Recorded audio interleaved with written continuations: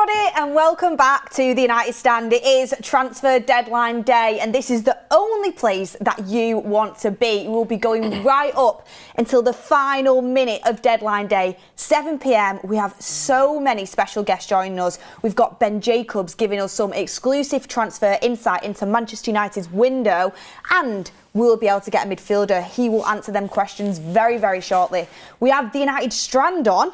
You know the guy with the massive hair, Frank, who's not cutting it till we win 5 games in a row? He's going to be here too. We've got Ricky calling in. We've got Usman calling in. We've got Tully in the studio. But right now, to discuss all the latest transfer news and get your comments involved as well, I am joined with Mordzs. Welcome. Yeah, it's going to be a good show. I don't know, I'm not, I haven't got the stats in front of me, but I feel like this window has just been like one of the most active windows it's been for a long time. There's been so many movements, just in the Premier League alone, there's been so many movements from big teams. I mean, Liverpool spent 420 million so far. Liverpool are moving crazy. Liverpool are moving crazy. They spent a lot. Chelsea has spent a lot. United has spent a lot. Arsenal has spent a lot. So even Tottenham has spent a lot as well. So I think this has been a really, really like interesting window in terms of like how different it's going to be compared to last season. The Premier League is just absolutely killing the game. Strong. It's the biggest league in the world, in my opinion. I mean, it's opinion, but I mean, come on.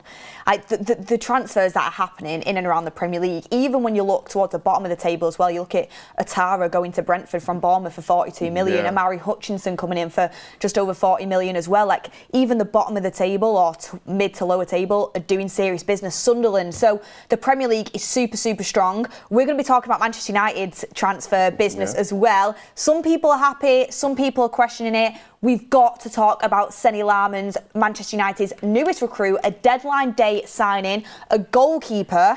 Will we get the midfielder in? We will talk about that, of course. But get all your comments in. It was between Senne Lammens and Emi Martinez.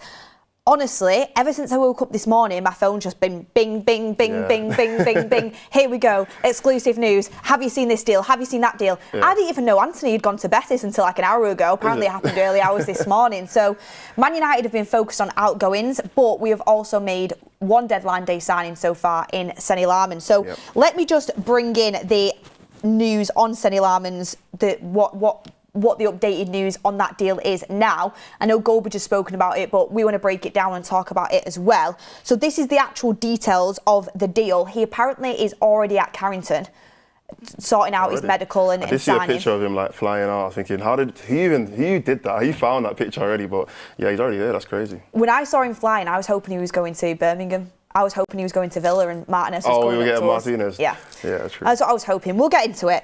So this is the deal for Senne Lammens. Agreement reached with Royal Antwerp for 18.2 million as per Sky Sports. The 23-year-old goalkeeper will travel to Manchester to undergo medical tests and finalise his move.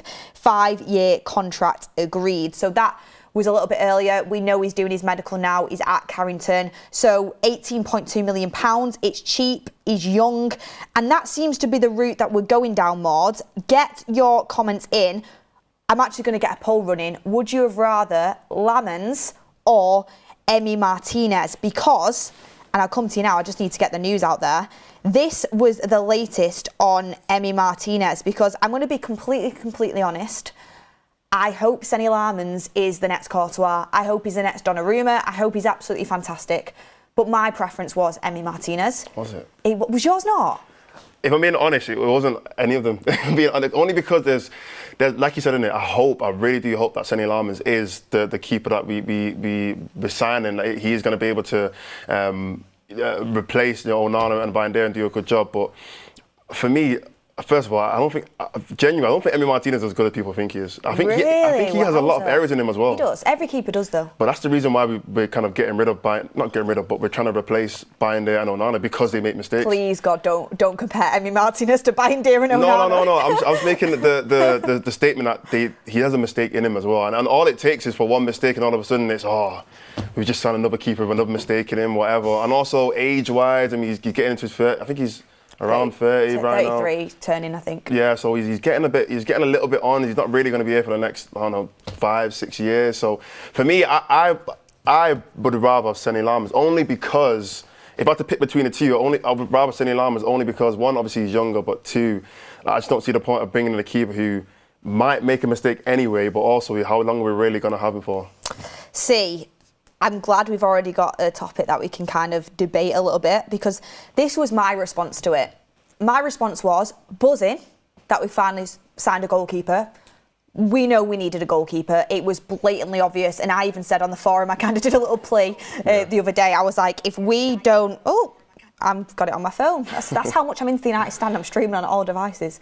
But if we don't sign a goalkeeper, I was like, it is unacceptable. Like, you cannot sit back and watch as the Manchester United board and not sign a goalkeeper when we've still got opportunity to. You cannot send Ruben Amorim into the season with just Bayern and Onana as his options. People were calling for Tom Heaton, but he's not going to be used. So we had to sign a goalkeeper. So buzzing, we actually have signed one. Senne Lammens does look promising, but I'm going to be honest, I can't help but feel disappointed that we didn't go for Martinez. I understand your points.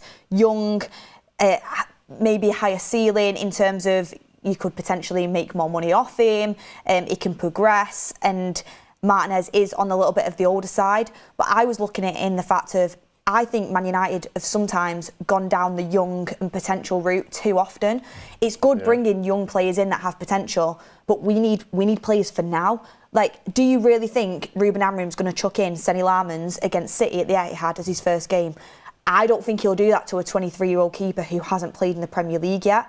Whereas if we would have signed Emi Martinez, he would have been straight in. He's a winner, he's a leader, he's got bite, he's won a World Cup, he's got the experience.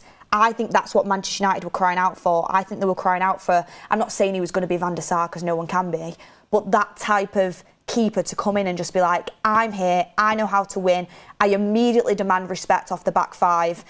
And Senne Lammens, okay, you're promising, people calling him like a baby Courtois, people get carried away, but we don't know how he's going to adjust to the Premier League.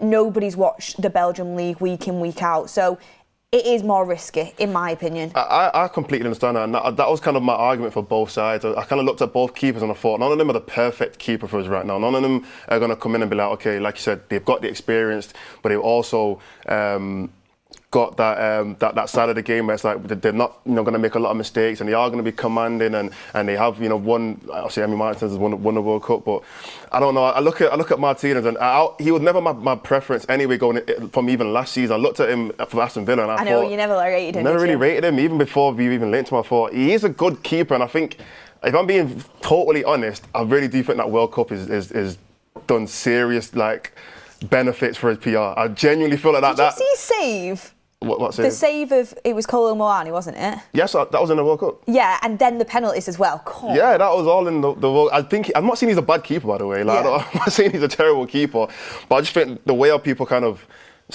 speak about Martinez like he's one of the best. I don't think he's one of the best in the world. I think he's just a really good Premier League keeper, and I think, like you said, there are still mistakes in him, and also the whole. He's a little bit temperamental in terms. He got a red card last year of the season against United. It's like, are we trying to bring in a keeper that's gonna have the possibility of causing kind of problems on the pitch or those kind of things? Me personally, I wouldn't prefer that. I'd rather just bring in a keeper who is commanding but can also be a bit more relaxed in terms of he's not going to get a red card, he's not going to be arguing with other players and kind of trying to get into the opponent's head. That to me is kind of just, it's not needed right now. For what we have at the club, it's not really needed, and it's not what I think we should be trying to get into at the United. So I do think he's a good keeper, like I said, but if I just pick between one or the other, I know Senne Lammens is young, but people say that obviously keepers they get better with age. Some keepers are better when they're young. When they're young, Donnarumma was 20-something when he was with Italy won the Euros. Like, some keepers are very good keepers at a young age as well. It just depends on how they kind of develop. So I don't see the problem with getting in a young keeper who can. You never know. This season he could start and have a great game, have a couple great games. All of a sudden, he's our number one keeper. Look at James Trafford. He's City's number one keeper already. Yeah, but he's been replaced very quickly. Yeah. To be fair, I was about to come in on that. As much as I personally would have rather gone for the proven in Martinez, Martinez was never my number one either. Yeah. It was just who were linked off. He was my favourite. I would have loved us to go for Donnarumma, who is going to City, confirmed. A little bit unfortunate for us because I think he was the dream. Yeah. Absolutely unbelievable keeper, in my opinion, one of the best keepers in the world, for sure. Emi Martinez was one of the best keepers in the world. I think he's maybe dropped down a little bit, still very, very good. Donnarumma, in my opinion, without a doubt, is one of the best keepers in the world, so I would have loved to bring him in. We have got Senne Lammens, but just to kind of spin a little bit of a positive on it, I do have this to bring in.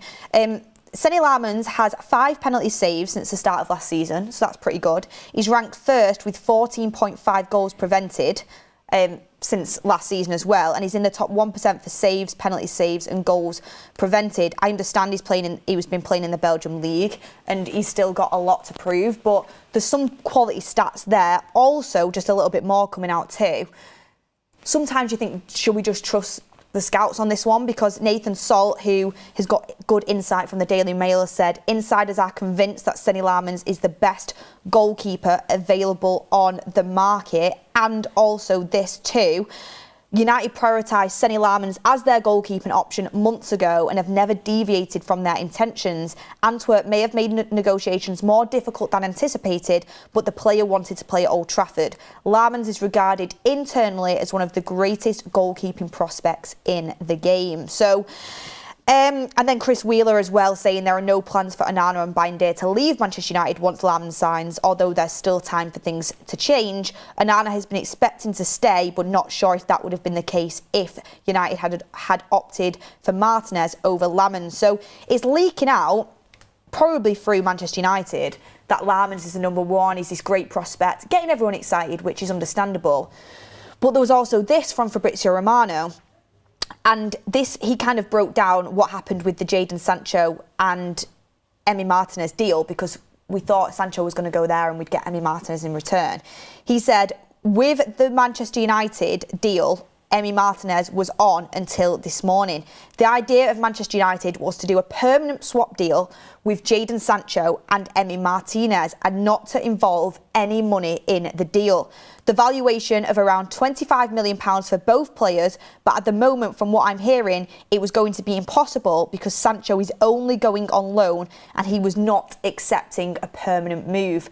So basically, we could have had Emi Martinez in replacement of Jadon Sancho, so it literally would have been a straight swap. That would have been ideal. That would have made a lot of sense, to be fair. Ideal. We would have got the better end of the bargain, I think, for that. Yeah, we actually got rid of him and we didn't have to even do much. But Jadon Sancho, because of the moolah, because of the money, he wants his wage paying and he probably wants to leave on a free eventually, get a sign-on fee. He refused to go on a permanent, so we kind of had to pivot to the Senne Lammens deal. Cheaper than Martinez and cheaper wages. I think it came down to money. It's not the loan deal's not obligation, is it? We don't know the details yet. Okay, yeah. Cool. Now I think for someone like Sancho, obviously we're kind of speaking a little bit on that deal there. Genuinely, I think this is the last chance. I think if he can't get a deal from this on loan to Aston Villa, like even Rashford ended up at Barcelona just from being on loan to Aston Villa. Like if he can't get any kind of deal just from, he tried it at Chelsea. They obviously didn't want to keep him for 20 million or whatever it was, which is nothing really. They've spent so much money this window. 20 million could have been easy for them. They even bought Garnacho for more, which is crazy. There was rumours they offered him a contract, but they did offer him a contract. I don't know. I think he would have taken it if it was actually there. Anyway. Yeah, but yeah, I think if he can't get a permanent deal from this, and the fact that he's even, would you say, he rejected a permanent deal just because of the money? Yeah. Oh, I don't know. I understand it's a lot of money. What's he on, like 300k, something crazy like that? Yeah. I understand it's a lot of money, and yeah, any human, any person would think, you know what, if I'm going from 300 to maybe like, I don't know, 120 or 100 or whatever they will offer him, it's a lot of money to lose out on. But at the same time, your football career could end or could go downhill very, very quickly. This could be his if he can't, like I said before, if he can't get a good deal from this could be his last season, you know, at a good team or a top club. So he really needs to impress, or that 300k which he's probably spent this last year hunting for could go down to whatever, I don't know, 50 to 100, and he could end up playing, I don't know, abroad because he can't get a good team. Well, it was funny, wasn't it? Because I was watching Aston Villa last night. I've watched every Aston Villa game since they've kicked off the season. They look rubbish. Yeah, I don't know what they look poor. Yeah. And I was watching it and I was like, United have got a serious opportunity here. Newcastle have started the season pretty poorly, even though I think they've played well at times. Aston Villa just look nowhere near where they were at. It looks like an aging team that has not had any fresh faces put in there, and they just don't look as strong as they did last year. I was like, United have a real opportunity here to kind of aim for fifth. Tottenham look good though, which is put a spanner in the works. It is. Now I've seen United and now I've kind of seen how we've kicked off, and the fact we've not signed a midfielder, and I don't think we're going to, it's going to be very, very difficult. But if we would have signed a top midfielder and a top goalkeeper, I think there was a real opportunity there, because Villa do not look good. Newcastle, I don't know if they're going to be as strong as they were last season with the lack of Isak. I know they've signed some players, which we'll get into, and with the European football they're going to have to play. So I think United did have a real opportunity there, but Villa, fair play to them. You know, last moments of the window, they've gone out there, they're signing Harvey Elliott, they've signed Victor Lindelof on a 2-year deal. Yeah. They've gone and got Jadon Sancho, if he actually turns up, will be a good player for them. So it'll be interesting to see how that pans out. I think for that fifth spot, I mean, we all kind of know who the top four is most likely going to be. Even though City have lost 2 games, they're still going to be in that top 4, top 5 conversation. But that fifth spot, I think there's going to be a few teams that are going to be in that conversation, because there's always them kind of underdog teams. I mean, last year was Forest, who were in the top 4 for quite a while.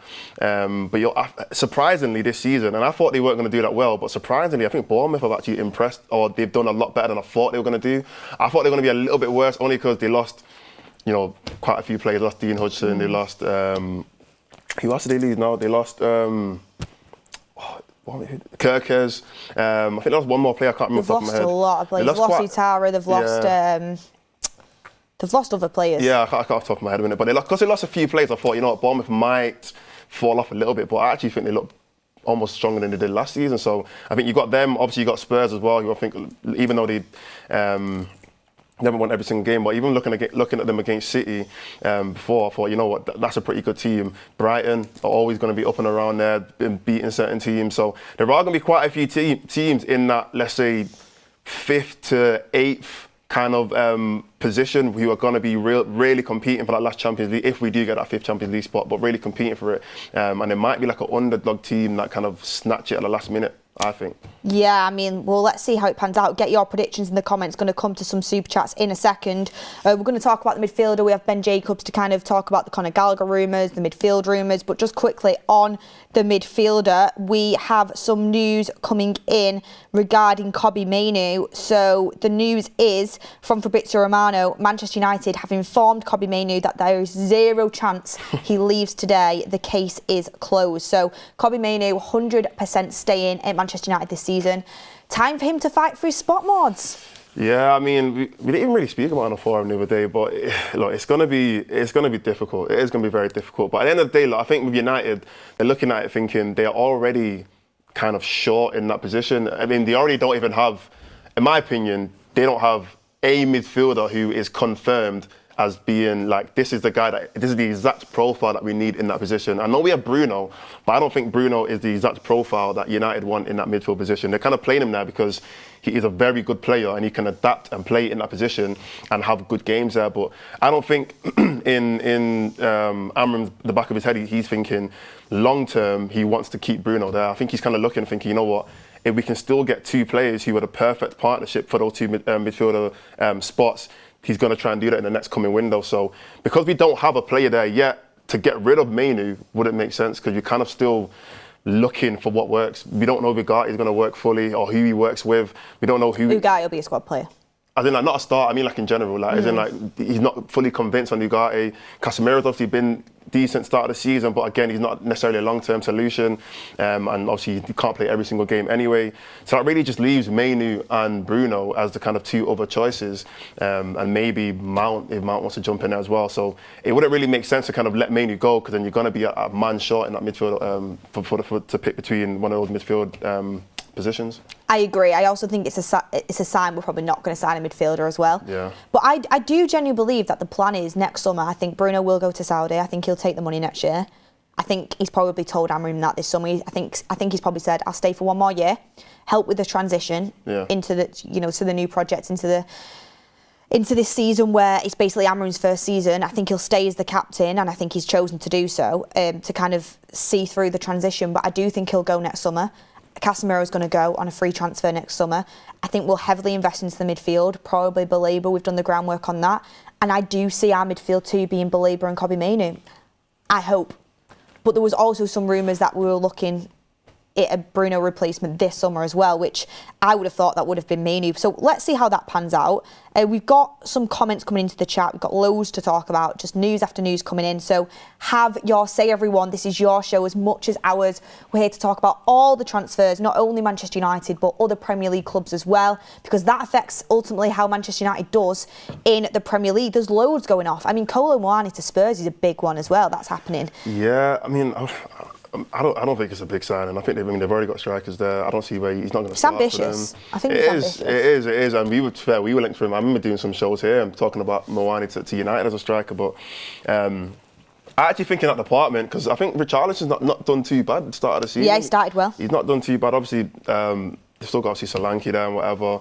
So I think it's a good signing in terms of depth, because I think Spurs, they're probably going to need that with Champions League football and all the other competitions that they're in. So yeah, I think it's a decent sign. I don't think it's a big one for them, but it's a decent signing.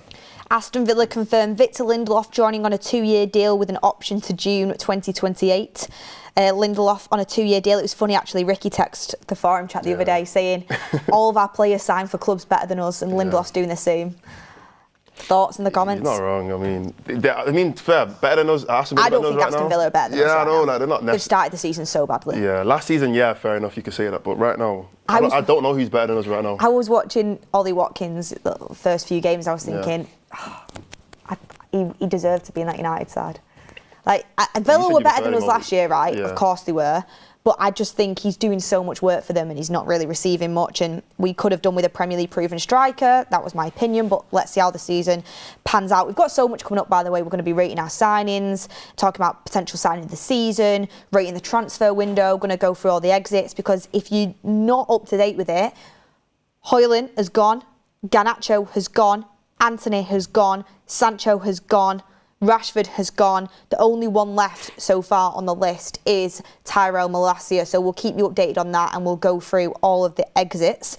But it's time to get some of your comments in. We have Caleb Dobbs saying, Lammens, for those doubting, Lammens has an 81.4% save rate, 178 shots saved. Martinez, 68% save rate, 104 shots saved. Ability tops experience on occasion. I get where you're coming from, Caleb, but look at the competitions that Lammens is playing in and then look at the competition that Martinez is playing in.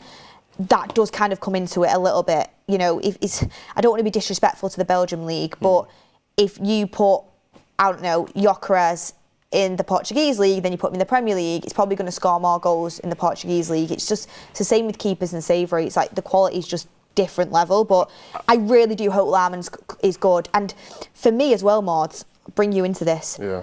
I want him to start straight away, no messing about. We bought a keeper for a reason. Yeah, no, 100%.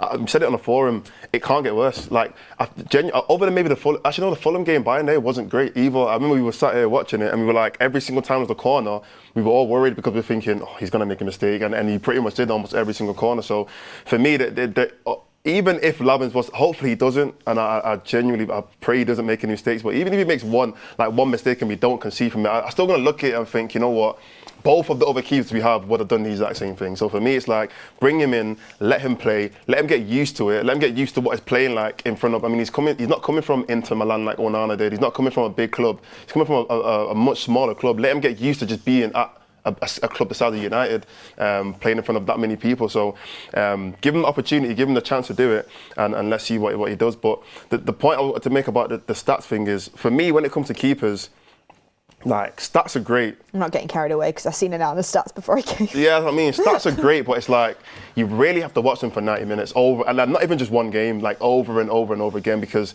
like any keeper could just have the greatest stats ever, but like you said, it's just about who they're playing against. Like, if he was playing against terrible competition, he's going to have the best stats in the world. Does that mean he's going to be better than the other keepers that are in the Premier League? No, it just means that he's playing against easier competition. So stats are just, they're a good way of looking at certain things, but at the same time, you've got to watch them for 90 minutes, the whole game, see what every single movement is like, what his position is like, what is he like in corners, like what stat could you really use to know exactly what a keeper's like at corners? Because some keepers look dodgy, but they might not concede, you know what I mean? So you need to, I've not watched him for 90 minutes. I don't know if other people might have. If you have in the chat, let us know. But until I see him play for 90 minutes, like on a consecutive or continuous basis, that's when I'm going to really know how good of a keeper he is.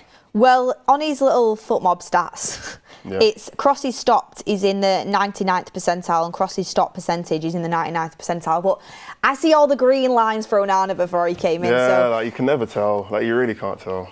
Like, even like I said, that Fulham game, Bayern, they looked shaky on every single corner, like every single one. And I don't. What was the goal? We didn't concede from a corner actually. There was that cross that Iwobi did to Smith Rowe. So in that game, I guess his stats would have been all right for what he was like at corners. But just watching it, you can see that he's not good at claiming corners just from your own two eyes. So that you need to be able to actually watch it firsthand to know exactly what keepers are like. Exactly, I agree. So let's hope he plays straight away. I mean, which keeper would you have signed? We have 58% Martinez, 42% Lammens. Let's end that poll right now. You've spoken, you've gone for the more experienced, but it is close. We have signed Senne Lammens, so let's see how he does do. I think we've got to watch him exactly like Mordzs said. But let's run another poll.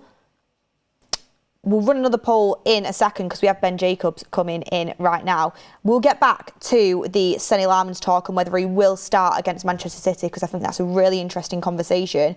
But as of now, keep getting your super chats in. We will be moving to them. We've got over 20,000 people watching. This is your show. Get your comments in. We will come to them and we will also potentially ask some questions to Ben that you want to know. So get them in. But as of now, we have Ben Jacobs joining us live for our transfer deadline show. Ben, can you hear me? I can. Happy deadline day. Happy deadline day. Ben, isn't this just one of the craziest deadline days you've ever seen? Yeah, I mean, if they're all like this, then I think I need to retire and have about a 5-year sabbatical of any transfer reporting. It's been absolutely wild. It's been busy, of course, for Manchester United as well. They've got that goalkeeper through the door, but it doesn't look like we're going to see a midfielder. Yeah, exactly what I wanted to just ask you. We'll talk about the goalkeeper in a second because I want to know how it all broke down with Emi Martinez and Senne Lammens. But first and foremost, everybody wants to know, do you think that Manchester United could sign a midfielder during what's left of the window? And there's been some rumours about Conor Gallagher on loan coming out from Spain. What is your take on that as well? Yeah, I think at the moment it's quite quiet on the midfielder front. You can never say never because this is the part of the window where you have all that late window movement. What I'd say about Conor Gallagher is several Premier League clubs have already inquired about a loan and been told that it can only be done permanently. So I'd be surprised if Atletico Madrid changed the perspective now. I think they either want him sold or to stay. So that for me is looking unlikely. General consensus is they're not working on a midfielder at the moment, but getting the goalkeeper over the line was obviously something that was very important and a crazy day because right up until lunch, they were basically concurrently talking about Senne Lammens and Emi Martinez. Both players were prepared to travel. They decided to go with Lammens, and I suppose that backs up the longer standing plan of finding a young number 2 for now and number 1 for the future. But how quickly might he become the number 1? And I think part of the appeal for Lammens is that given that both goalkeepers are not in their best form at the moment, coupled with the fact that Onana goes to the Africa Cup of Nations, you would think at some point mid-season when Onana's away, Lammens is going to get an opportunity. And if he does well, he will back himself to keep his place. Yeah, I mean, it's going to be interesting to see how that pans out. I think a lot of United fans want Senne Lammens to come in and be the number 1 straight away. I mean, we know it was close between Emi Martinez and Senne Lammens, but what do you have any idea of what encouraged Manchester United to make their decision? There was some rumours that they were going to do a straight swap with Aston Villa for Jadon Sancho, but he didn't want to move on a permanent. Is there anything about that you can tell us? Well, I mean, whilst they were discussing Martinez, Sancho naturally was being negotiated. He's expected to join Aston Villa. In fact, it is a done deal with about 80% of wage coverage pending only the formalities and the official announcement. It was never a swap deal, 2 separate deals, but naturally they were speaking about Emi Martinez at the same time. I think Villa's perspective, same for Harvey Elliott, is they can't sign players permanently at the moment due to their financial situation. And that's partially why Emi Martinez could still leave. So could we see something so box office where Manchester United add 2 goalkeepers? All indications are no at this stage. That was what we were told anyway at the beginning of the morning, that it was a choice between Lammens and Martinez. But Martinez, I still think, whether now or by the end of the Turkish window or the Saudi window will go. We know that Galatasaray are interested. So there was never really anything that got to, I'm told, at this point anyway, as of lunch today, a bid for Emi Martinez. And I think some of that was down to the fact that when Manchester United last engaged over Martinez, in the middle part of the window, they made a loan offer themselves. Villa said no. And then the response from Villa for a permanent deal was it's got to be close to £40 million. So I think part of the consideration in going for Lammens is price. One's available for just over 20 million. The other double that number. One is younger, one is older. So even though Manchester United fans are probably thinking a bit more short term than the recruitment team, if you have Martinez, number one, instant upgrade, everybody's happy with that. I think Manchester United again realised that their finances are tight. Like we said in previous shows, if they go for Baleba, that's 2026 budget. So now they have to think about that. And when next summer comes along, if they make a bid, that's a huge outlay. So everything else they do is probably taking another portion of either that Baleba bid money or something from summer 2026. So fee is quite important to get someone long-term, long value, and make sure that they save something, because it's crystal clear, even though it's not thought that it's going to happen in the last few minutes or hours of the window, that come next summer, Manchester United are going to go all in for an elite starting midfielder, and that might cost 100 million, and the budget's not going to miraculously appear. So this is why I think they thought younger, longer term, and the fact that Lammens was a longer standing target anyway than Emi Martinez. Well, I wanted to ask quickly, before I ask about the overall consensus around how successful Manchester United's transfer business has been internally, I wanted to ask Senne Lammens. There's been a lot of reports that internally he's very highly rated. The scouts were massively pushing him. You spoke about him coming in as potential number two. Do you think that is the plan for him to... Do you think that is the plan for him to be second to either Bayindir or Onana? Because right now we don't even know if either of them are Amorim's number one. I mean, Bayindir started the Premier League. Onana started against Grimsby and had a terrible performance in a lot of people's eyes. So do you think it is the idea that Senne Lammens will be number two? Because I think a lot of United fans want him to start against City even. Yeah, I think it's relatively open because Onana's coming back from injury, and when we've seen him, he looked a little bit sort of fragile or not match sharp, whatever you want to call it, and Bayindir's made a few errors as well. I think Manchester United are happy without the labels at the moment because they know that Onana's going off to the Africa Cup of Nations anyway. So in likelihood, Senne Lammens plays over the festive period, and that's only a few days away, I think, from Ruben Amorim then looking at that January window and going, okay, do I have a number one at this football club? So by that, what I mean is that right now you say Onana's number one in likelihood, but Senne Lammens is there to compete and challenge and will get opportunities over the festive period. Then you're days away from the January window and they'll have to make a judgment call by then. Is Lammens good enough to be this number one? And do they try and ship off Onana after the Africa Cup of Nations? Or is Lammens a number two? January window is open. Go out there and potentially buy a number one either in January or the following summer. So I think there will be a chance for Lammens in this gap between end of window and January, which is not that long in terms of times and games, to have the opportunity to show what he can do as a number one.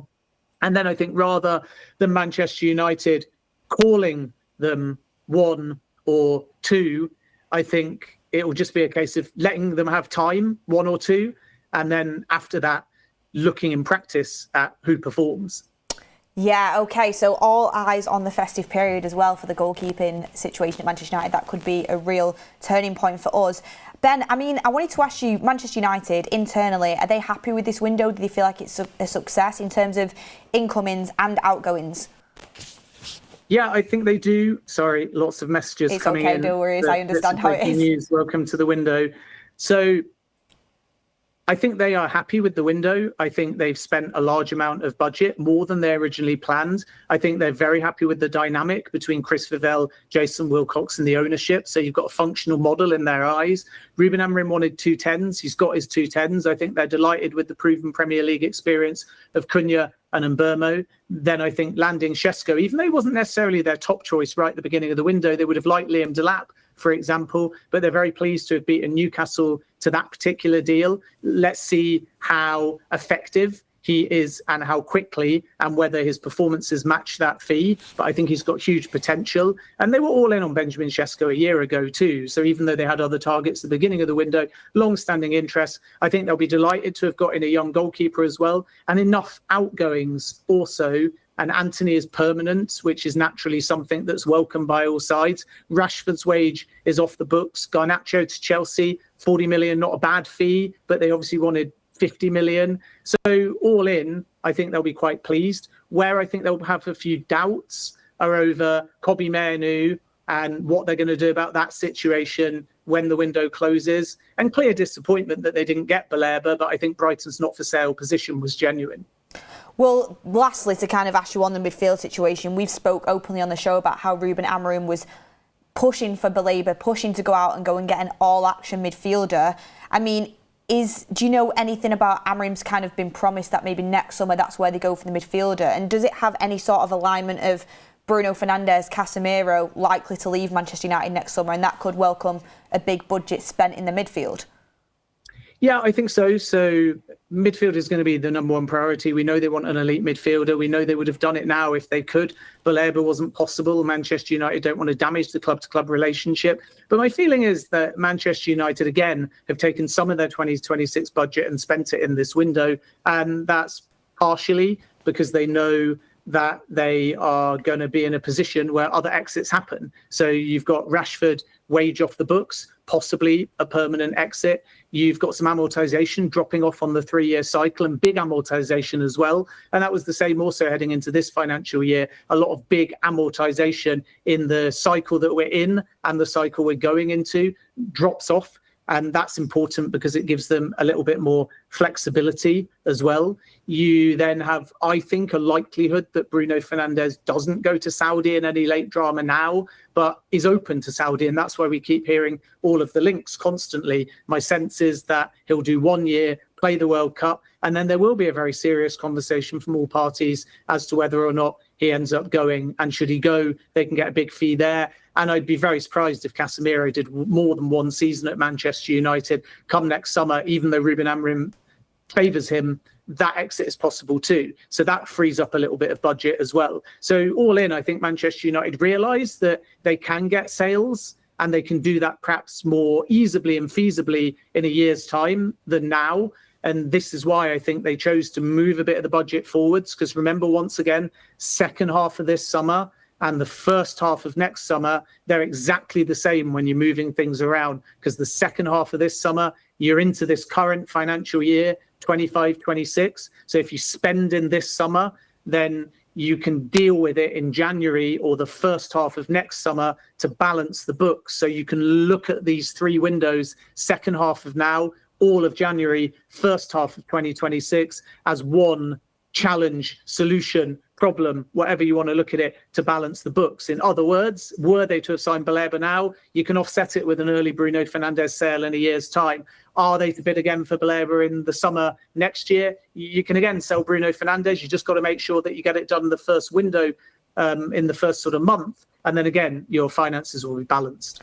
Well, if we, just to kind of finish on there before I let you go, I know it's a huge, huge day for you and it's massively busy, but just to kind of finish on, if Manchester United were to spend in January, do they have a budget for that, or are they planning to wait till next summer? And is there any chance we could potentially move that midfielder forward, say if it was a Baleba, and use that budget in January if needs be? Yeah, if the right targets become available, but obviously January doesn't really have a advantage to the buyer because you're mid-season, there's urgency, prices are really high.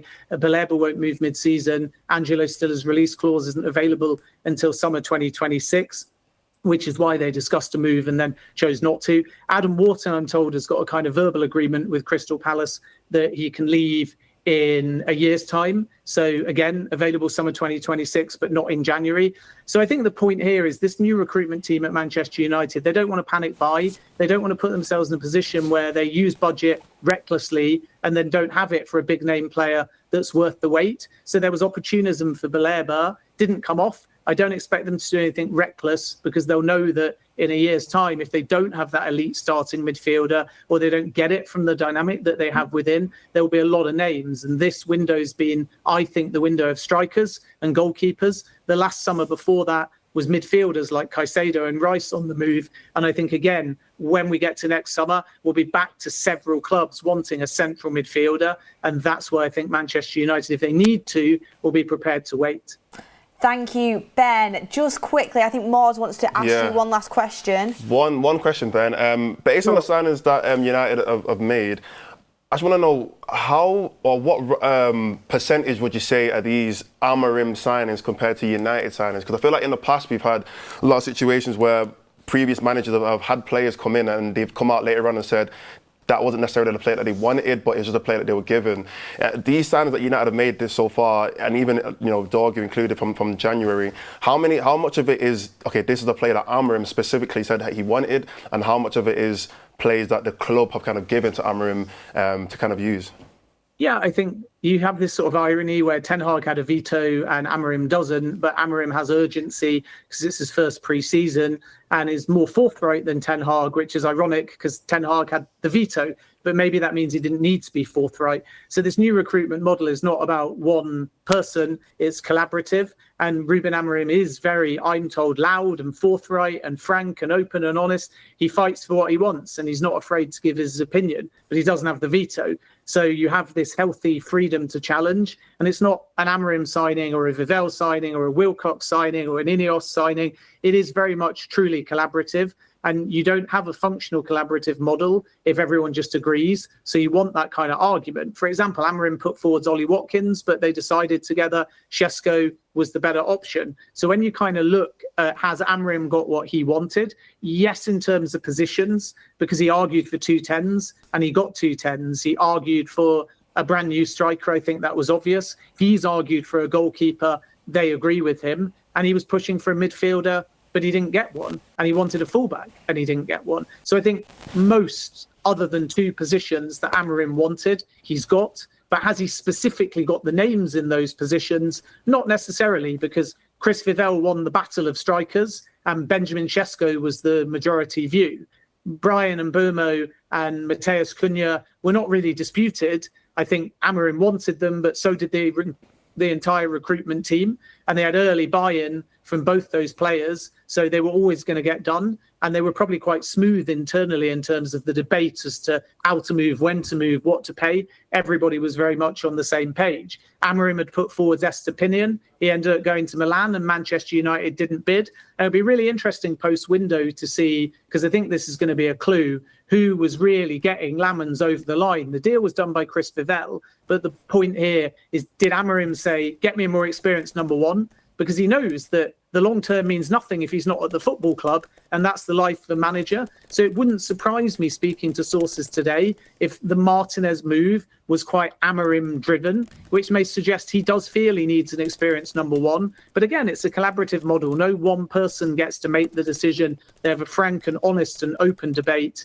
And then from there, they have to make a call. Final call is obviously made by the sporting directors and the owners, but Ruben Amorim is not just a passenger in all of this. He's loud, he's vocal, and I think Jim Ratcliffe referenced that in an interview where he said when Amorim and Ratcliffe speak, they can be quite short, they can be quite rude, they can swear at each other, but ultimately there's that respect. And I think if you have that functional model where you can argue professionally, not fall out, and then through that healthy debate, make your final determination, that's much healthier than having a bunch of yes men and women. Ben, thank you so much. Really great question, Mordzs, and a great answer. We know that you're super busy, so we're going to let you go, but thank you so much. It's been a brilliant transfer window. Just give you window. a little bit of insight before I go. So during this 15 minutes, I've had 17 missed calls. I've got 1,417 WhatsApp messages. This is since the 15 minutes started. I've got 1, 2, 3, 4, 5, 6, 7, 8. It doesn't give you a number for these iMessages. 16 iMessages and 8 DMs on Twitter. Ben, you've got a lot to get back to. Hopefully one of them saying that United are signing Baleba last minute. Or is that not the case? No. I think that would be the bomb of the window, but I sadly don't think it's going to happen. Don't want to say you guys are false dream, but I do think it has been a positive window for Manchester United. Thank you so much, Ben. You've been brilliant all across the transfer window, and I can't wait for the next one. And thank you for making the time for us. Look forward to it, guys. Keep up the good work. All the best. Thanks. Thank you. Thank you. Do you know what? I do not envy what he's doing right now. I mean, I get a few messages on my phone. I'm like, nope, can't be bothered with that. Putting on silent. Yeah, literally. But I thought it was some great insight from Ben there. Yeah. Great last question from you. Do you know what I picked up from that? And I'll read the super chats out in a second. Is Ben saying that Vivell won the battle with the striker for Šeško? That's what I was thinking. And I was like, that's probably why he's not played. Yeah, because that's the reason why I wanted to ask the question. Because obviously the keeper one was interesting anyway, but we were literally discussing on the forum about why is he not playing Sesko as much as we want him to, and there was obviously he did come out and say he's not fit and whatnot, but I've spoken to a lot of United fans and they truly think that they don't think Sesko is the kind of striker that Amorim actually really wanted, but he's kind of been given him because that's what the club wanted. So I think it is interesting kind of who isn't Amorim playing, who isn't. I heard when we were in America, when I was on the pre-season tour, and take it as you will, I'm not saying I'm Fabrizio Romano over here, but I heard on the pre-season tour that Vivell was pushing Sesko and Amorim was pushing Watkins. Amorim wanted Premier League proven. Wow. That's why he wanted Delap originally as well, because he wanted Premier League proven. Do you think he wanted Martinez? Yeah. 100%. I'm sorry. I get there's people out there that want Senne Lammens, but if you're asking me, do I want a Premier League proven goalkeeper that is one thing that's going to add a bit of bite into the dressing room, or a keeper that is going to has the potential to be good, but is a bit of a risk? You've got to remember, Amorim needs to win now. He's not got the blessing of years upon years upon years. Like, people are down his neck about the results. People want to see a difference. He was pushing Premier League proven signings, and obviously I massively hope Sesko pays off. I hope he's great. I really do.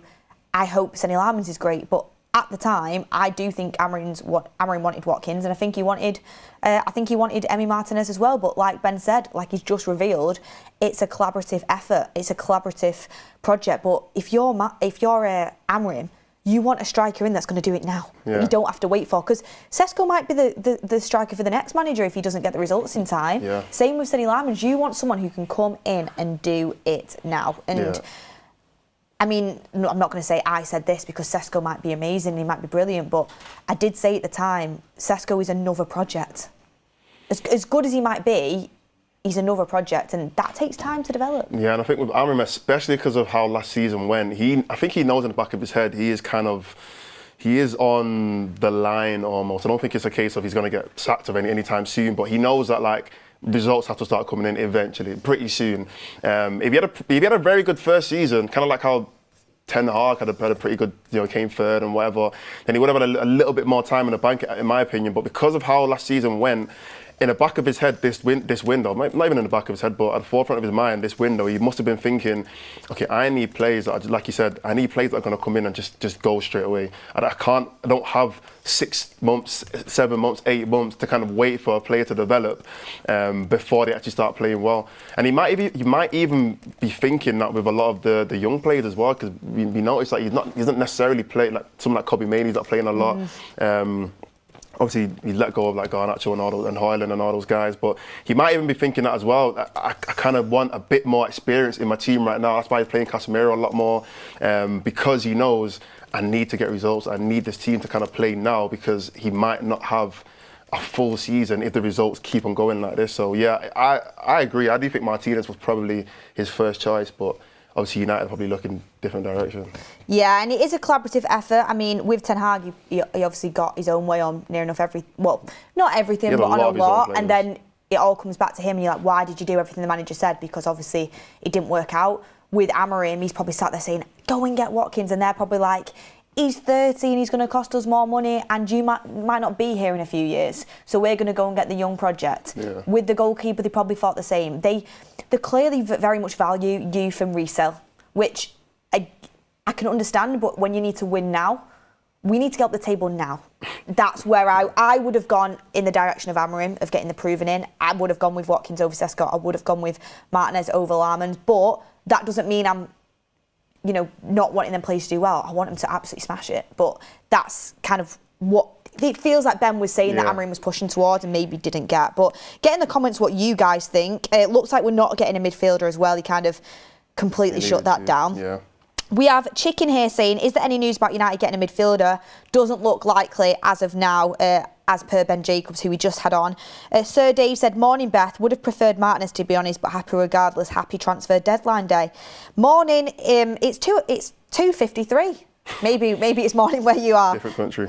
Patchit Love says, Mordzs is Onana with these takes. Beth, 100% right. You're getting compared to Onana for your takes, Mordzs. I don't want. How are you going to say that?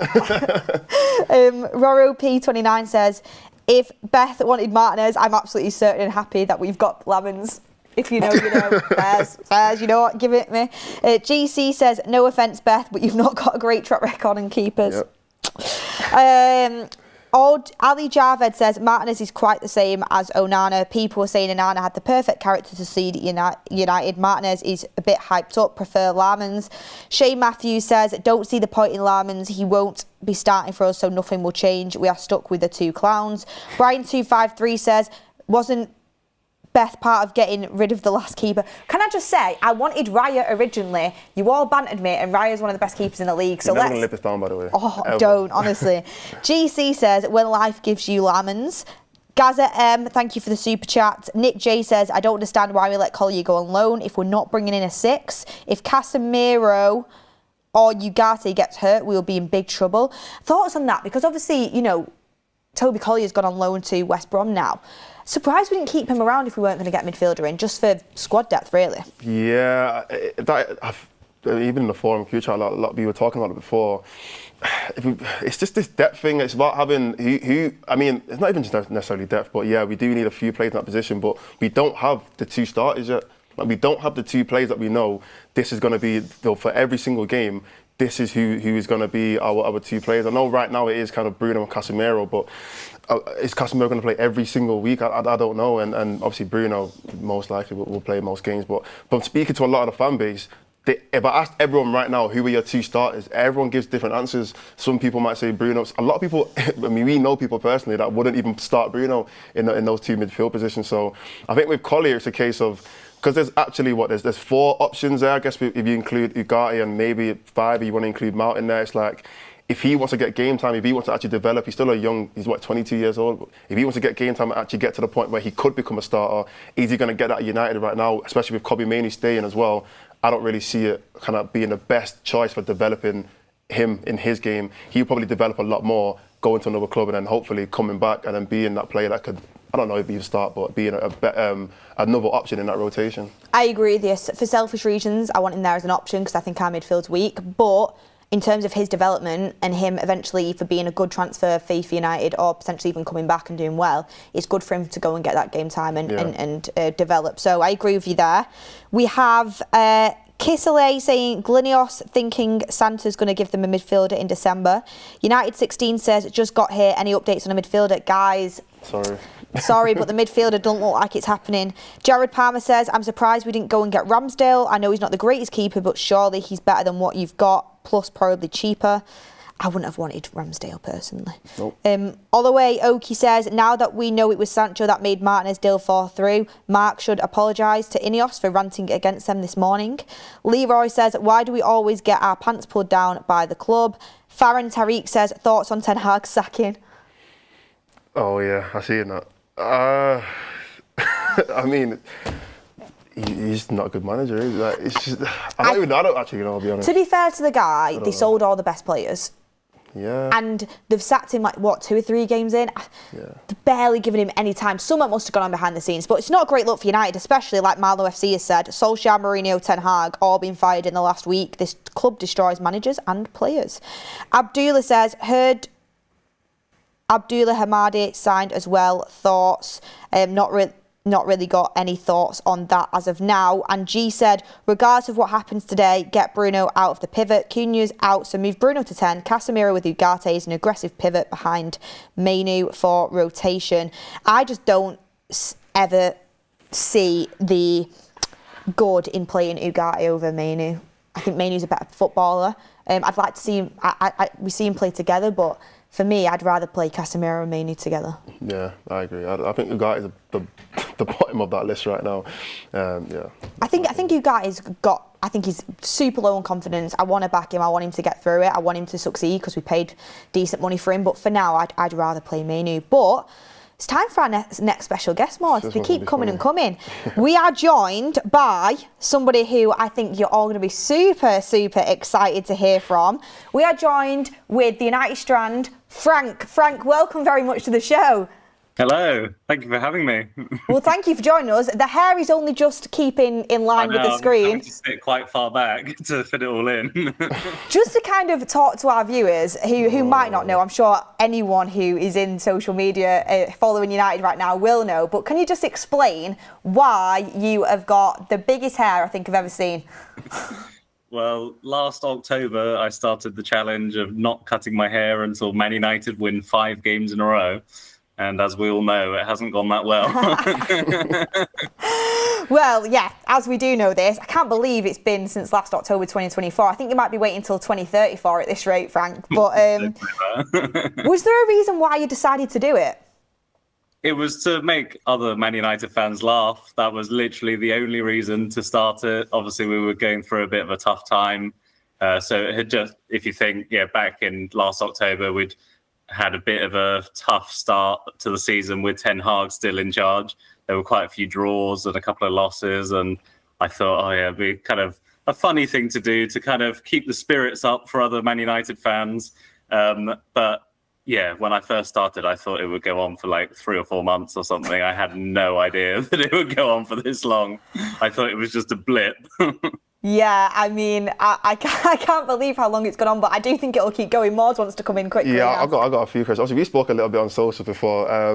My first question is, from obviously now that we're out of the Carabao Cup, because I know it was like it was every competition, right? It wasn't just the Premier League.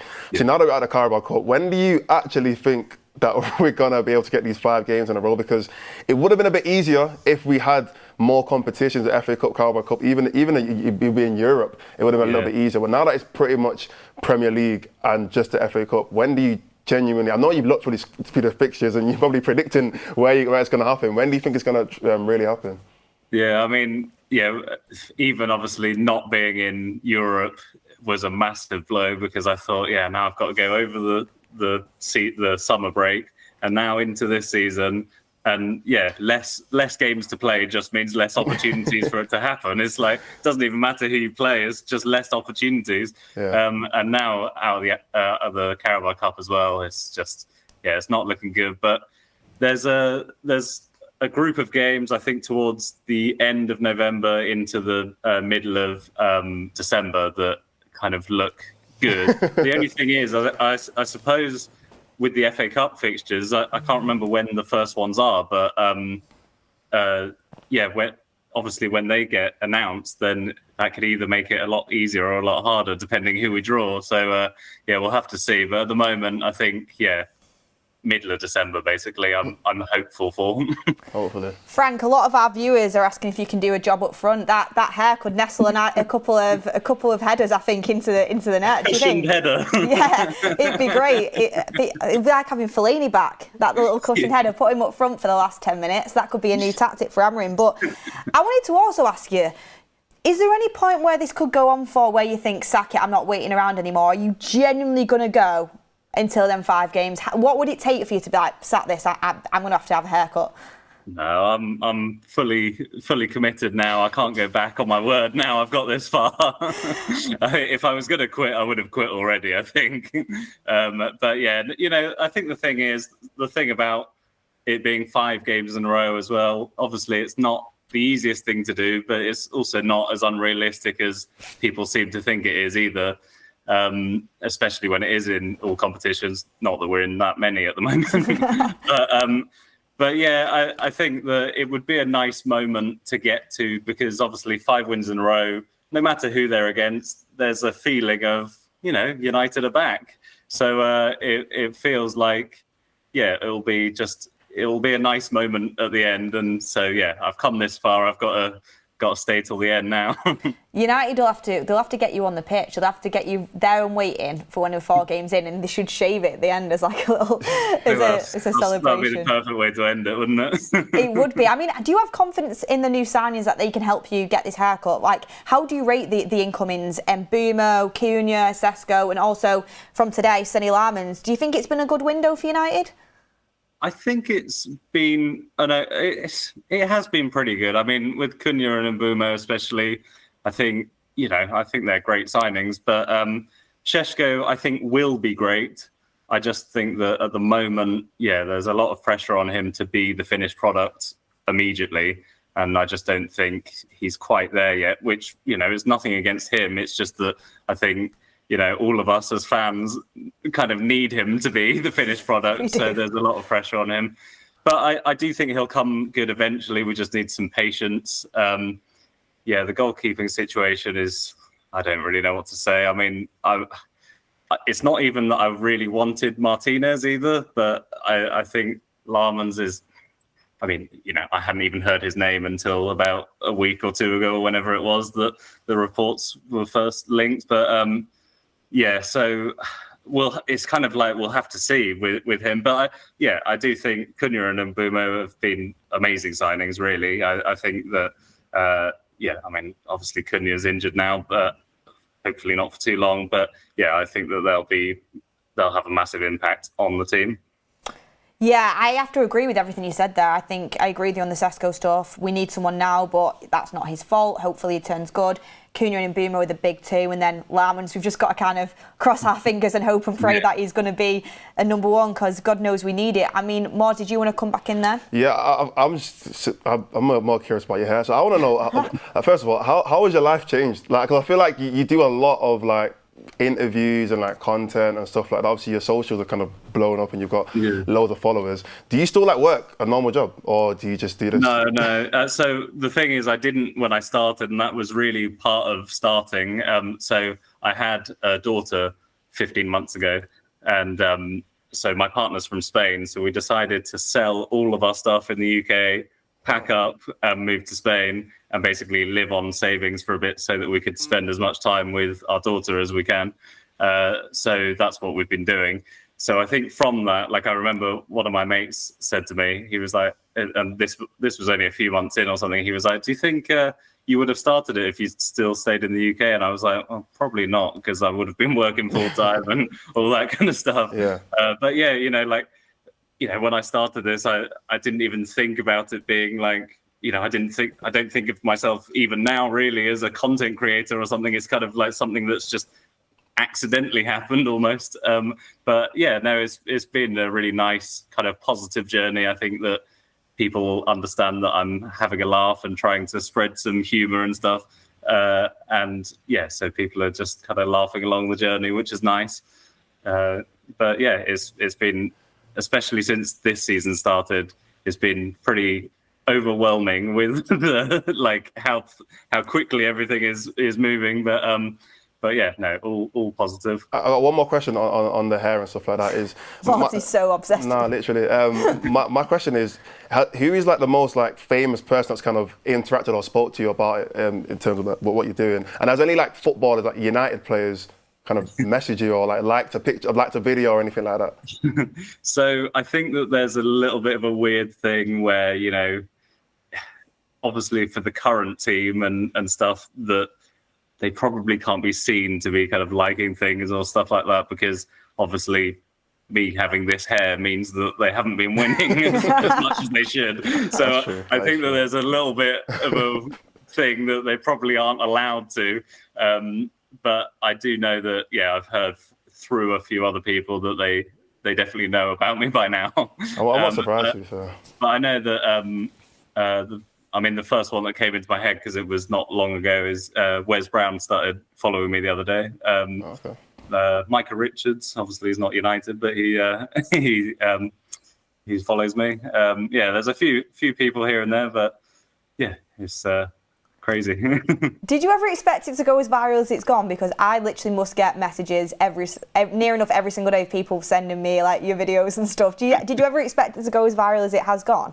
Not at all. Seriously, I thought it was a little funny thing to do for a few months, just to spread some humor and stuff, and it would all be over, and I didn't have any plan for afterwards at all or anything. But it's like I said, it's been quite a nice thing where suddenly it's like, oh, hang on a minute, maybe I'll continue to do other things as well, after this, and create some more kind of football related content and stuff. But it's been so much more crazy than I could have ever imagined. I mean, I remember getting to like 2,000 Instagram followers and being like, "Oh my god, look at this! This is crazy!" You know.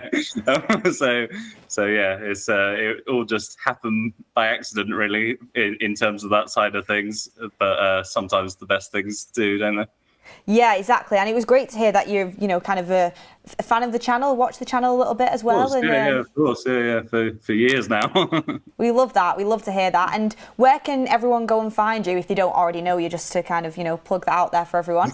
Thank you. So, Instagram, TikTok, YouTube, at the United Strand, not Stand, Strand. Did you come up with that name? Yeah. Class. A little nod to you guys as well. Oh, we love that. Just before you go, I think Mordzs wants to ask something, but I just want to quickly ask your thoughts on the manager, because there keeps being, the majority of the fan base seem to be backing him and wanting him to work, but there is a few question marks now because of the results, and as you know, the results aren't great. Not 5 wins in a row, but do you back Amorim to be the manager that gets you that haircut? I think so. I'm definitely Amorim in. I don't think we can just keep sacking managers and expect different results from every other time we've sacked one. And I think that there's been other positives as well.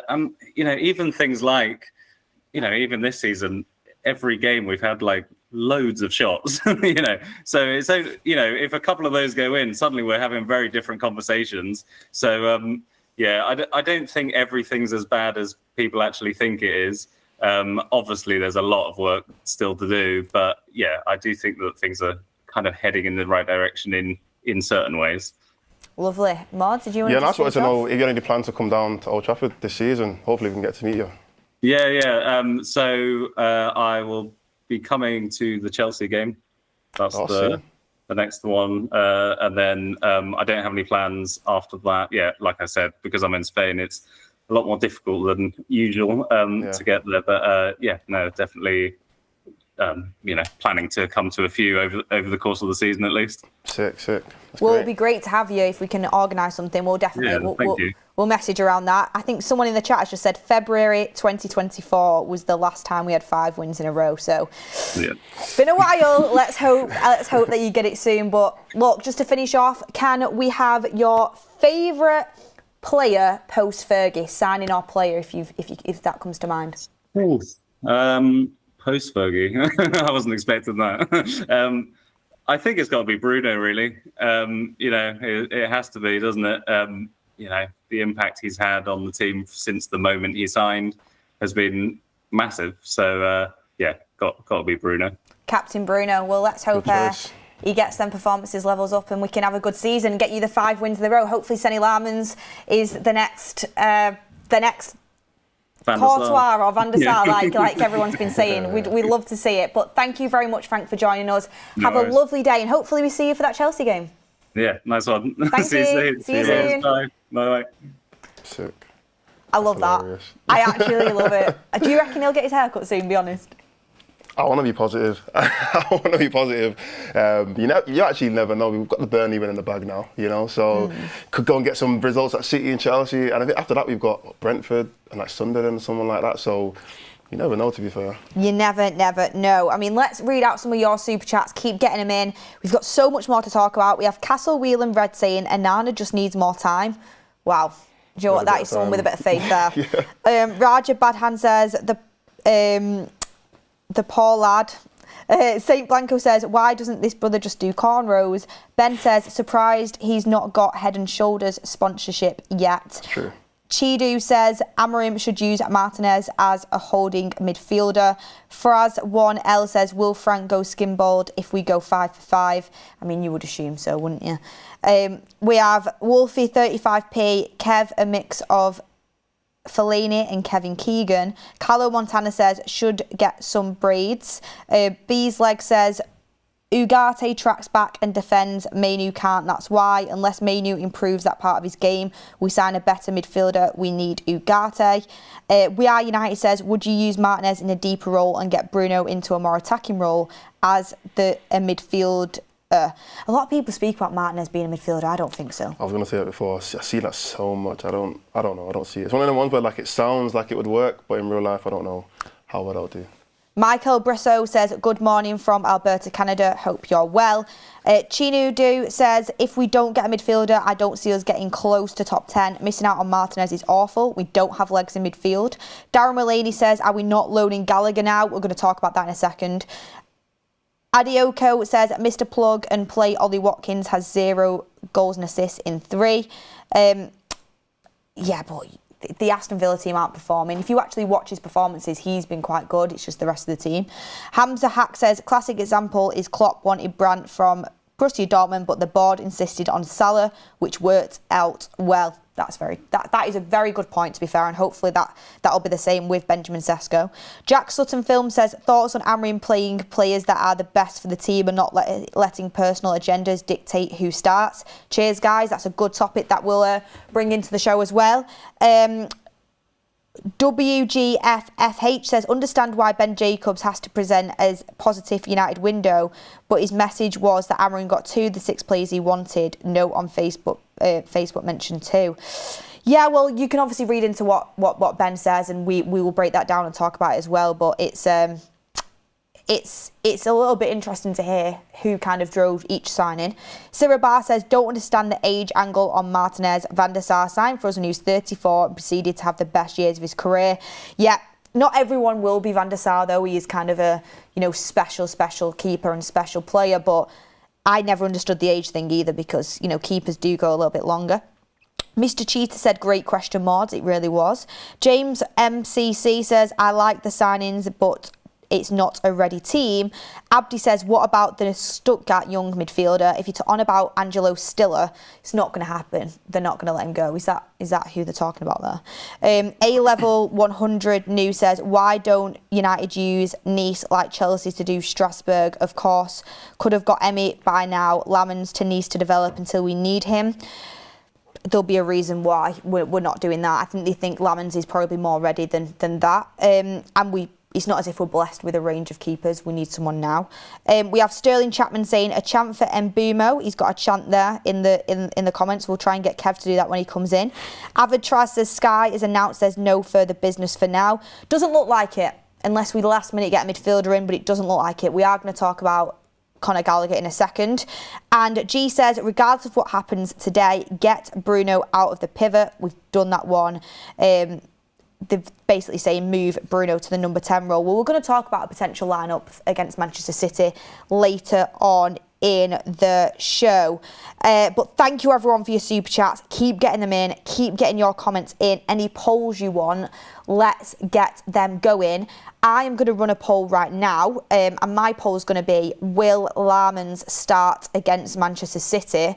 Want to hear what you guys have to say. Ben Jacobs thinks, well, he's kind of hinted to the fact that he won't, and he'll have to wait till AFCON to get some game time, which I think could be crazy, if you ask me. I think he should come in before that. But let's get your comments in and let's hear what you have to say and get voting on that poll as well. But let's talk a little bit about if we were going to get a midfielder. There's been lots of reports that we looked into Conor Gallagher on loan. Don't think we'll get it done now, Mordzs, but would you have been for Conor Gallagher if he did come in? I mean, I just put it in the thing, check it out. Okay. But Conor Gallagher, for me, I'm not going to sit here and pretend I'm the biggest Conor Gallagher fan. I'm not, because when he was at Chelsea, and even when he was playing for England, there was times where I just thought he's not complete enough. And there was times at Crystal Palace where he had good, in fact, I think his Crystal Palace time was pretty good in my opinion, because he's actually scoring quite a few goals. But I almost felt like his level was never that much higher than there. I never thought he was a midfielder for a top team that's going to be like a Premier League title contending team. I never thought he was going to hit that level. And also I feel like the fact that, he obviously gone to Atletico Madrid. I've not been watching a lot of them, but, if he was really doing that well there, I doubt they'd be wanting to kind of be so open to letting him go on loan. And even, I think that the deal was around 40-something million that they wanted to... They wanted a 40 obligation to buy, I think. Obligation for 40-something million. So for me, I don't know if his level is at that kind of best in the world midfielder, which is kind of almost what we need in those two positions. But attributes-wise, he does have certain qualities that would help us. The fact that he is a runner. I mean, everyone always talks about the fact that, I mean, he said it himself in an interview, his best attribute is the fact that he can run for as long as anybody else on the pitch. He never gets tired. He's a workhorse. He covers a lot of ground. And we do almost need that, and you need that in the team. So he could be a good player to kind of build in terms of that squad depth and somebody we can bring on, and he's going to be able to play well. But I think in terms of actually buying him as a long-term solution, me personally, I've never been the biggest fan of Conor Gallagher. Yeah, well, it's interesting actually that you say that, Mordzs, because we had a little discussion about him in the forum group chat that's just going off, and Ricky will be calling in soon. Tull will be joining us on the show as well, so we've got some more insight to come as well. Kev will be joining later. But put the kind of floated the idea in the group chat of Conor Gallagher. Jordan replied saying, we need him. Energy legs, knows the league, 45 mil, obligation isn't bad either. Ricky replied with, I've never rated him, I was amazed Atletico signed him, and if we get him I hope he proves me wrong. And Tull said, I'd have him purely for just security of depth. I think I'd rather had kept Collier, but hopefully Collier going on loan is because they see potential in him as a regular in the future, so they've sent him to develop. George replied to Ricky saying, I'm surprised, I thought this would be your type of player, and he said, too erratic. I like players who keep it simple and do the simple things well. And Tull said, for next summer, I'm not really into this idea of athletic freaks in the midfield. I'd rather have someone like Wharton. And Ricky said, Wharton, now you're talking. So that's what kind of goes on in the foreign group chat. There is more in there, but I just thought I'd give you a little bit of a glimpse. But yeah, kind of 50-50 there on Conor Gallagher in the... Would you take him? I would take him out of desperation right now. I wouldn't want to sign him permanently. I'd want him on a loan. Yeah. Like, I just want him there for a bit of depth. I think Jordan's right. Energy, legs, knows the league well. I actually think technically he's pretty sound, to be fair. But he crashes into the box well, can get a goal or two. He's better than some of the players that we have. Yeah. He's better than Ugarte. He will be an upgrade on that, but he's not exactly raising our ceiling. He's just raising the floor, if that makes sense. He's better than what the I don't even want to say, but yeah, he's better than let's say someone like Ugarte or someone like that. He's better than that kind of level, even like Collier as well. He's better than that level, but he's not exactly pushing us to another level in that midfield, in my opinion. Yeah. And we've just have some breaking news just coming in from Premier League clubs here. From Fabrizio Romano, breaking news, Liverpool agreed to sign Mark Gahey from Crystal Palace. Here we go. Wow. Deal in place for fee over 35 million plus 10% sell-on clause included in the package. Gahey agreed personal terms with Liverpool 1 month ago. It's now all done. So Gahey is going to Liverpool. They just do not stop. Alexander Isak for 25, not 25.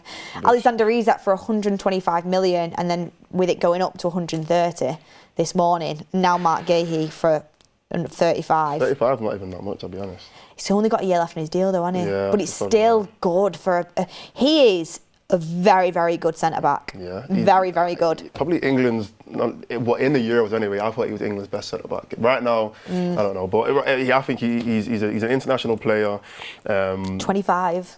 Yeah, great age as well, in terms of he's still got a lot of his career left. The crazy thing about Liverpool is literally they've got, I say two of the best defenders in the league right now, or two of the best centre-backs in the league, in Konate and Van Dijk. They're probably still both going to start because I still think they're both better than Gahey, but the fact that they've got Gahey just there available, just in case, like one of them might get injured, or obviously in a lot of competition, so that rotation is going to be really good for them, really key in terms of trying to win as many trophies as they can. Yeah, I think this window for them, I've said it before, Liverpool have no excuses this window at all. No excuse. They've signed everyone, literally. They've spent between 160 to 170 million just today. Oh, I was going to say, yeah. Just today. They spent over 450 altogether. Mental. That's crazy. Yeah. I bet Klopp's like, where was my money? Yeah, he was dealing. I mean, to be fair, he signed Alisson. He did sign some big. Van Dijk. Yeah, he did make some big signings. Yeah, he did make some big signings. Salah. Yeah. But in saying that though, he never broke the record. I mean, when he did sign those players, and Mane, those guys weren't like the best in the world. They weren't like 100 million, pound signings. He kind of developed them to being what they ended up becoming. So Klopp had to kind of work with what he got, and he made them into something greater. Whereas Slot right now, he's just getting the best players. He's I think the top 3 most expensive signings in the Premier League have all been from Liverpool this season. How can you even compete really when they won the league? To be fair to Slot, he won the league without any signings apart from Chiesa. That is very good going, but they'd already built a very, very good team. So he walks into like a Premier League ready winning side. But he had to win it, and he won it. And then the amount of signings and the amount of money they spent this season, like on top of already winning the league last year and the players they've got, it's tough for other teams. And I think every signing looks very, very good. Pressure, apart from Wirtz. I'm on Wirtz watch. Only because of how much Wirtz he cost. I wouldn't have minded him. Like, I think in the Arsenal game, he was a bit slow to start off with. Second half, he got a bit more into the game. But for 100 and, what was he, 15, 20, something like that? Around that, something stupid anyway. I'll get it up now. You've got to be one of the best players on the pitch, more or less every single game, because how much was he? 100 million initially, with add-ons that could bring the total to 116.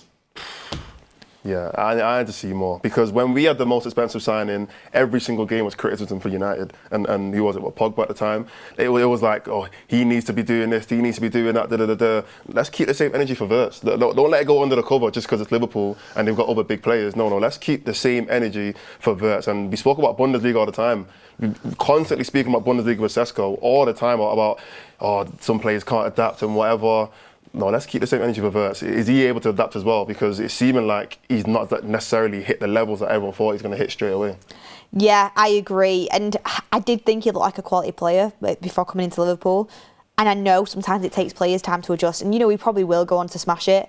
But I am on Wirtz watch. He's looking a little bit like Donny van der Beek. Technically good player, a lot of hype coming in around him. But maybe, he looks a bit lightweight for me. Yeah. And I don't know if the price tag's weighing heavy. Like, each pass seemed to be under hit or over hit, and I think, when it's in your head. But if he'd come into United and dropped them couple of performances, everyone would be on him. But because Liverpool are just good, you can afford like a few of them little mistakes in games where you're not maybe the best player on the pitch, because they're good anyway and they're winning games. But the fact of the matter is, when you spend that much amount of money on someone, they should be the best player on the pitch every game. He's gonna get away with it, because Liverpool started the season with the best player in the league already on the team. Two of the best players in the league, and Van Dijk as well, already on their team. And then they're gonna sign Isak now as well, who's kind of given Wirtz a bit of a lifeline, because now he's not even the most expensive signing of all time anymore. He's a second, so people aren't even gonna look at him like that. So now it's like, Isak, are you going to now perform for Liverpool, or was it just a Newcastle thing? Which I think he will, obviously, because I think he's the best striker in the league. But because they've done so many signings, it's going to get swept under the rug, these kind of media performances. What I will say is, make sure if you want to look at any in-depth Premier League football, European football news, head over to That's Football. All the latest watch-alongs on there. Streaming Bundesliga games on a Friday night, the actual game with Goalkeeper commentary, watch-alongs every weekend as well, and all the biggest games will be streamed on there, and just updates regularly. So make sure you head across to there, subscribe and watch out for the latest content. But make sure you stay here for now, because we've got so much coming. What I will say just off the back of that, before we move on to a bit more United-based stuff and super chats that are coming in, get voting on the poll. This is your show. Make it your show. Get your comments in, get your super chats in, drive the conversation. Is with Isak coming in, okay, fantastic player, jealous, but Ekitike looks like a baller. I don't even think they needed him. Gakpo's lighting it up. Is Gakpo going to get drops and Ekitike put left? That'd be out of order, because Gakpo's doing well. Yeah. Salah. It's still Salah. Is Salah like he's going to play? It's like, the depth is crazy. You can only play 11 at the end of the day, and Ekitike looks good, but you can't drop him. You cannot. When you're paying 130 million for Isak, he's starting. You can't drop Ekitike. He's genuinely been one of the best players so far this season. Like, not even just for Liverpool in general. Like, he's been such a quality player for them. You can't drop him. Even the other day, the Arsenal game, he almost got a goal. I think it was just like offside, but you can't drop Ekitike. I think it's to the point now. Like I said, if Liverpool are not winning this league, and even a Champions League, genuinely, they have to win at least 2 trophies. I know it sounds dumb. I know it's like, how are you going to put that kind of pressure on them? I'm a United fan. I don't care. I'm going to do it. I want to do it. You got to win 2 trophies this year, in my opinion. Also, just a bit of more news coming in is that Chelsea have got higher loan fee for Nicholas Jackson. He's gone on loan now to Bayern Munich. He was like, do not turn that plane around. I'm staying here. And I stand by him for that, by the way. I wouldn't have gone back either. But Chelsea messed him about massively. But he's signing for Bayern. A lot of United fans turned their nose up at him. We're signing for Bayern now on loan. And €16.5 million loan fee. How are Chelsea doing this? About £13 million that probably translates to loan fee, £14 million loan fee. Chelsea I don't know how Chelsea, business-wise, Chelsea they just outgoings are crazy, aren't they? They're very, very good at that. But it's a good signing for him, though. Obviously, he's not going to start over Harry Kane, but I think it's still a good signing. He'll get some minutes here and there, yeah. So I don't mind it for him. Yeah, I mean, just bringing in a couple of your super chats as well here. Ryan Shinnin, a member for 31 months, says, trim the grass to make the head look bigger, United. Cryptic Celt, have you seen that super chat? No, let me see it. Carry on. Look for Cryptic Celt super chat. I'm not reading that out. I'll find it. Strand's hair is like blank. You can go and find it. Johnny Keane says, Joachim Maheli from Wolfsburg would be a great signing. A lot of people have spoken about him, but it's not going to happen. Inked Shaver says, Garnacho, Anthony, Rashford, Sancho, all gone. Now time to go for Carlos Baleba, surely. Yeah, you've seen it? Yeah. United Star says Turkey's deadline not over today. Onana and Bayındır could still go there. Yes. You've reminded me just to bring it in, just in case you do think that we're going to be stuck with both Bayındır and Onana. There is a possibility that they could potentially still go to Turkey or Saudi Arabia, as although our transfer window shuts today, it's 7 o'clock on the 1st of September. The windows in Turkey and Saudi Arabia are open until September the 11th and 10th respectively. So you've still got till September the 10th and 11th for a possible outgoing for Andre Onana and Bayındır to Turkey or Saudi Arabia. The same goes with Tyrell Malacia as well. If he doesn't go today, rumours about him going to Elche, but if he doesn't go, he could still go to the Turkish League or the Saudi Arabian League until the 11th and 10th of September. So remember that. It doesn't have to be today for the outgoings of them players. Amy Varangar says United's negotiators operate from a mental asylum. I think that's a bit strong, but when you see players from Chelsea, going for extremely high fees, you do wonder why we can't get that sort of business done. Maybe the wages as well impacts us, how big the wages are. Ian Tracy says, I like Mbeumo, but I would have moved Ahmad to 10 instead and sold Dalot to get 2 wing-backs in. I also would have sold Bruno to get 1 or 2 midfielders. Thoughts on that one, Mordzs? I mean, on the Mbeumo thing, I think Mbeumo's been our best player. I can't look at Mbeumo, what he's done so far, and think, I would have rather done this. No, he's made a big impact, so I don't regret getting Mbeumo at all. The Ahmad thing is interesting because the wing-back conversation is I feel like it's one that people are not speaking about as much because of how much we need a midfielder and a goalkeeper. We do also need wing-backs, and both of our wing-backs, I mean, Ahmad's not a wing-back, that's just a fact of it. He's not a wing-back, but he can play there, and he has played very well there at times.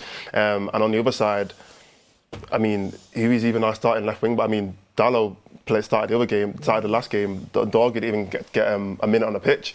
And a lot of people I know we speak about it all the time in the group chat don't even rate Doggy that much. I rate him a bit, but a lot of people don't really rate Doggy that much. So that is a position that I feel like we do need to invest in soon. Like, it can't be like 2 windows. We've got to actually go in the window, maybe in January, maybe pick up somebody, because we don't have 2 complete players in my opinion there. Yeah, I mean, I think Mbeumo is our best player as of now, and probably will be. I think he's so good. And, well, we know how good Bruno's been, but I think Mbeumo is a breath of fresh air. I'm really excited for him. I actually do think Ahmad and Mbeumo can work together on that side. I just think it needs some time. I thought Ahmad actually was getting in the right positions and doing the right things in that game against Burnley. I get it's Burnley, so you need to see it against maybe a better opposition. But I thought him and Mbeumo were linking up well. It was just the final end product that he was getting wrong, but I thought he was dangerous.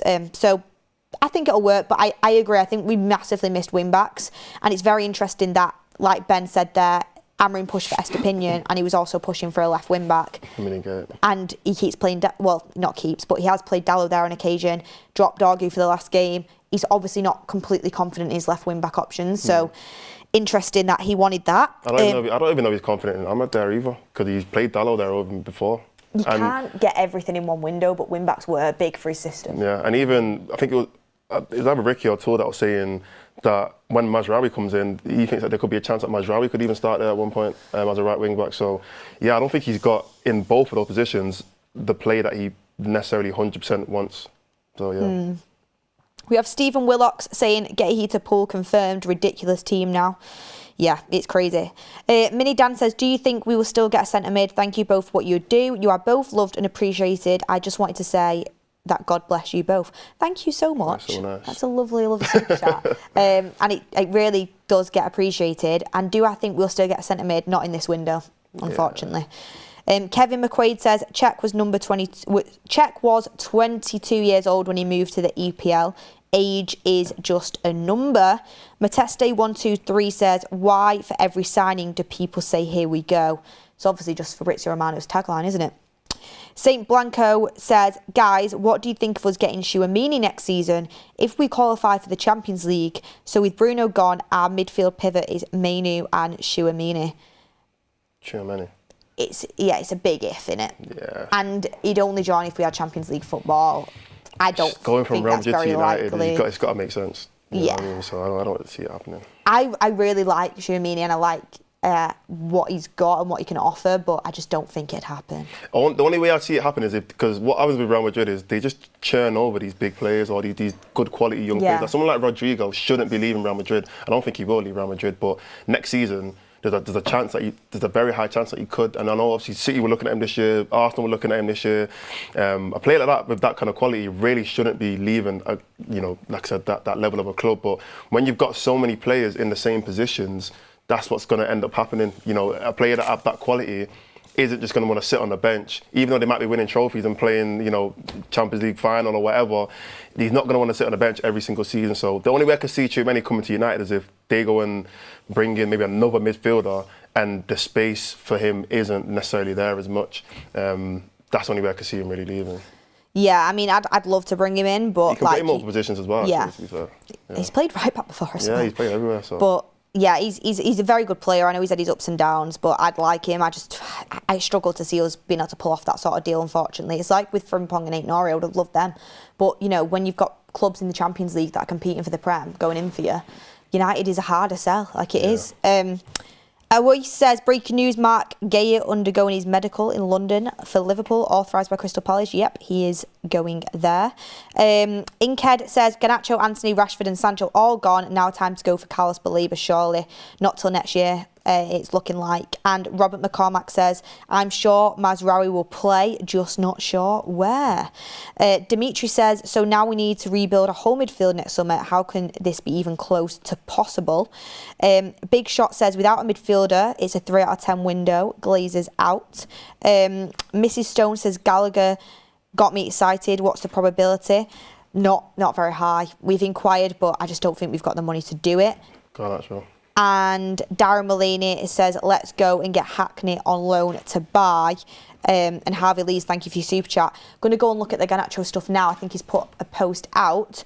Mordzs, while I do that, do you want to talk about the midfield kind of stats you've got up there? That over the course of the transfers, how little we kind of invest in midfielders and how important it is to the team. Yeah, I just seeing this on Twitter and I thought it was interesting to bring in. So it's every season since obviously post Fergie, how many midfielders and which ones have we actually brought in? So in the first season, 2013-14, we brought in one midfielder. In fact, just quickly to say before I even go through this, we've never brought in more than 2 midfielders in one season. So the first season we brought in Fellaini, 2013-14. 14-15 we brought in Herrera, my opinion, great player. I loved Herrera. I know a lot of people love him as well, so I think that was a great signing for us. The next season we brought in Schneiderlin and Schweinsteiger. Now, I mean, they're good players, but I don't think they were ever supposed to be like our long-term solutions in that midfield. They're kind of almost like fillers, but I thought they were two good players. The next season we only brought in Pogba, probably the biggest signing up that we had, or the biggest signing up we actually had ever made, and that kind of worked for a couple of seasons, but obviously that ended up tailing off. Then we only brought in Matic, so again, only one midfielder we brought in the next year. The next season again, we only brought in Fred. So again, 3 years in a row, we only brought in one midfielder, and we still didn't have a complete midfield. The season after, we brought in nobody. Like, we didn't bring in a single midfielder. That was 19-20, and we didn't bring in a single midfielder. 2020 to 2021, we only brought in Van der Beek. So again, no real update, no real upgrade on the midfield after that. The season after that, again, 2021-22, we brought in nobody. So 3 years in a row, we hadn't upgraded our midfield at all. We'd only brought in Van der Beek, and the season before that, the only player we brought in was Fred. The next season, 2022-23, we brought in Eriksen and Casemiro. Again, 2 good players, but to be fair, Casemiro's actually been there for quite a while. But again, age-wise, both of them were never supposed to be like our long-term solutions. Both of them actually did well early on, but they were the only 2 players that we brought in. And the next 2 seasons after that, 23-24 and 24-25, was Amrabat and Ugarte. And now this season, we brought nobody in again. So when you look at post-Fergie, we've never really made strong, consistent windows where we made strong signings in the midfield. It's only ever been either one signing or nobody, or the player that we do bring in isn't necessarily someone to kind of be a starter in the team. Can you look at the last 5 players that we brought in? Ugarte, Amrabat, Eriksen, Casemiro and Van der Beek. It's not necessarily the best, I'd say, 5 midfielders that you could probably look at that United could have brought in. Yeah, I mean, I think a few people in the comments there are saying don't leave Bruno out, because obviously Bruno is kind of... I think this is the summer windows. Pardon? I think this is just for the summer windows. Okay, summer windows, yeah, because he came in January and Bruno... I think so anyway, well, he's not on this list. So. Bruno was a big one, but in terms of the... I'm kind of looking, thinking, is Sabitzer in there? Sabitzer was a January one. I think it is just summer windows, but still, when you look at it, it's nowhere near enough investment in our midfield. And when you look at the likes of what we used to have in the Michael Carricks of this world, and now you've not gone invested fully into that sort of profile, someone who can be here for a number of years. And you look at what Arsenal have done, going getting Declan Rice, Mendy. You look at what Chelsea are doing, Enzo Fernandez, Caicedo, and you look at even Liverpool, McAllister, Szoboszlai, Gravenberch, heavily invested into the midfield. Manchester United have neglected that area quite often, and it's something we really need to do. And I think next summer, I really do hope, I wish it would have been this summer, and I think it is gutting that it's not, and I think it is a mistake that it's not. I think next year, we have to go heavy in the midfield, and I'm talking more than just Baleba. I'm thinking Baleba and probably somebody else as well. Yeah, no, I agree, because I mean, looking at this list, even I'm trying to think what was the last midfield that I looked at and thought, you know what, experience, like a long-term signing, somebody who actually feels it fits the system that we're trying to play in. Genuinely, the last player that I could say actually made a little bit of sense was probably Pogba, and obviously that worked out initially, but obviously eventually that kind of didn't end up tailing off. So, and that was back in 2016. So, our midfield scouts need to. Maybe you could say Matic, but yeah, Matic was good for us again at the start. He was, but still, it was too late. Yeah, it was never like this is the midfield that we're going to need for the next 5 to 10 years. So we really lacked in that department, and we still are, to be fair. Yeah, I see that. I know the scouts did scout Caicedo. They scouted Camavinga. Didn't go for Camavinga because we ended up going for Ronaldo and couldn't afford him as well. Caicedo, we didn't want to take that risk. He went to Brighton, and obviously we know what happened there. So we have scouted some good midfielders in the past, but we need to be better in investing in our midfield. And I think that has been our downfall. It's such an important area of the pitch, and we've not invested in it properly. When you look at it, Fellaini, okay, decent, not a world beater. Herrera, I loved Herrera, but still not world class. Good, very, very good player, and I'm glad we signed him, but still not world class. Schneidlin, Schweinsteiger. Schweinsteiger was too late. Schneidlin wasn't good enough. Pogba, amazing talent, but probably didn't have the team around him to get the best out of him at that time. Matic, too late. Fred, not good enough. As much as I loved him, not good enough. Van der Beek, not good enough. Not scouted well. Didn't suit the system. Wasn't suited to what we wanted to do. Eriksen, Casemiro, good for a season, but too late, both of them, again, as much as, they were good players. Amrabat, decent, nothing special. And Ugarte, again, it seems to be decent, nothing special. We need the elite calibre. But anyway, just kind of bringing some breaking news here. A lot of people thought Alejandro Garnacho wasn't going to give a goodbye message to Manchester United after he signed for Chelsea. He has to. He didn't post one yesterday when he signed. Yeah, true. But he has now put up a compilation on his Instagram of a message to Manchester United and the Manchester United fans. So Alejandro Garnacho says goodbye to Manchester United and Manchester United fans in this message. He said, "Dear Manchester, after an unforgettable 5 years, this special chapter in my life now comes to a close. We have created moments that will stay with me forever, and I'm very grateful for this. To the coaches, the staff, and my teammates, thank you for believing in me. Every time I wore this badge, I gave everything that I had. I leave proud of what we have achieved together and excited for what's to come. Wishing the club nothing but success in the future, while I look forward to giving my all in the next chapter of my career. So quite a nice message there, a very big compilation of all his goals. It's funny actually because he has one of him scoring at Stamford Bridge and then celebrating and sitting on the side. But you know, it depends whether you fall into that trap. I'm an emotional person, you can get me very easily. Him lifting the FA Youth Cup before he'd had his teeth done, and then seeing him at the end there, holding up the FA Cup, scoring the goal in the FA Cup final, scoring in the Community Shield. It does kind of, you know, it pulls on your heartstrings a little bit because even though he got bought into the academy, he's an academy graduate. He is a young player that has contributed to special moments for the club. It's just very, very, very unfortunate how he handled himself and how he lacked professionalism in the end. Yeah, look, I ain't got no hate for no player because I don't know them, they don't know me, so I can't really hate them. That don't really make sense. But like you said, innit, good moments. You know, the overhead kick, great moment. FA Cup final, great moment. And yeah, I'm grateful for them, but same time though, like I'm not really too bothered about him leaving. I'm not even going to do this whole hate watching thing that people are doing. I just don't care. You can just go and enjoy the rest of his career. Do you think he'll start for Chelsea? No, he's not better than Gittins. He's not better than. They've got Neto. They've got. They've got. I can't, off the top of my head, my mind's gone blank. But they've got some good players in that team. So I don't know if he'll start, but Chelsea will rotate anyway. So he might get games here and there. Yeah, well, that is the end of Alejandro Garnacho at Manchester United. Not how a lot of people pictured it to end, but it is the end, and he has sent his goodbye message with quite a bit of respect there to United fans. So, yeah, I would say, like I said, I'm not doing hate watches. I'm not wishing anybody bad. I think if you go in that way through life, you just carry that toxicity with you, and you're carrying them bad vibes with you. At the end of the day, I wish everybody well. Departed now, and yeah, let's look forward to the future. I think there's only very few players that I've not wished well, and I think we can all imagine who those are. Yeah.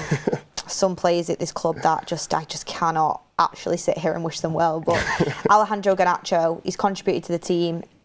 He's a young player, and young players do make mistakes. He could have handled a lot of things very differently, and I will stand by that. But I think he'll grow from that, and I think he's got a lot of growing up to do. And I think he's got talent, so wish him the best, just not in competitive games for Manchester United. Yeah. Arnold Chandra says, I just asked Romano in his live stream a minute ago about a new incoming midfielder, and he said 0 at the moment and only explained about the Man Utd News, which again kind of backs onto what we said. It's very unlikely that United sign a midfielder now. It looks like it's just going to be Lammens, and that's it complete. Tom McBride says, Chelsea bought Garnacho from Villa. What are you on? Because he wore that Villa shirt in his post. I don't know football says Gallagher is Mount on Duracell. I would take him. NL says, why is Cam not considered a midfielder? Cam stands for central attacking midfielder, and Mount is brought in during the summer window. Yeah, I suppose Mount is one to think about, and maybe Juan Mata as well, but overall there hasn't been enough investment in our centre midfield. Yeah. That centre area of the pitch. We've not invested enough. Rob McCormack said we misused our best one. He went to Napoli, talking about McTominay there. Stuart Walker says, how have Liverpool spent so much without breaching any rules? Also, we have until 2100. There is a 2-hour grace period. Talking about 9 p.m. there. We won't do anything now. We're talking about how we have till 9 p.m. because of the 2-hour grace period, but we won't do anything. 00 Astral says, are we still looking at Emi Martinez as a possibility, or is Lammens our top priority at the moment, which is better in your opinion? Well, we've signed Lammens. I'd be shocked if we signed Martinez as well, but I wouldn't completely rule it out, but I'd be very shocked. Martinez? Emi Martinez. Didn't you not just sign a new contract with Villa? No, that was Slow Sports News. Oh, wow. It was a troll. It was. I seen it, I thought, wait, what? Why has no one said anything like... Okay, that makes sense. Cobby Mainu's commented on Garnacho's post, all the best, bro, with a heart. Desire Labonte says, tomorrow will be strongly linked with Baleba for next season. Spin, spin, spin, fed up. Kayla Baker says, has anyone taken a look at Aidan Morris at Borough? Prayer the match in all 3 games this season so far, but people talk about Hackney. Same age, same position. And 00 Astral says, are we still looking at Martinez? Maybe, but I doubt it. Depends how much he pushes out of Villa, but I don't think United have the money to do it. What do you quickly think? I'll bring this in now, Mordzs. What do you quickly think about Rob McCormack's super chat there, saying, I'm sure Mazraoui will play, but I'm not sure where. Where do you think Mazraoui will play? I've had some people put a fan theory in that he could play midfield. People think he might play wing back. People might think he might play in Yoro's position on that right side of defence. Some people think he'll replace Luke Shaw. I'm sure Ricky will be massively against that. And to be honest, I think Luke Shaw started well. But where do you think Mazraoui will play? Well, I don't think he'll replace Luke Shaw, first of all. Yeah, I can't really see that happening. Midfield, look, I say this over and over again, but just constantly putting players out of position. Like, why? Like, why would we want to put Mazraoui in the midfield when he's just not a midfielder? Like, what does that help? Like, is that a long-term solution? No. Do we even think that's a short-term solution? I don't think it is.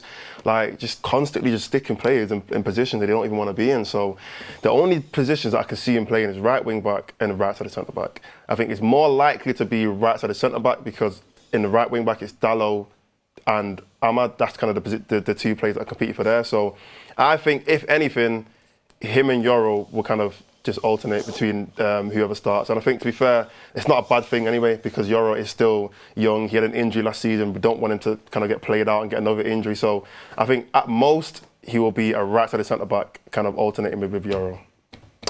Interesting. I think Mazraoui is so good that he's going to have to play. Maybe not every game, but I think he'll get a good portion of game time. You think he'll start in our best team? Yeah, as of now, yeah. Where? Right-sided centre-back. As of now. I think the centre-backs are doing pretty well, that three of Yoro, De Ligt and Shaw. But I do think Mazraoui is a very good player, and I think as right-sided centre-back, he offers you what you want from one of them wide centre-backs in the Amram system. You can pull out and play as a full-back because he's played there before. He's very intelligent, will work his absolute socks off. Good at anticipating the tackle, can be good in the air. I like him. Drives the ball out well. But then again, yet Lenny Yoro's had a good start to the season, so it's tough. But we know Lenny Yoro can play basically all three of them positions. So I mean, me personally, you know what I'll do? You drop your Luke Shaw, wouldn't you, and play Yoro on the left? And it's not it's just rotate. We don't want him to get injured. You don't know. You know, we don't even know how many games he can play in a row. Like, we're trying to just figure it out right now. So me personally, if Mazraoui has to come back in his team, he's starting at right side of centre back and Yoro starting left side of centre back. Luke Shaw, stick him left. If you really want to put him in, put him left wing back. He's going to break down there, you know that. I wouldn't put him there, but if you really wanted to play in his team, that's where you start for me, over those two players. If Luke Shaw could stay fit and play left wing back, it would just solve so many problems. Luke Shaw left wing back, Yoro, De Ligt, Mazraoui, Ahmad would be our best back five in my opinion. Sounds good. But if he can, I'd still play him left sided centre back. Left foot, plays out from the back well, experienced. Yeah. I like him. Anyway, let's see what Ricky has to say. Ricky's joining us in 9 minutes' time, by the way, everyone. So let's see what he has to say as well. We have Benny C says, everyone's sleeping on Frank Anguissa at Napoli, Premier League proven at Fulham before Napoli, and he's an Italian champion now. CDM with height, strength and great stability. We have love-hate games. We just have shut the door on European football. Here's a good one. We'll get this in the chat. And I actually want to start a poll, by the way. Let's start a poll because 57% of you guys say Lammens will start against City. 43% say he won't. Do you think he will, Mordzs? I think that's quite hopeful from the chat there. Yeah, very, very hopeful. I think he should, though. I think he should. Not even because... I just think he should, because what is the worst that could happen? Because those two goalkeepers that we have already can easily make a mistake and easily have a bad game. It's not out of their character to do that. So, it's like you're picking between. I'd just rather put Lammens in. Let's just see what he does. If he has a bad game, you know what? We risked it. Cool. Let's try and ease him in a bit better in it. But the other two can equally have a bad game anyway, and we see them have multiple bad games. So I personally wouldn't mind it.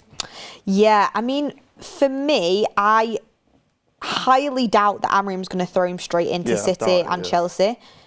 And this is why it frustrates me we kind of didn't go for Martinez in that sense, because I do expect him to go with Bayern in them games just so we don't absolutely wreck Lammens' confidence straight away if anything did go wrong. But we all know that them matches could cost us massive points. We all know they're absolutely huge.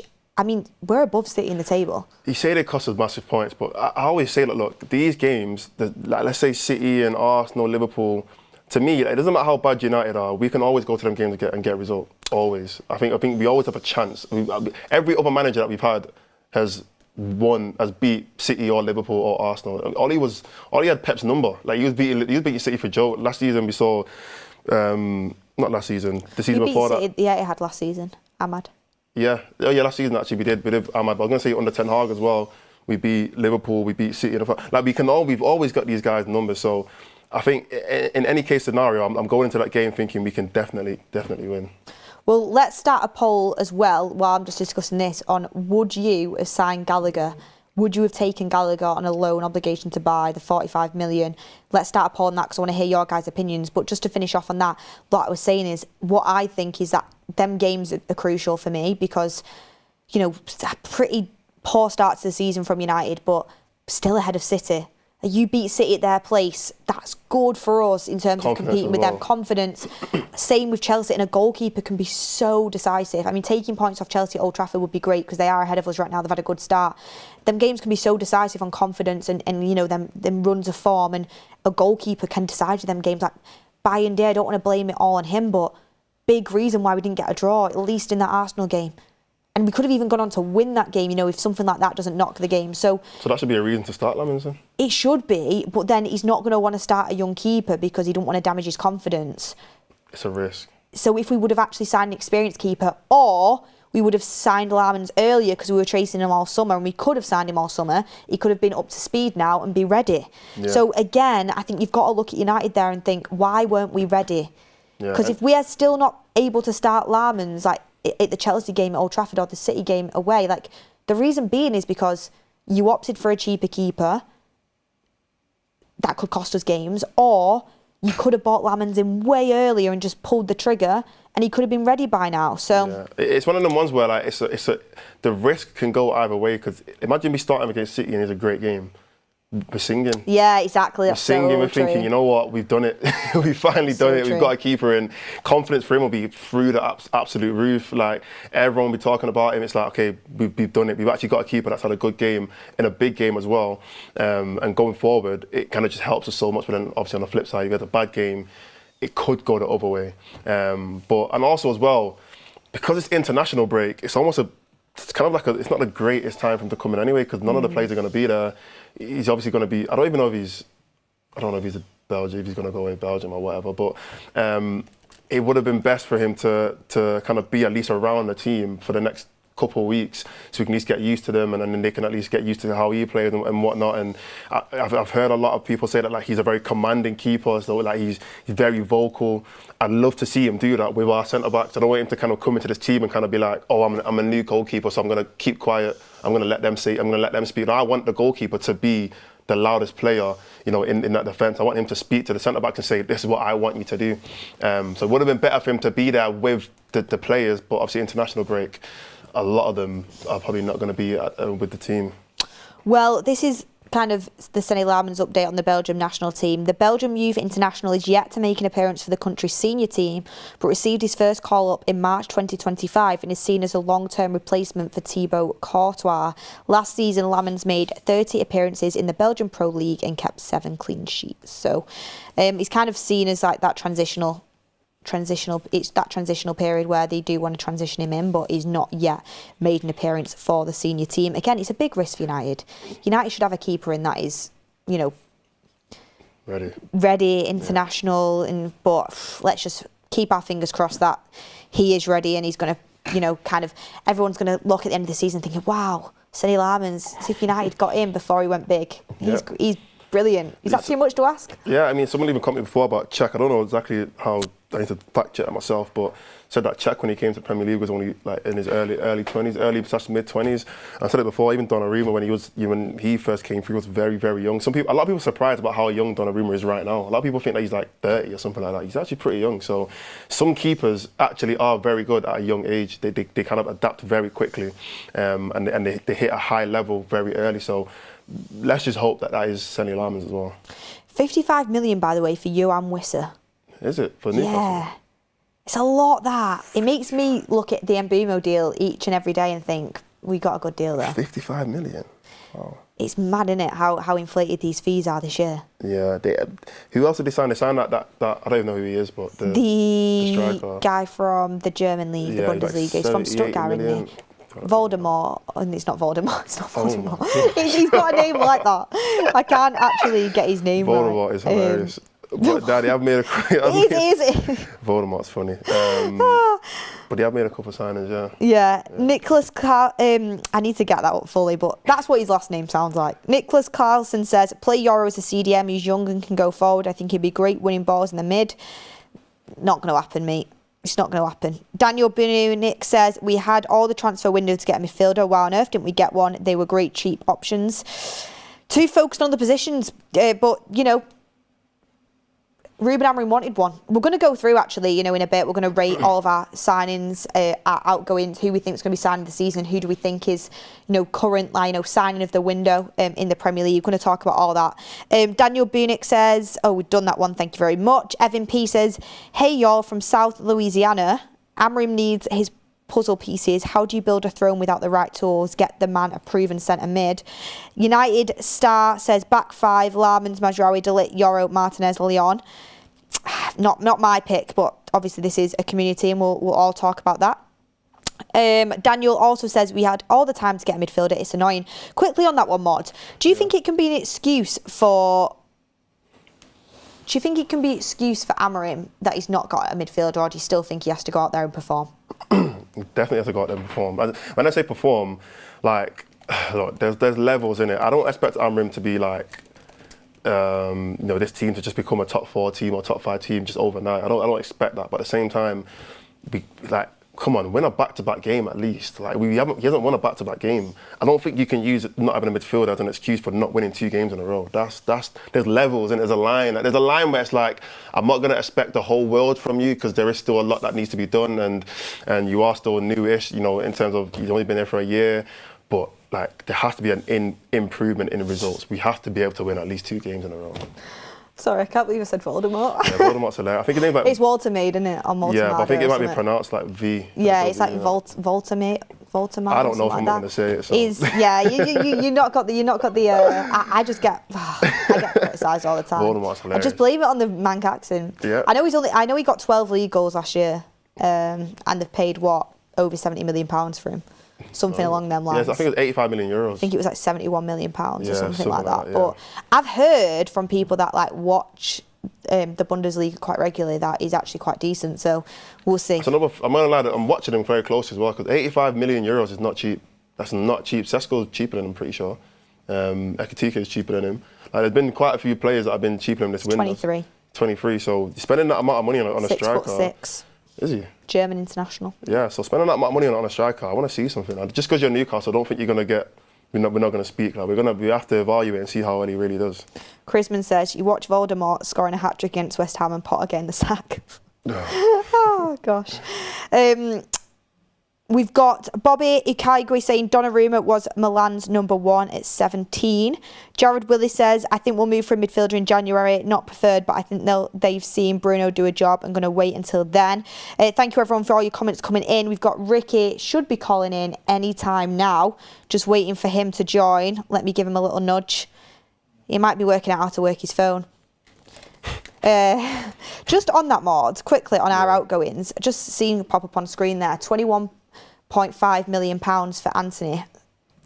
What do you make of that outgoing? Happy he's gone? 50% sell-on clause. What are your thoughts on it? 50% sell-on clause is crazy, but I'm happy. I'm happy for him. I'm very happy because you know with Anthony, he was one of the I'm gonna call him bomb squad, innit? But he was one of those players where I thought, like, he didn't actually like do anything disrespectful to us. Like, he didn't do anything where I was like, you know what, I want him out, whatever. He just wasn't good enough, and I think that's fine. That's perfectly fine. He just wasn't good enough. In fact, he would have been an all-right squad player, in my opinion, for United.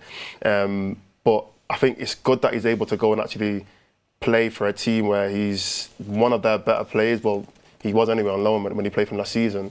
And and you can just get to enjoy his football. So I'm actually happy for him, in my opinion. I don't mind 21 million.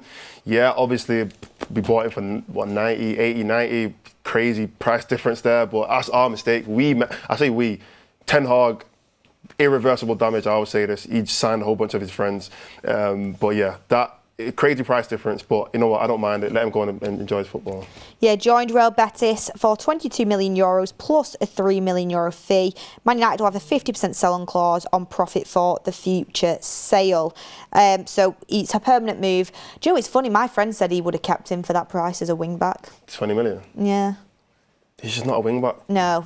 And he wants to go. Putting players in the wrong position. Yeah, I think the story's done. I think sometimes you're too far gone and a player does have to go. I think, like you said, he's going to be much better off over there, and he did really well in that league. So any sort of money we can get back for him, great. But again, it's an example of not to go absolutely massive on signings you're not 100% sure about. Yeah. Panic signing as well. Would you sign Gallagher on loan with a 45 million obligation? Yes or no? Vote in the poll. Would you, Mordzs? Not with the obligation, no. On loan, fair enough. You know, it doesn't take away from what we're doing, really. It just gives another option in that midfield. But to say at the end of it, we have to sign it for 40 whatever million, nah, because he might just not be good. Then we just wasted money there. So yeah, I don't mind it, but the obligation, no. Franklin Williams says, Beth, do you think we'll sell any of our goalkeepers? Maybe. We should, though. Maybe. It just depends how good Lammens is. I still think he'll be a second keeper anyway. Lammens? If he's not, let's say he doesn't hit the ground running, he will still be our second choice keeper.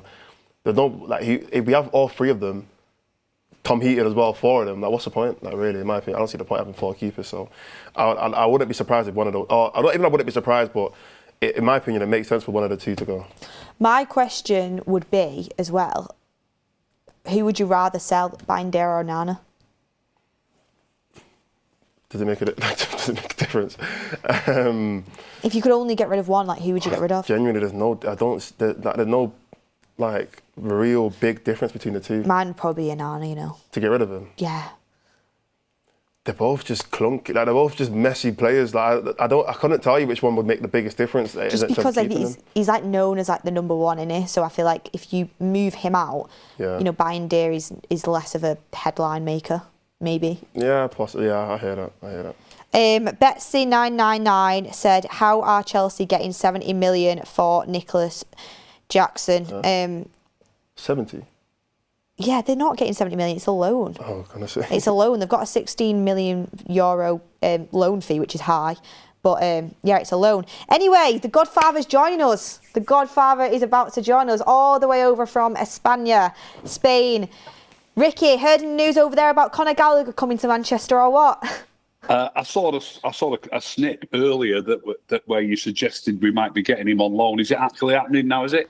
I don't think so, no. I think it was just a rumour. I think Manchester United tried, but Atletico Madrid want a 45 million obligation. So, right. So I don't think we want to go all in for that. But you were saying before you're not a big fan of that one. I'm not a big fan of Conor Gallagher, no. I've seen it. I often, we speak so often about players that we might sign or we do sign, and that I always sit on the fence, Beth. I'm always cagey about giving my opinion. So I won't give an opinion lightly, but I have seen plenty of Conor Gallagher and I'm not a fan. So I'm not too bothered about that one going through or not. And so when I mentioned it in the group, Tull came back at me and said, just for squad depth. Not for me, no. Not for me. I would have taken him on a loan, but not with an obligation to buy, just because I think he's a box crasher, he's got energy, he can give you a bit of something, but it's not something that's going to massively, I think, have a big enough impact where you'd want to go and pay 45 million. But I did like him for a bit of depth, and I 100% would have taken him on loan, but it doesn't look like that one's going to happen. You've seen that we signed a keeper today, Ricky. Yeah, this young lad from Belgium. Yeah. Thoughts on that one? Yeah. Well, I'm pleased we've signed a keeper. I hope they've done their own work properly, because obviously some signings, don't sort of meet the standards that we expect in the end. So again, like I've just said to you, I always sit on the fence if I don't know, and I don't know. Do you know what I mean? I've not seen the lad play. Hopefully, he's brilliant, and hopefully he's good right away, and we don't have to wait for years for him to be any good as well, because he's only young. But you never know. You're lucky; he could be good enough right now. Would you throw him into the City game? Again, as having not seen him, it's a difficult one to say. You know, hopefully the managers watch plenty of him, or he can watch once. Look, if it was my job, if I was the manager and I knew we were getting that keeper, I'd sit up for 24 hours watching videos of his games.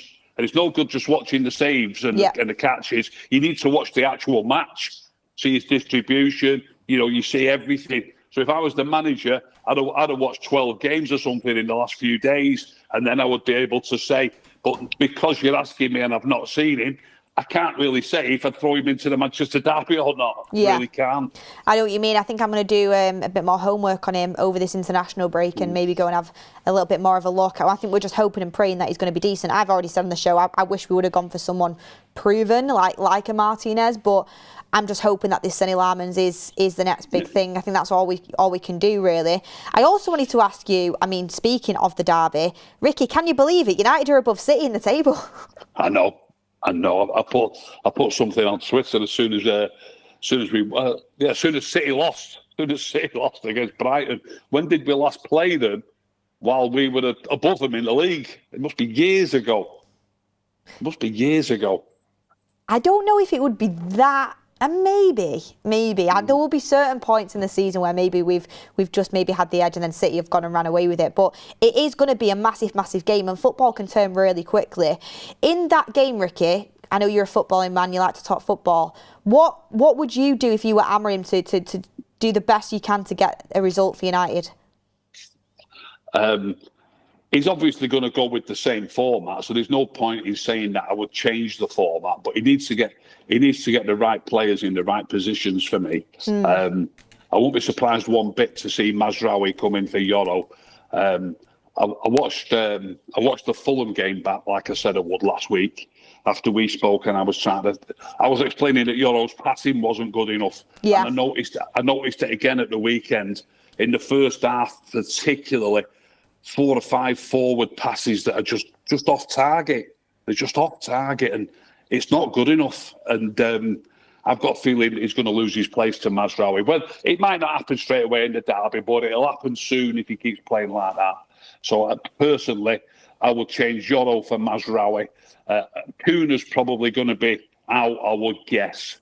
Don't know about Mason Mount. Hopefully Mason Mount is fit. It was only a little bit of a niggle, I believe, for Mason Mount. But if Kuna's not fit, what do you do there? Are you brave enough to go with Xerxes? Or do you want to give somebody a game who might play a bit more defensively and help out in midfield more? So that's a tricky one. I won't be against us going bravely and picking Xerxes. I thought Xerxes did well at the weekend. Which brings me to something that I said on the show, and you all laughed at me, and I've had loads of people saying to me, "You were right. You know, we looked better after Xerxes came on. It was the balance of the team looked better, and we moved the ball around really well for good spells after Xerxes came on." What are your thoughts on him potentially still playing Euro right sided centre back, but he might play Mazraoui right wing back? That could happen, and that could happen especially now with Kuna. If he's not fit to play, then Ahmad could go into the 10 role, couldn't he? So Ahmad could go to 10 role, and then obviously Mazraoui could play right wing back. That could easily happen. I personally think that might happen. I want to bring Tull into the show. Tull's joining us. Tull. How you doing, mate? You okay? Sound, mate. I know that you and Tull often have a lot of nice footballing conversations on our group chat, so I thought I'd bring him in. Great to have you on, Tull. Yep, I mean, firstly, Tull, what are your thoughts on deadline day so far? To be totally honest, I only really expected a goalkeeper, and it got wrapped up pretty early, didn't it? So don't really expect United to do anything else. I'm very shocked that we've gone through a transfer window without bringing a midfielder in. I've got to say, I think that's pretty shocking. But at the same time, I suppose you could maybe argue there wasn't, you've heard managers say it a lot, maybe there wasn't value in the market. I know they wanted Baleba and they probably were sniffing around Wharton as well, but we can't really go and throw 100 million quid about right now, can we? I think if we could have got those players for 50, 60 million quid, then we probably would have gone there. But yeah, we're not going to entertain 100 million quid signing, are we? So yeah, unfortunately, we're not going to sort that midfield out. So I'm a bit nervous for the season. I think it's a massive issue. And yeah, it's left me a little bit not knowing what to expect. We're not Liverpool, are we? We can't just chuck 170 million about on deadline day. 170 million in one day, and then all the other signings that they've got on top of that as well. I mean, Ricky, I wanted to bring this in and to you, Tull, as well. We had Ben Jacobs on the show before. I'm not sure if you've seen it, but he basically insinuated that Vivell won the race for the striker, Christopher Vivell, our recruitment, part of our recruitment team, as if it was maybe him that won it over Amorim.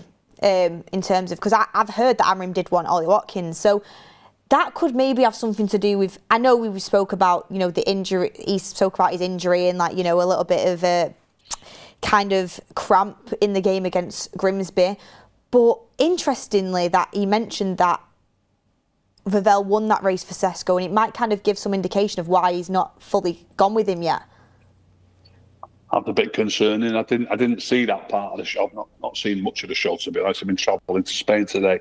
But if he's not the manager's first choice, it doesn't bode well for him. And even, as we just said, Xerxes did well when he came on, but to bring Xerxes on ahead of him, who we already had, and we've spent 70 million on a number 9, must be a bit concerning for the new striker. Also, as well, he did mention that Amorim was pushing for a left wing back and a midfielder. So I know you've been quite vocal about Dorgu maybe not being quite as good as what people think. He's nowhere near as good as people think, and I didn't know that had been said, but surely that proves the point. Dorgu's come in under this manager, and he's looking for a new left wing back. He probably wants a new left wing back so he can switch Dalot to the right as well. Well, I think Dorgu was another pick of the recruitment team, to be honest with you. Right. I do obviously, Amorim, the collaborative, so Amorim does have to approve it. It's a collaborative project, but I found it very interesting. Ben was saying he was pushing for Estepinian from Brighton, but then now he's gone to Milan, and he was also pushing for a midfielder, but he didn't get them 2 positions. I mean, it just shows, doesn't it? He's played Dalot there last game, and that might be an area that we're going to have to kind of look at for the future as well. Yeah. You're going to see, I'm confident you're going to see more of Dalot playing as that left wing back. Dorgu, I mean, me and Mordzs we're at loggerheads about it, and I can't believe he can't see it. He's like a bull in a china shop, Dorgu. He's not Premier League standard. He really isn't. Fitness-wise and strength-wise and pace-wise, but he's not a footballer. His touch isn't good enough. His passing isn't good enough. His crossing isn't good enough. He runs into people and gives free kicks away unnecessarily. He's not good enough, Dorgu. So that's why he wants a new left wing back. I know I asked you last week, maybe not last week, it might be last week now, they're all blending into one, maybe a couple of weeks ago, it was a couple of weeks ago. If you could bring in one position, what would it be? And you said a centre-back, and you explained that you don't think we have enough quality centre-backs. After watching the first few games of the season, would you still pick a centre-back or would you pick a different position? Centre-back's such an important position on the field, Beth. I mean, I know they got beat in the end, Arsenal, yesterday, but if you watched Arsenal against Liverpool, they dominated that game from the back. Liverpool I know they beat them in the end. That's what champions do, I suppose, isn't it? But Arsenal absolutely dominated that game, and Liverpool couldn't get any play linking together in Arsenal's half. And Arsenal made a sub at the centre-back as well, don't forget. You know what I mean? Big, strong lads, and they just get to the ball easily. They control it well, they pass it well, and you build from the back. I put a question to you on the show the other night, didn't I? And I knew you'd all go Rooney and Ronaldo. I said, Tull wasn't on, was you, Tull? I said, who would you take if you could take them in the prime now? Would you take Rooney and Ronaldo, or would you take Ferdinand and Stam? And I knew you'd all say Rooney and Ronaldo, but if you had Ferdinand and Stam, you're going to start dominating football games. You're going to start dominating football games and not going to be able to get any play together in your half. You're going to be playing in their half much, much more, and you're going to start dominating games. Now then, strikers can't do that for you. They need the ball. They need feeding. You need players like Ferdinand and Stam to make sure that can happen. Just thinking about what he's saying about the centre-backs, Rick, would your opinion maybe be slightly different if, I think we've all come to this conclusion that Amorim is going to start Bruno in one of those sixes regardless. I think we've all just kind of had to reluctantly accept that. If that position was a little bit more open and rather it was 2 positions up for grab rather than 1, do you think that could maybe have changed your opinion slightly? Because the way I see it is You know, I'm dying for a new midfielder, Rick. However, I've had to come to terms with the fact that whilst Amarim's in charge, Bruno's got one of them spots locked down. Yeah, that's concerning as well. That is concerning. His love for Bruno is the same as Ten Hag's was. It's the same as Solskjaer's was. It's just beyond me. It's absolutely beyond me. Can I just quickly ask, Ricky, do you not think that's like, what do you think about that? Because surely it can't be a coincidence that near enough every manager that we've had won't take him off, loves him. What do you think it is? What do I think it is? That's a great question. I don't know. They can't all be stupid, but I know a lot of the fans are stupid. But it's as plain as a nose on your face that we don't keep the ball well enough. We've sat and said that on shows for 5 years, even going back sort of 4 years ago when we finished third and we had a decent season and we were just nicking results. I don't know if you can remember that far back. But we were just nicking results and not playing well and not really looking after the ball. And we used to sit on fans' forums and go, we've got another result here, but it can't continue and it can't continue. And it did continue for that season. And we managed to finish third. And probably when we finished third, we felt we probably should have been doing better than that. What was it give now to be finishing third? But Bruno was playing then. We weren't playing well then, even though we finished third, and it's just gone from bad to worse. It's just gone from bad to worse. We can't keep the ball for long periods of play, like Arsenal did yesterday, even though it went against them in the end.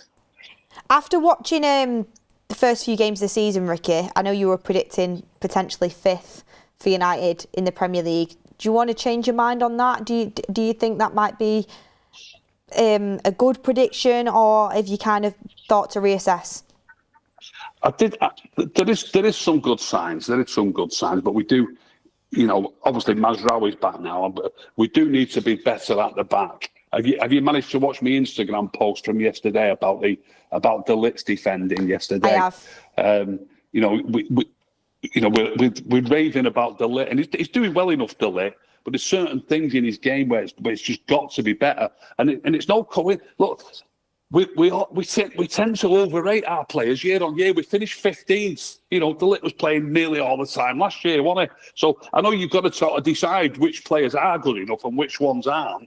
And I'm not saying he's not good enough. I'm not saying that. But he's nowhere near the standard of the Arsenal centre-backs. He's nowhere near the standard of Van Dijk. And that's what we need to be aiming for. They're the standards we've got to get to. Tull, what do you think? I watched a little bit of your thing, Rick, about De Ligt. I thought it was interesting. I was going to mention it myself in the group chat we've got. They showed it on Match of the Day, Rick. I saw that bit on Match of the Day, Tull. But what they didn't point out, they mentioned it on Match of the Day. I don't know if they worry too sometimes about being overcritical of an individual, and they like to throw a net over everybody, because they said there was bad communication between De Ligt and Dalot.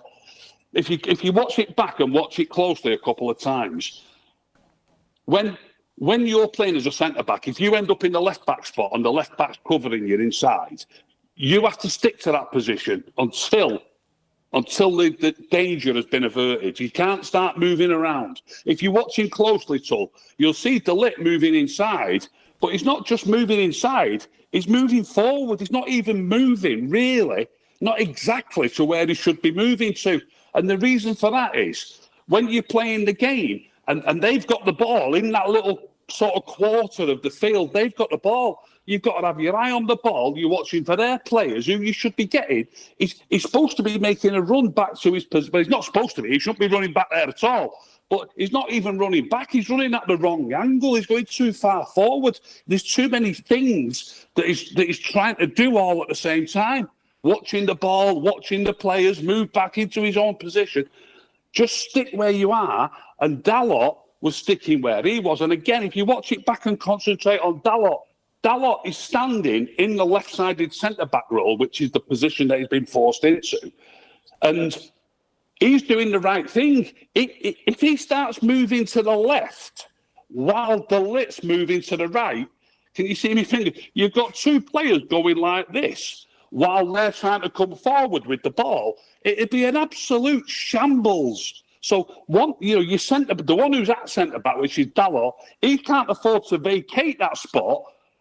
So some people seem, reading the comments on that video, some people seem to think that you can do that instantaneously. Like De Ligt's got to come 20 yards in and Dalot's got to go 20 yards out. You can't do that in a quarter of a second. Do you understand what I mean? So if Dalot starts moving out, I'll do it again.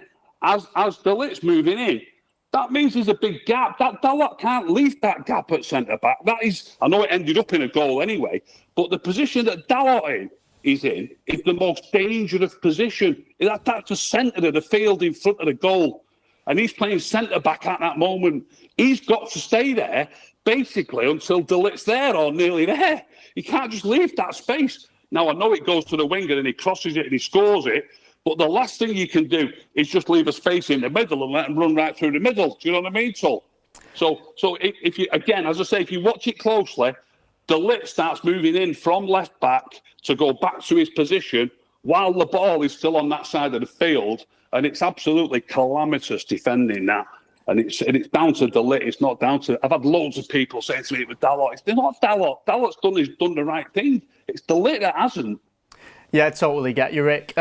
Would you say it's more just, fundamental lapse of judgment, or do you think you could maybe sympathise a little bit and say, if we had that left wing-back spot nailed on and we knew who it was going to be week in, week out, obviously we had that week, Dalot would come in and took Dorgu's place. Could you maybe sympathise and say, well, the communication might not be there if we've not got nailed on positions all the time, especially in those wing-back spots? I mean, it's a bit of a roll of dice at the moment who's going to play wing-back. Yeah, I understand what you mean. In the general run of the play, you get used to playing with the players that you're playing with, but there are certain things in the game that are sort of written in stone. If I was playing with you, and Beth, you used to play as a fullback, Beth, I think you told me. Yeah. if you was playing fullback for me, I'd love to, Ricky. I'd love to. And you, for obvious reasons, had to go and cover at centre-back for a minute. I'd be saying to you, Beth, whatever you do not leave that centre-back position now until the danger is over. And I say the same to the centre-back who happens to be at left-back. So it's just written in stone that it doesn't matter who you're playing with. It doesn't really matter if you're playing with someone who you've never met in your life. You know what I mean? If you're playing centre-back for me and you end up at left-back and the left-back ends up at centre-back, you do not vacate those positions until the danger has gone. And De Ligt's the first one to vacate his position. Shall we move on? I agree with you, Ricky. I just want to bring in one more point that I think Tull was trying to say as well, is that I do think it is more difficult when you're playing with different players each week. Like sometimes he's playing with Dorgu, sometimes you're playing with Dalot, and sometimes the communication isn't as good. I know you should always do it anyway, but when you're trying to communicate with maybe Yoro and you're in the centre of that back three, and then you're also trying to communicate with Dalot, and De Ligt in there in the middle is essentially that leader. Maybe he's got so many things going on at the same time that he has, like Tull said, just had a lapse in judgment. Because as a professional footballer, and like you said, you would know it's Sunday League, we would know this, is that you shouldn't vacate that role. I agree with you completely, and that's what you taught growing up from grassroots. But I think it was just maybe him and Dalot a bit of a lapse in judgment at that time. And I'm going to forgive De Ligt for it. It was a mistake. And I completely agree with you. But because he's been so good since the start of the season, in my opinion, I'm not going to let him off for that mistake, because everybody makes mistakes. Luke Shaw's give a penalty away before in a dangerous moment in the Europa League. Yoro's made mistakes not winning the header and maybe some loose passes. Players do make mistakes. Van Dijk's made mistakes, best centre-back in the league. So it's just about how many of them you make. I understand, it was That's probably the point. wrong. That is the point. It's how many mistakes you make. The pen's out, Rick. Sorry. I'm trying to make some notes. Sorry. Yeah, it's the amount of mistakes that you make. That is the thing.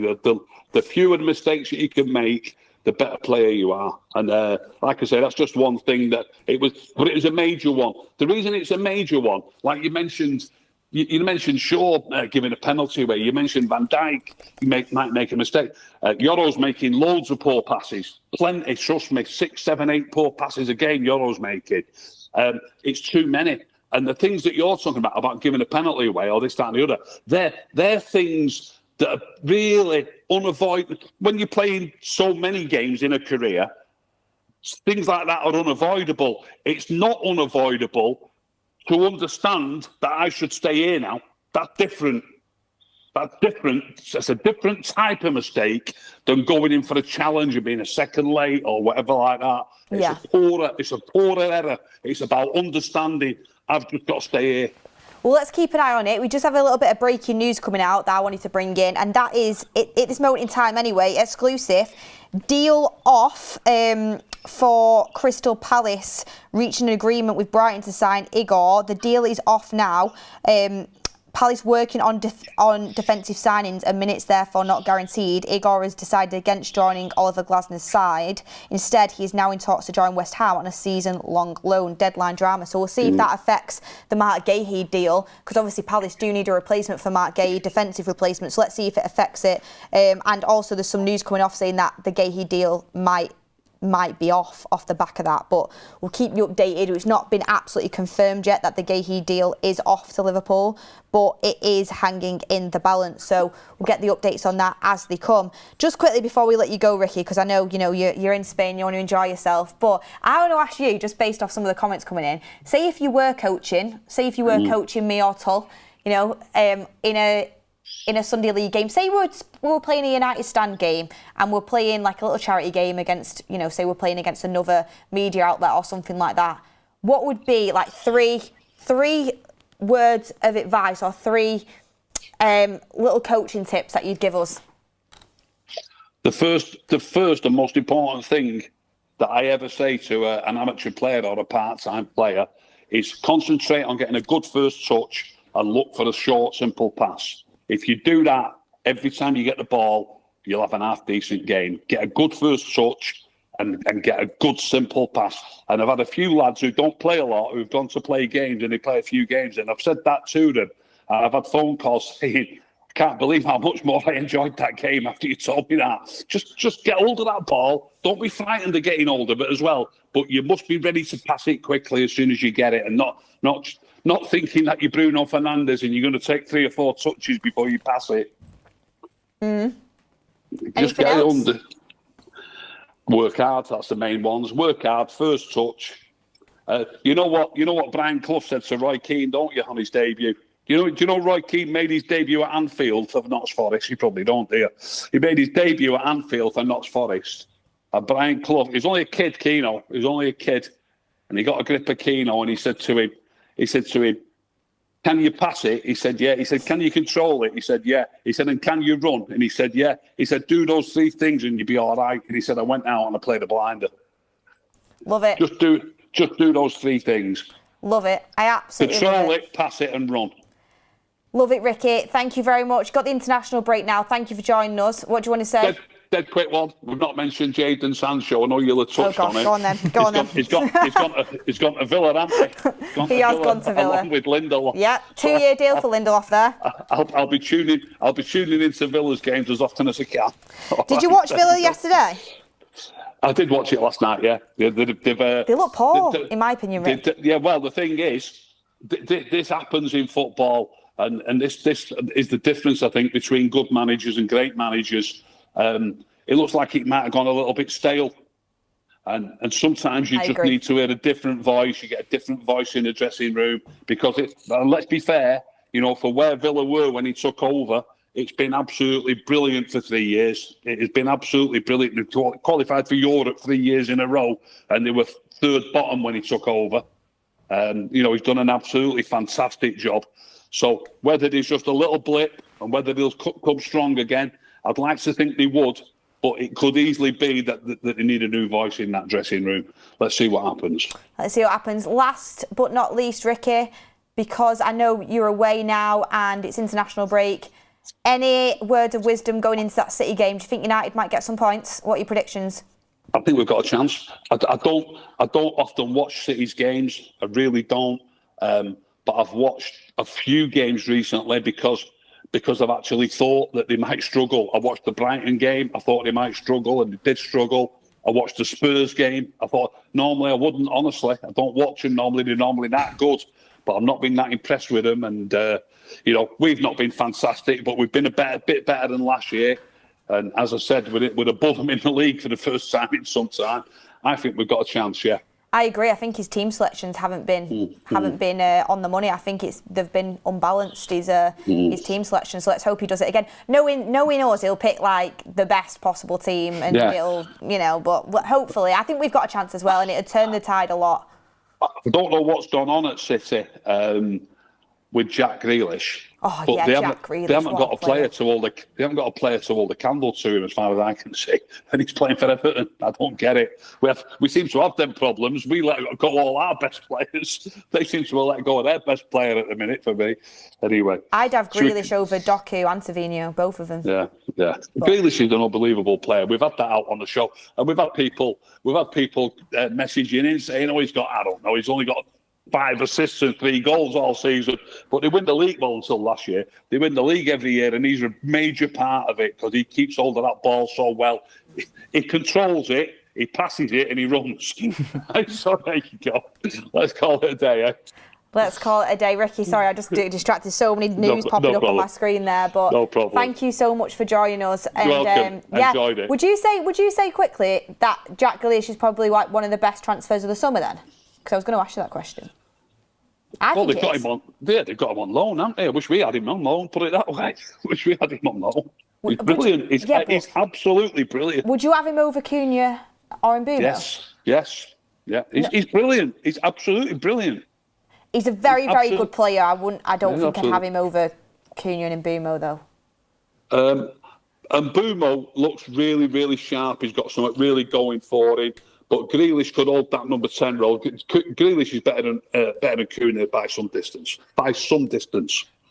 He's been a major player, Jack Grealish, in a treble-winning team. Have a think about it, Beth. He's a great player. I agree with you. He's a great player.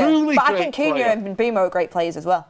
They're good players. They're not great players. I would have. If he weren't at City, I probably would have taken him, to be fair, because I think he's a very good player. But let's see. Anyway, Ricky, thank you very much. Love you and leave you. We'll speak soon. I'll catch up on all the info you sent me. See you later. Mwah.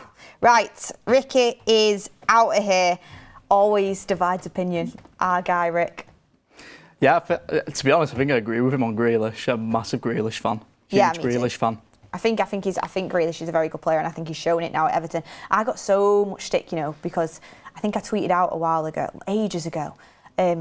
I think it was the last Euros that I would take Grealish over Rashford to the World Cup. Yeah, I was raging. I was absolutely raging. He didn't go. Yeah. I said it, and then so many of the Rashford fans were like getting on my back, like absolutely going at me. I got absolutely rinsed on social media, on Twitter. And then when Rashford joined Barca and Grealish joined Everton, they all came back out of the closet and were like going at me again, saying, "See, you don't know anything. Rashford's joined Barcelona and Grealish has joined Everton. Rashford's a miles better player." All you have to do is watch him. I agree. All you have to do is watch him. I agree. I think Grealish is a game changer. Yeah. I would never bring. It's random debate this, but I'd never bring Rashford off bench to change a game. If I wanted to get a grip of a game, I think Jack Grealish is your guy. Yeah, I mean, great to have you on, Till, by the way. I know you came in when Ricky was speaking there, but great to have you. Quick question. I mean, the comments in here, just looking at what the poll is on, would you sign Gallagher on a loan with 45 mil obligation? 57% say yes, 43% say no. Doesn't looking like it's going to happen, but let's have a look and see where it'll go towards the end of the transfer window. I think it's going to be very difficult, and most outlets are saying no midfielder, but we have signed a goalkeeper. Are you happy with Senne Lammens, or would you have rather have gone for an Emi Martinez? I've got to be totally honest, I've never watched Lammens, so I really don't know what we're getting ourselves into. Martinez, I have watched Martinez, and for the most part, he's a pretty good player, pretty good goalkeeper.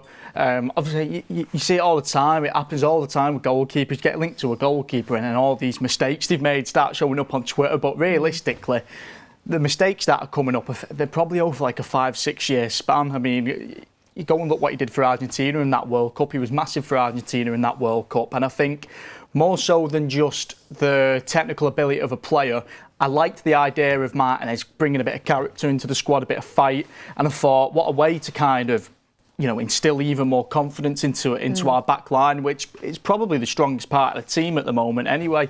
And if you can put Martinez behind there, it really does solidify it a little bit. It gives them a bit more confidence and a bit of grit, a bit of aggression. But Lammens, we signed Spanish Dave when he was a young guy. I think Dave was 19 when we signed him, 18, 19 or something like that.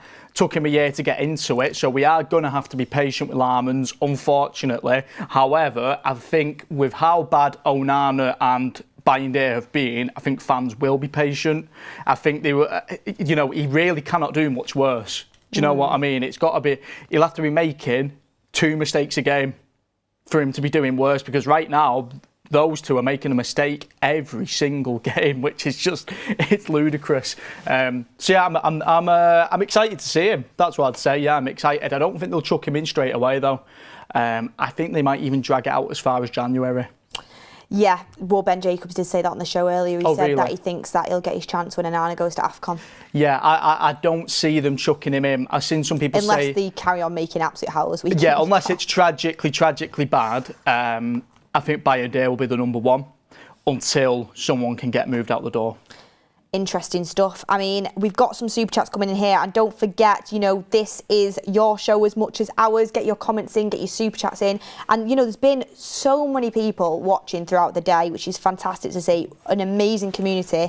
Make sure while you're here, smash a like on the video. It really helps us push out the video to other people, to new members joining us, as well as our current community. So smash a like on the video if you're enjoying it. Get your comments in, stay with us. We've got so many more things coming up. We've got the tactics board being used to create our final best 11. We're going to use you guys in the polls to help us do that. We've got Kev coming. We've got Usman calling in. We're going to rate all the transfers from Cunha to Mbumo to Sesko. Going to rate the outgoings. Going to name the signings that we're most jealous that other teams have made, and you can get involved as well. So stay with us, share out the video, smash a like on the video, and get your super chats. It's exciting. In. I've got loads to get We've got loads to get into. Get me on that tactics board. Mojo said, welcome Lammens.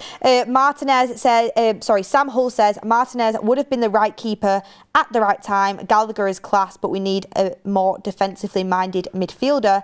Rob Costello says, Dallo is one of the worst wing-backs in the Prem, should be nowhere near United, loses the ball too much, always putting his hands up because of an error. Dorgu is going to be 10 times better. Janice Prime 16 says, what Ricky said, that's what Clough said to Keno. Evan P says, don't blame the cleaners for the mess to clean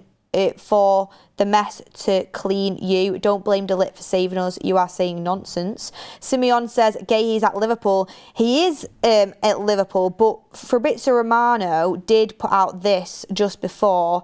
He said, breaking, Igor to Crystal Palace has collapsed. News arrived as soon as Gay completed his medical in London as Liverpool player. Liverpool now waiting on outcome on Crystal Palace side.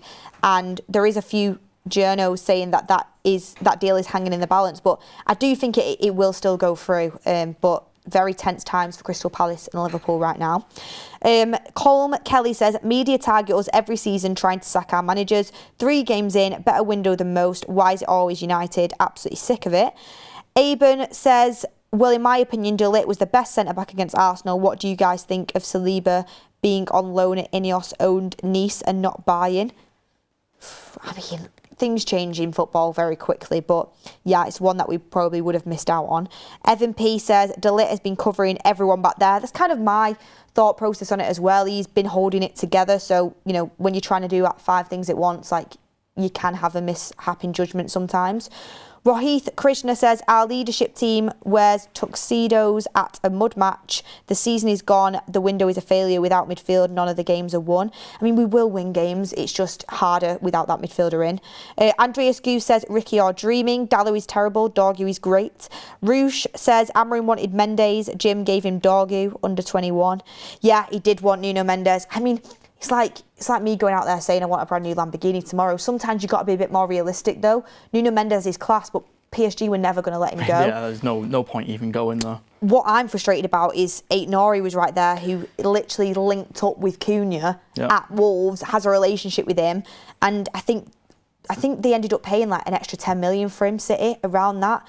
For me, that's so worth it for someone who's Premier League proven and, in my opinion, top draw. I think it'd have been an excellent signing for Amorim in particular. I think he just slots into the system like a glove. I think it'd be perfect, but now he's at City. Yeah.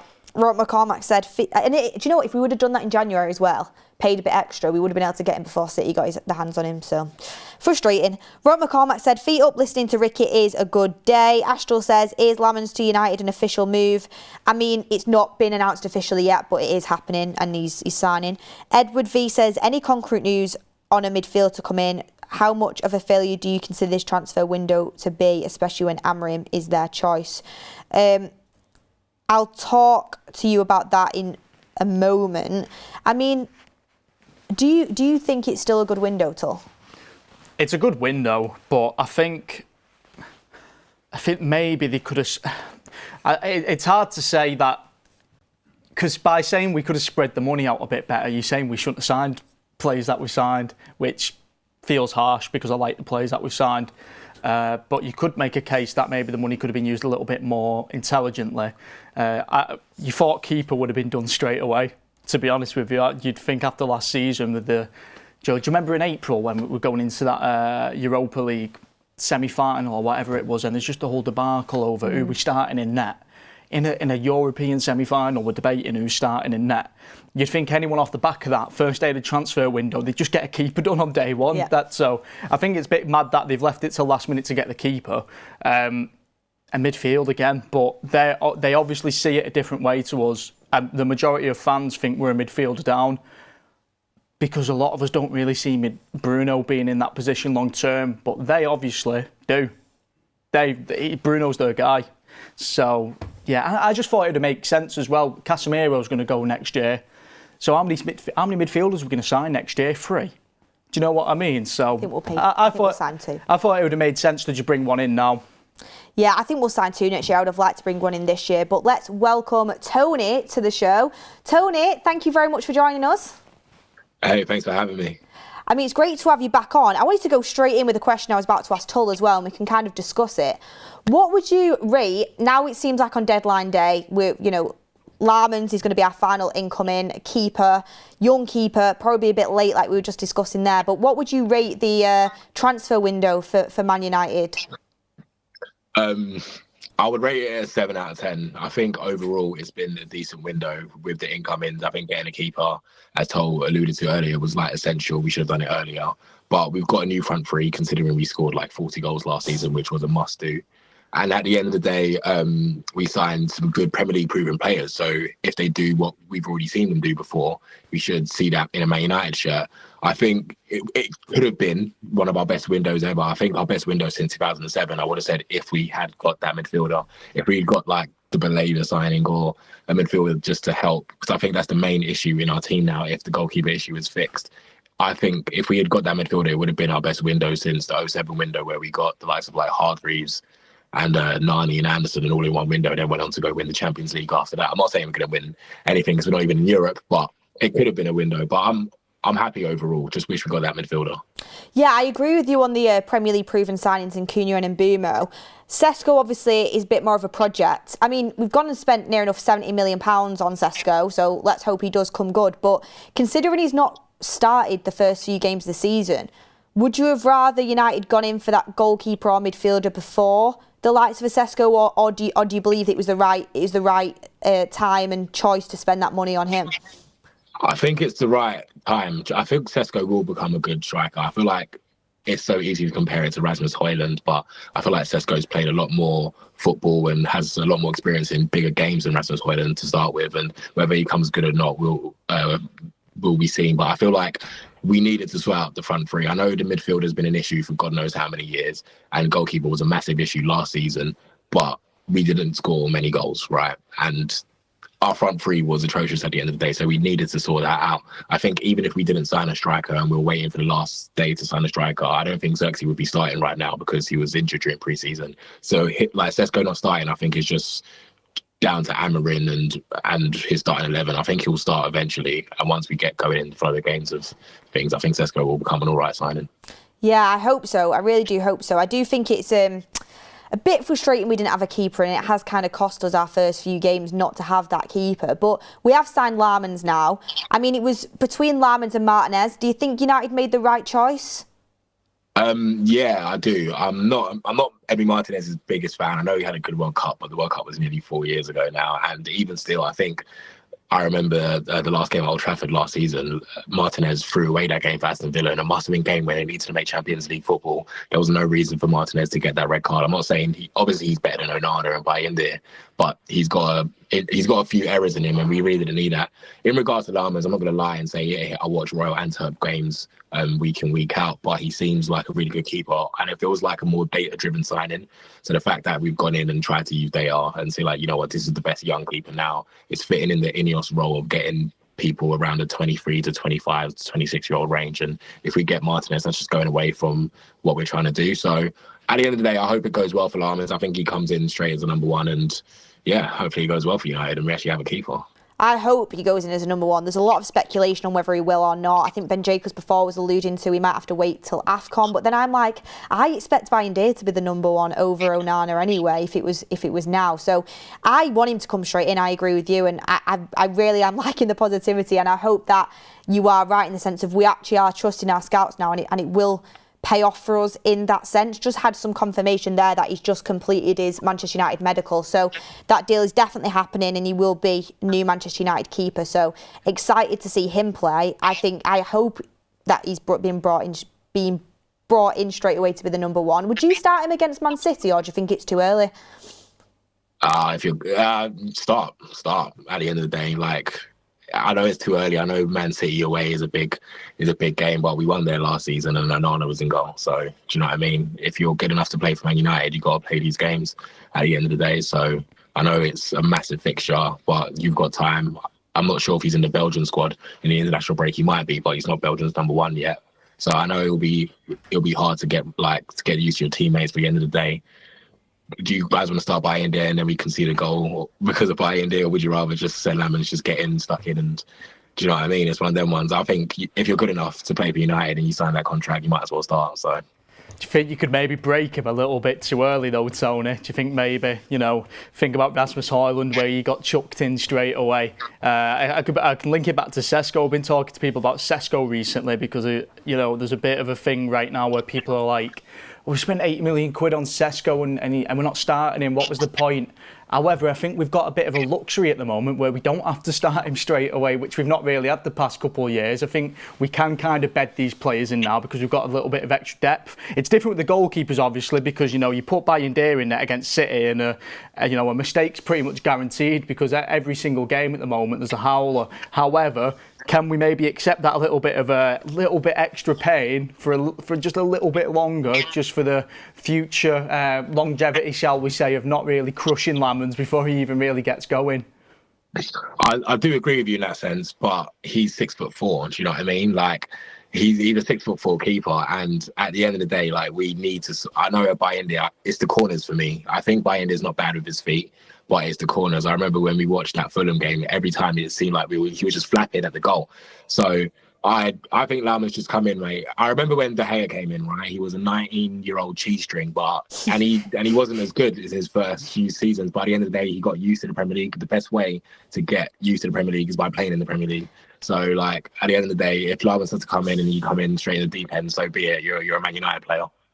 Do you know what, Tony? I actually, the more I'm kind of speaking to you, I was debating in my head, but I am agreeing. You persuaded me around to it. I'm agreeing with you because at the end of the day, even if he does make a mistake, our fan base are used to the keepers making a mistake. Like, I don't think they'll absolutely kill him for it because they understand he's a young keeper coming in and he's signed with potential. And if you can see the positive signs, I think the fan base will understand that. At the end of the day, if he did make a mistake, well, Onana and Bayindir were probably bound to make a mistake as well. So it's one of them where get him used to it and get him in. I kind of do agree with you on that. Just on terms of the other positions, is there any position we haven't signed, apart from the midfield, because you've mentioned that is obviously huge, that you think that we've neglected a little bit? I do want to say centre-backs, but I'm actually okay. So I think wing-back. Wing-back's an interesting one, just because we think Ahmad is the starting wing back, but then again, Ahmad didn't start the first game. We thought Dorgu started, but after that Grimsby performance, Dalot started left wing back. And I guess our wing back options are Dalot, Ahmad, Diego Leon and Dorgu. But I don't know, maybe just a bit more just depth in there, because you don't trust any of them, do you, Tony? Yeah. This is the thing. Like, Dalot's played left wing back before Diego Leon, and Leon looked all right during preseason, but this is an 18-year-old Paraguayan kid. I think he's really raw. So, like, I think he will. If we were in the cup, this would be the perfect time to play him. But clearly, we're not in the. He's gonna have to wait till like whenever the third round of the FA Cup is in December. So I think wing back could be an issue. Maybe like he did bring Bendito Mentato on pre-season, but again, I think he only played like a couple minutes, so maybe that's another option. But he's playing for the under-21s at the moment, so maybe in January, if we have the funds, of course, that's somewhere we should maybe look next. But yeah, I think definitely wing back and midfield is what we've neglected. I agree with you, especially when, you know, we were going to sign Kenda. We wanted to sign Kenda. Yeah. Then Ben Jacobs goes on the show and says Amorim was pushing for a left wing back. He wanted Estepinian, but then he went to Milan. So it's definitely an area that he wants to improve. And I agree with you. Wing backs are so essential in the system. The more I've watched the start of the season as well, where we are more comfortable in the system now. I know it's not at its best yet, but you can see what we're trying to do. Dorgu, Dalot and Ahmad get the ball so much. And for me, Ahmad's the only one with any real attacking quality. So it's like, you just always being let down a little bit in them areas, because they're the players with the ball a lot.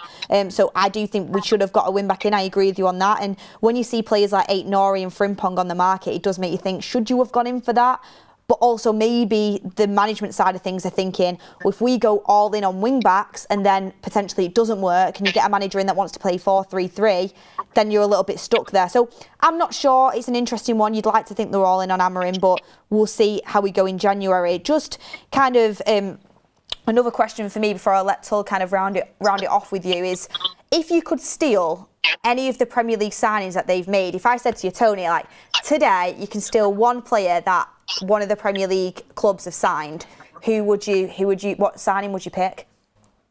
Oh, I don't want to mention they're not over in Liverpool, but I'm guessing it's Alexander Isak. That's just the thing we need, right? We need goals the most at the end of the day. He's guaranteed you 20 in the last two seasons, and I think the last person to score 20 for us was Van Persie when we won it. So yeah, I think that's the one I would definitely say. I feel like there's other signings we do need, and I'm very happy with Benjamin Sesko, and I feel like he'll be a good striker. But obviously Isak over. I'm not going to mention them, but Isak over to them lot over there. That's the signing I would take. Yeah, it's tough to take that one, especially the amount of money they've spent. I mean, Tully, is there anything else you want to ask just before we round this up? Yeah, early days, Tony, but from the signings we brought in and from the little small sample size of 3 games we've had, where do you see us finishing in the league table this year? You can give me a range. You can give me a range of, you know, so you could say between 5th and 8th or between 4th and 6th. You can give me a little range. Well, give me the ballpark. Where do you see us finishing when you have a look at how the other teams have strengthened? And there are definitely teams. There's a good handful of teams in the league right now who do look better than us. Yeah, I think I'm going to give you a range, because there are a lot of teams. I think the thing that benefits us is that there are a lot of teams playing in Europe and England this season. So a lot of them Thursday, Sunday turnovers, like coming to Old Trafford or Man United going there, might benefit us in a sense. I would say 5th to 8th. That's me being optimistic.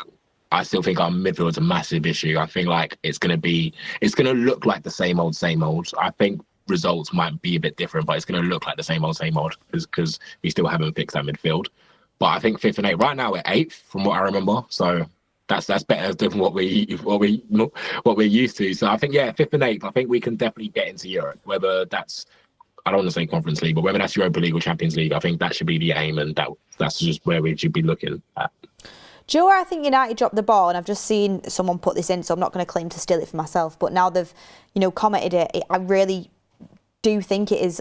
It's something that we should bring up. Is I know we tried to go for Baleba, but did we really try, or was it just kind of a little bit of a media sort of spin and then talks for next season?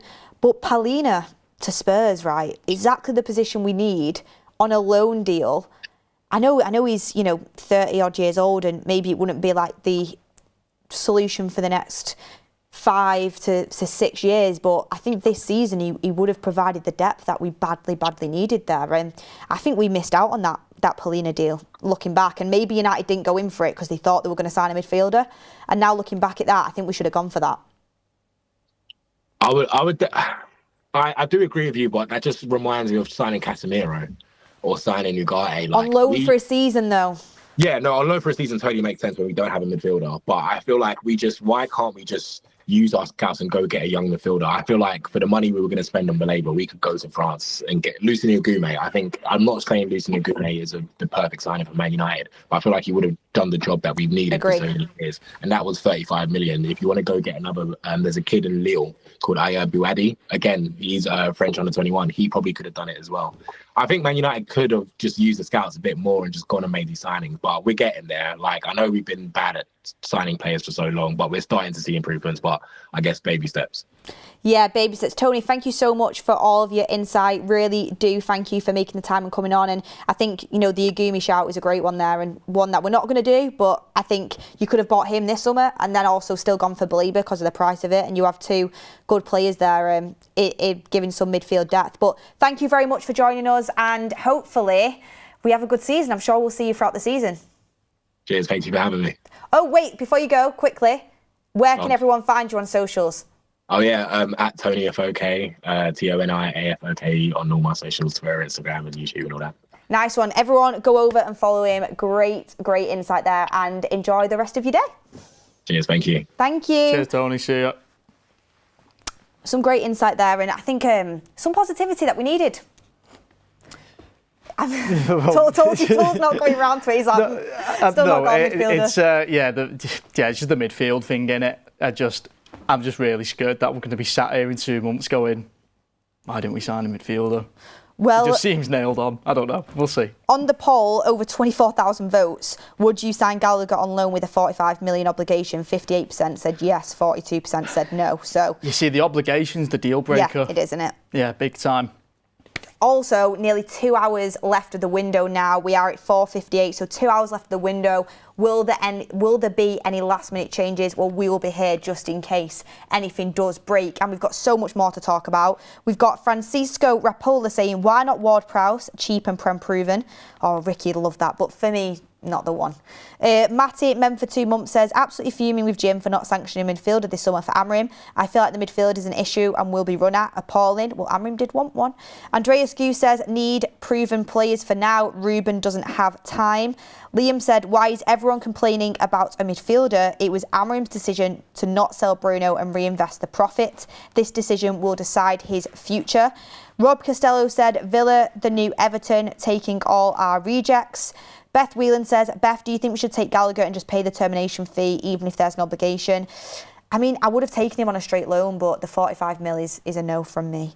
And Evan P says, Ricky's takes have me not even typing correctly. JTL, welcome to the United Strand Members Club. Kent G says, he doesn't believe that that Lammens wouldn't get a chance until AFCON. Anana isn't first choice at the minute, so why does the Lammens have to wait until AFCON? Don't think he goes straight in for City, but he'll be number one sooner than most think. Mojo says, welcome to Lammens. And Lee Berman says, can't believe we didn't even try for Douglas Luiz. That's a great point. I would have absolutely gone in for Douglas Luiz. I mean, would you, Tull? Yeah, has he gone to Forest, is it? He's gone to Forest. Is that a loan deal or was that permanent? I think it might be a loan obligation. Let me just double check. Again, it's a loan deal that we definitely could have explored because I think we're a man down in the midfield, and I was quite certain when Collier got sent out on loan, that for me was like, oh, we're definitely going to get a midfielder if they're sending Collier out on loan. So yeah, now that they've not brought one in, I am quite shocked, and I'm not really sure whether it was the initial plan because there was only 3 real midfielders there for those 2 spots. I'd say Casemiro, Ugarte, and Mainu. I know they consider Bruno one of those options. But even still, four guys over 2 spots over the course of a season, it's not a lot, is it? Yeah, I mean, just to clarify that, Nottingham Forest has signed Douglas Luiz from Juventus on a season-long loan with a conditional obligation to make the deal permanent next summer. So I thought it was a loan obligation to buy. I mean, I'm being told to leave, but I had something planned before I go that I put in the order, so I'm going to do it. We have our ratings. We have our ratings of the signings. Oh, right, yeah. Let's do it. I had planned for just this start of the segment, and then I'm going to transition in. So we're going to do, all of us have done our ratings of the transfer window. So we're rating the signings, also the dream deal that we would have done if we could, and also a signing that we're jealous of. We all were going along the same line. So we had to pick someone a little bit different, but I'm going to go with mine first. So I have rated the signing of Benjamin Sesko a 6 out of 10. Some people might think this is harsh, but I did say before he signed I wasn't 100% sold. I hope he does well. I want him to do well. I will say that every single time. I want him to be the next Van Persie. I want him to be absolutely unreal. But I personally would have preferred to go for a proven striker, and I don't want to have to wait for my striker who I've paid 70 million for to get into the first team. I want them to be straight in, scoring goals. That's what I'd like. So that's why I've gone a little bit lower on Sesko, just the average rating. Hopefully if he gets game time and shows what he can do, that can move up. I've gone with Bryan Mbeumo a 9 out of 10 because I think he's absolutely class, and I think he will be class, and I genuinely think he's probably already one of the best players in the team, if not the best. Matheus Cunha, I've gone with an 8. Very similar to Bryan Mbeumo. I think he's a fantastic Premier League proven player. I think Mbeumo's just slightly better, but I still think Cunha is a top player, and very, very happy we've bought him. My dream deal, I've gone with Baleba / Donnarumma. Again, I wanted a proven goalkeeper. I liked Emi Martinez. I think Donnarumma's one of the best keepers in the world, so I would have gone with Donnarumma for that reason, and he's gone to City for 30 mil. I know it's a big wage, but straight in, proven. You'd say we need a keeper more than them, wouldn't yeah.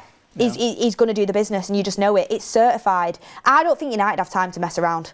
Do you know what I mean? We need to be good now, which is why I would have gone for him. It'd be a bloody good watch if that Manchester derby, if we're watching Donnarumma debut, Lammens debut, that'd be a bloody good watch, that. Exactly. It would have been, wouldn't it? And then the signing I was jealous of, I wanted to go with who you guys picked as well, but I went with Hugo Ekitike just because we were linked to him for a short while. I'm not a scout. It's the scout's job to, do the research, but he looks like a top quality player. It's early doors. It might just be, a little injection of, kind of starting off really well. Anthony did it when he came in, and then look how he turned out. But Hugo Ekitike, for me, links up the play really well, got an eye for goal, got techers. He looks like a baller. He's a young striker. I'm a bit jealous of that one because I didn't realise how good he actually was. But let's see how that one progresses. So yeah, everyone, they were my picks in terms of my ratings. Get yours in and let us know what you think. And Tull, I'm going to hand over to you now because Mordzs is going to come back in, and I'm going to set you up with your picks. So I think, do you know yours off by heart? I do. You know yours off by heart, so do you want to get going? Yeah, so we're going dream signing I'm jealous of.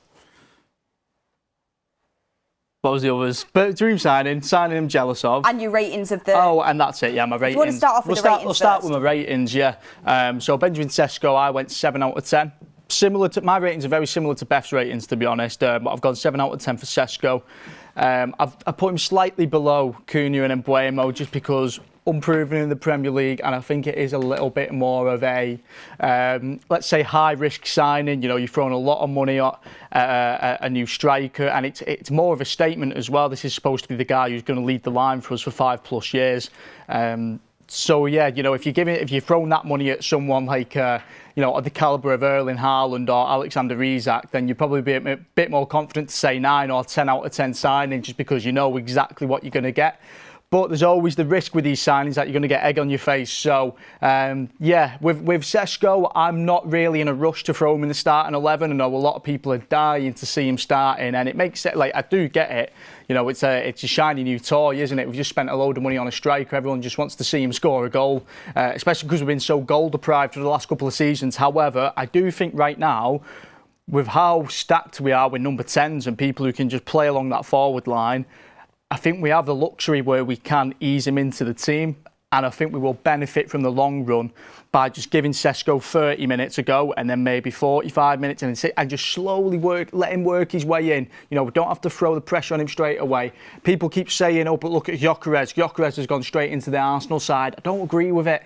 I think it's a lot easier to throw a striker into a team that's mint when we finished 15th, I think it's a bigger task to throw a striker into a team that finished 15th and say, go and get me 20 goals. I think we have the luxury right now to ease him in, especially with people like Mason Mount in form, to just slowly let Sesko bed in, not throw loads of pressure on like we did with Rasmus Højlund. I think he's going to be a better player than Rasmus Højlund. However, I think Højlund's Man United career was dead before he even got going, just because we've chucked him in the deep end and didn't really have time to, work his way in. So 7 out of 10 on Sesko. Now with Cunha and Mbeumo, I've gone 8 out of 10 on both of them. I think Mbeumo's the better footballer. I said that before we signed them, just from watching them last year. I do think Mbeumo's the better footballer, and I like footballers like Mbeumo where they look really tidy and they keep things simple.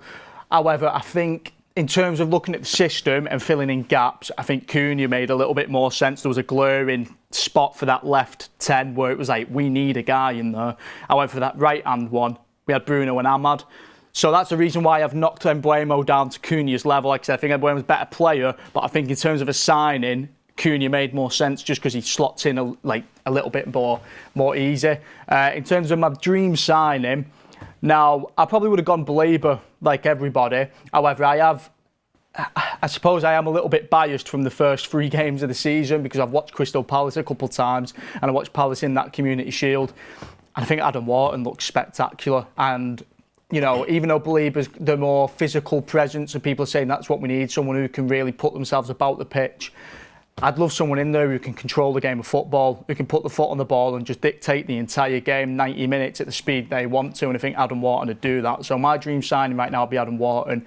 We signed him jealous of, mentioned him earlier when Beth was on, it'd be Ait-Nouri at City. Again, left wing back, I'm not really confident in Dorgu. I want him to do well, but I think he's raw. I think he's going to take a couple of years before we really start seeing the best of him. I think Ait-Nouri was there for good money, and you got a Premier League guy there, Premier League proven player who would have slotted in, and I think he would have worked the system better than what he's doing at City, playing left back. I think he would have slotted in our system much better. So, yeah, Ait-Nouri, if I could have had anyone, Ait-Nouri, because I think he's gone for good money. I think United could have done that deal. But, everybody, Mordzs is on the show. Welcome back, Mordzs. I was listening, I was just there like, yeah, that's a good point, really good points. It's fair. I actually agree with yours. I think we actually looked at it a little bit differently because when I made my ratings, I was kind of thinking about like value to the team in terms of not necessarily how they've done so far, but what are they going to be able to do for the team. So for me, when I looked at my ratings, I put Sesko at 7.5 because I thought when he gets kicking, when he gets going, he's going to be at that level. He's going to be, at 7.5, even.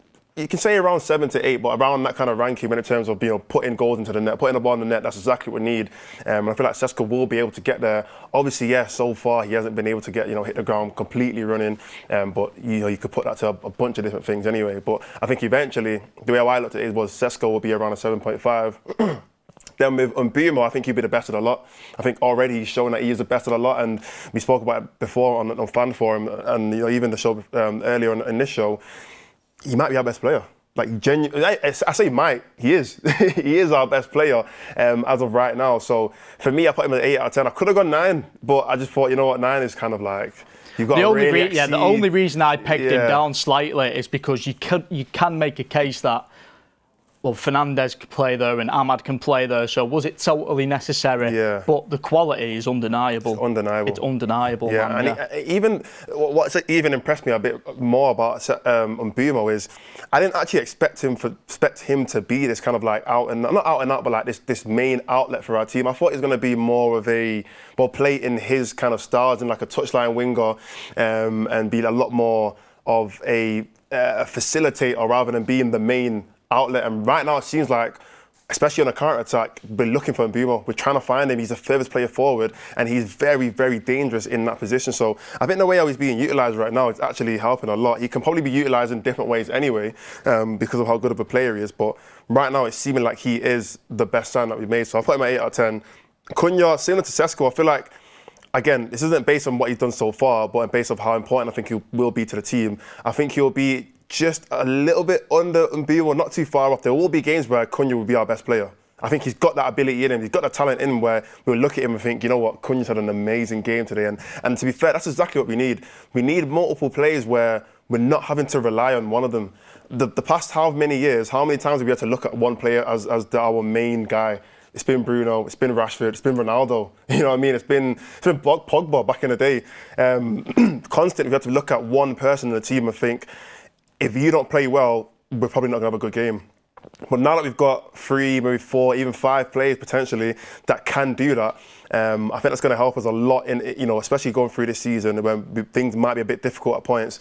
But certain players are going to really step up in those games and carry us through. So I think Cunha is one of those players, and Mbu is one of those players, Bruno's one of those players, Ahmad is one of those players. Hopefully Sesko can be one of those players as well.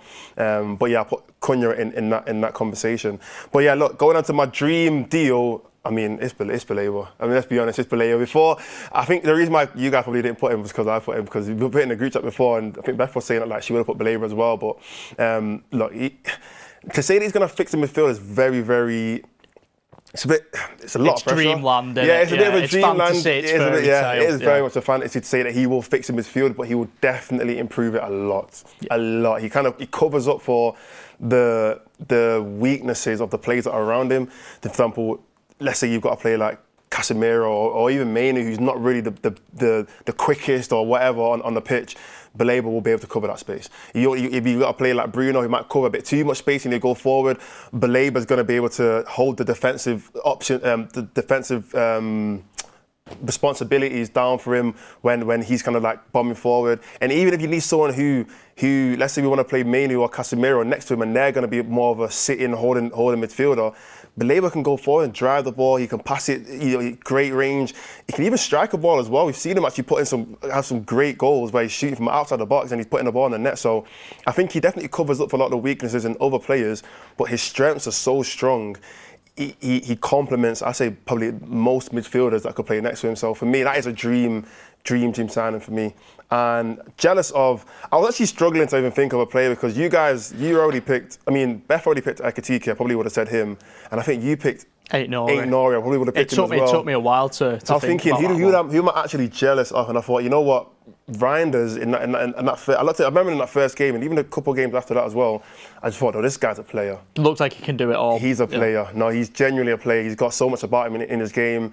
Like I said, he can get forward, he can get back. Right now, he's not necessarily playing as like a central midfielder because Rodri's kind of their DM. Obviously, he's backing it. He's starting as a DM. So he's kind of playing in almost like just in front of him with, I know Cherky's injured now, but whoever's going to be playing next to him, he's kind of playing in that kind of role where he can get forward, he can cover a lot of ground, kind of like an 8 almost as well. I think he got so much to his game as well that I think he would have been another big player or important player that could have been in our team. But obviously he's playing for City now, so we don't care. But yeah, so I think Reinders was a player that I'm kind of jealous of as well. But yeah, that's our ratings, that's and our dream signings. Let us know in the chat as well. Osman's about to come in, jump in on a call in about 2 seconds. We've also got something I'm going to do on that whiteboard as well. Like using the interactive whiteboard. But I want to ask a couple of questions first, just quickly before Osman comes in, and I'm going to ask him these same questions. So, first question I want to ask is, in terms of the signings, and I'm talking about in general, just in general in the window, who would you say is the most underrated signing? Because it kind of comes into that kind of, not jealous, but like who would you rather brought in? But who would you say is an underrated signing so far in this window? And let me know in the chat as well. Which player have you looked at and thought, you know what, that's a great pick from that club, that they really did well in terms of bringing him in for whatever price it was?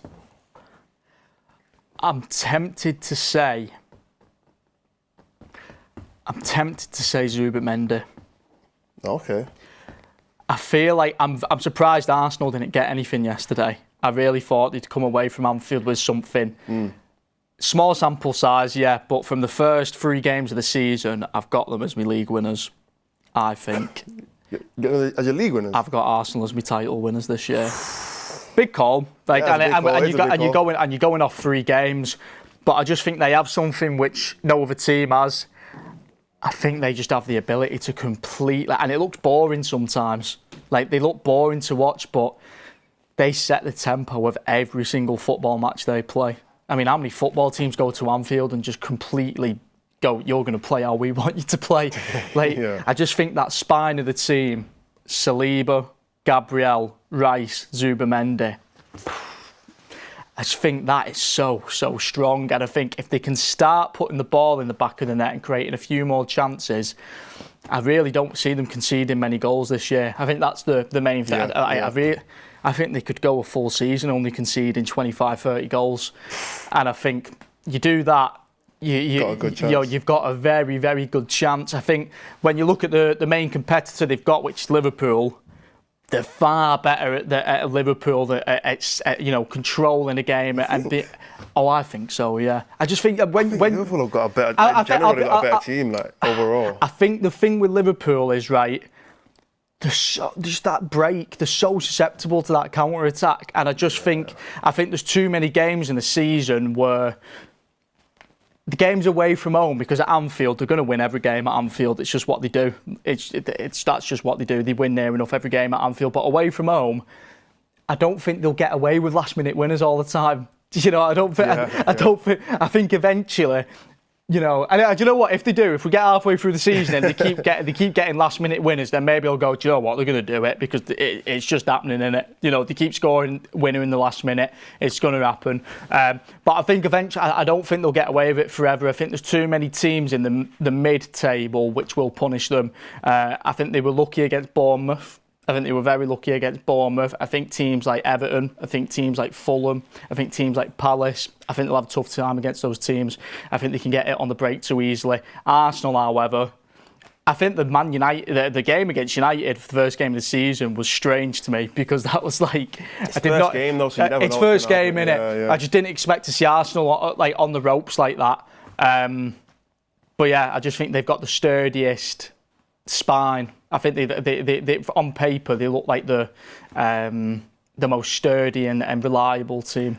The point you're making. Zubimendi is to link it back.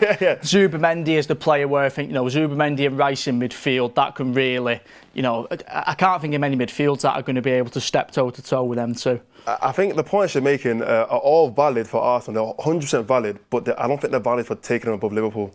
I think everything you're saying, Liverpool actually are better than them. I think defensively, yes, obviously they do. Arsenal have a very good defence. Obviously Saliba, Gabriel, Timber. They've also got Ben White in there, Calafiori, Miles Lewis-Skelly, another great player, Raya, great goalkeeper. But I look at Liverpool, they just signed Guehi. They've got Kanate and Van Dijk. Kerkez, obviously Frimpong's injured, but still got one of, if not the best keeper in the league in Alisson. I look at the defence and I think that is, if not the strongest defence in the league when everyone's fit, everyone's fully playing. Look at the midfield.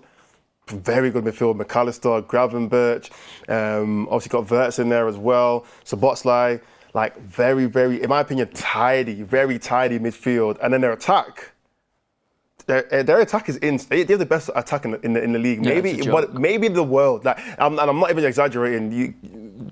There are obviously this conversation between you've got Real Madrid and all that kind of stuff, but Salah, Ekitike, Isak. And then obviously they've got like Gakpo and all. Gakpo's firing at the moment. That is a strong attack, very, very strong attack. And like to me, you can't.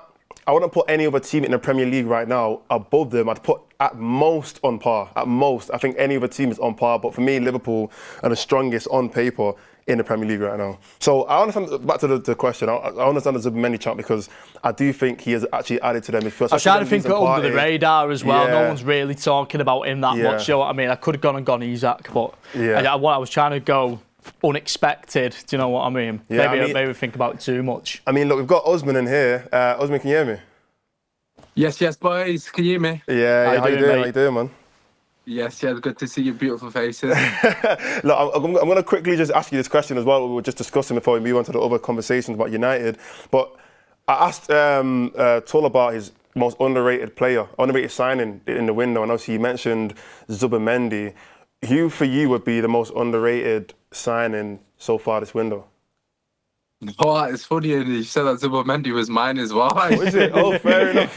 Yeah, I suppose the main reason with Zubimendi would be like, I honestly think he's just not really been mentioned, to be honest. I think, obviously Arsenal spent money on other players, and I think he's kind of gone under the radar a bit. I think he's a phenomenal football player. Apart from Zubomendi, I'm just trying to think left field. I mean, I think Gay for Liverpool, I think that one's done as well. I think obviously that's a fantastic signing as well. I know everyone's going to be talking about Isak, and I'm sure everyone, apart from obviously Liverpool fans, are jealous of the Isak signing because that's arguably the best signing. But I think Gay might actually be a phenomenal signing for them as well. Obviously, I know our defense isn't as bad, but I think Gay's massively underrated as well. I mean, you've seen the couple of years that Palace have had. I think he's a phenomenal signing. But if I was to pick someone, it would probably be Zubomendi. I think for what United needed as well, someone that can dictate the ball, dictate the play, and control the game. Obviously, he's a phenomenal footballer in general. Obviously, he's not as flashy. He might not get the goals, assists, but his overall play is just second to none. Unless he's playing against Casemiro, then he's obviously awful. But aside that, yeah, I'd probably would have had Zubomendi as well. To be fair. And look, going back onto United talk, I mean, we've not heard your opinion about anything that's happened today. There's been so much conversation. I mean, let's just start off one of the biggest conversations, the signing that we actually made, Senne Lammens. First of all, does he start for you against Man City? And what are your general opinions on a new goalkeeper? I'm going to be honest, I would have signed them both and I would have got rid of the other two because I don't think any of them should be wearing the shirt again. I mean, Bayenda and Onana, I'm sure you guys have seen the clip of them two laughing after the game. Lord have mercy, the absolute audacity of them to be laughing on the pitch. I mean, they're probably going ban for worse. Manchester United goalkeepers in history. So fair play to them, he's like, what, I tried to outdo you today. So to answer your question, I would absolutely start him. I've never seen him play. I've just seen clips. I don't know if he's good. He looks like he'll make a lot of mistakes, similar to how perhaps David De Gea was when he initially came in. It's a very difficult game, but the truth of the matter is we've got City then Chelsea, so they're both difficult games, and he can't really do worse than Onana. The only reason you wouldn't play him if you're trying to protect him, because obviously, he's a young keeper. I believe he's 22, 23. So that would be the only reason I wouldn't play him. But the truth of the matter is, Onana, Bayanda, do you generally believe that one of them's not going to make a mistake in any of them games? That guaranteed at least one goal is going to be their fault. So you probably have to throw him in and just hope for the best. Hopefully he doesn't do a Trafford in it, I guess. And we spoke to Ben Jacobs before about a whole bunch of transfer stuff. And one of the questions I asked at the end was, which signings do you think are Amorim signings and which signings are more the club, as in like Wilcox and all those guys? Who were the people who kind of decided on the plays that kind of come in? And one of the things that Ben Jacobs said, which was really interesting, was with Amorim, because it's looking like, you don't have the most amount of time right now. You don't have another 3 years. You don't have another, maybe even 2 years. We don't know how long Amorim's got. For him, he needs results right now. So for him, when he's looking at certain players, he's looking at who can come into my team and do the job right now. And one of the players that obviously was discussed was Martinez over Lammens. Now, in your opinion, would you have preferred Martinez to come in to obviously be our goalkeeper, or are you actually happy with the whole, let's just get a young keeper? It might not work, it might not fully work this season, but at least we can try it out and give him a bit of time to develop? Yeah, I think if I'm being honest, I think we made a mistake. Like, I don't know anything about Lammens. Like I said, he might turn out to be phenomenal. And obviously, this will look ridiculous because, the truth of the matter, most people watching this, 95% of them haven't watched 2 games of him 90 minutes. So it's hard to really judge him. But the reason I think we made a mistake is because Martinez had a whole awful season. There's no denying that. But the one thing that Martinez brings is experience. I mean, he's there. He's won a World Cup. And to be honest, he probably had the most iconic moment in that World Cup. In the most pressurized moment, he obviously, makes that one-on-one save. So, look, I'm not a big fan of his antics. I've got to be honest. I've actually never really liked the guy in terms of I find him classless off the pitch and even on the pitch. But if you've got someone like that in your corner, that's kind of what we're missing at the moment. We need a bit of that sort of extra dog in him. But yeah, all in all, I think Martin's experience was massively needed. I think Lammens, he might end up being a phenomenal goalkeeper, but similar to Højlund, again, I've been extremely critical of Højlund. I wanted Højlund to go, but the truth of the matter is, for any young player at Manchester United, you're judged on the here and now. You're not judged on your potential. You're not judged on your weekend. You're in a month's time or 6 months' time, whatever it may be. You're judged on every single sort of situation, especially with the goalkeeper situation right now. Every single error he makes is going to be unbelievably scrutinised. And you know, as we all know, the goalkeeper, I'm sure Greg is watching this. Shout out, Greg. The goalkeepers union would agree with this. The goalkeeper is probably the most lonely position on the football pitch, because if you make a mistake, it's a goal. You don't get a chance to rectify. There's no way of getting around it. And the truth of the matter is, if he makes a mistake, it's going to be everywhere, because we've already got 2 goalkeepers that drop in Flanders week in, week out. He can't even afford a mistake. So we've seen with Trafford already, he's made that mistake at City, and he's obviously still playing because he kind of got away with it. Because obviously Man City, they're not really had a lot of howlers from the keepers, but with those, it's going to be difficult for him. So for me, I think we should have went with experience in this case scenario. Yes, it's very short termism, if that's a word. But it's just the situation we find ourselves. It's a lot of pressure for a young lad. So hopefully he can prove me wrong. Hopefully he can, you know, come good. But I would have personally went with the experience on this case, because I think it's just such an important position with so much pressure. Yeah, I completely understand your point, and I think that's the argument for a lot of people is both of them weren't the perfect option. Like, both of them were not like, okay, we've got the perfect guy, the most experienced, the one who makes the least mistakes. He's played in the same league and he understands the game a lot better.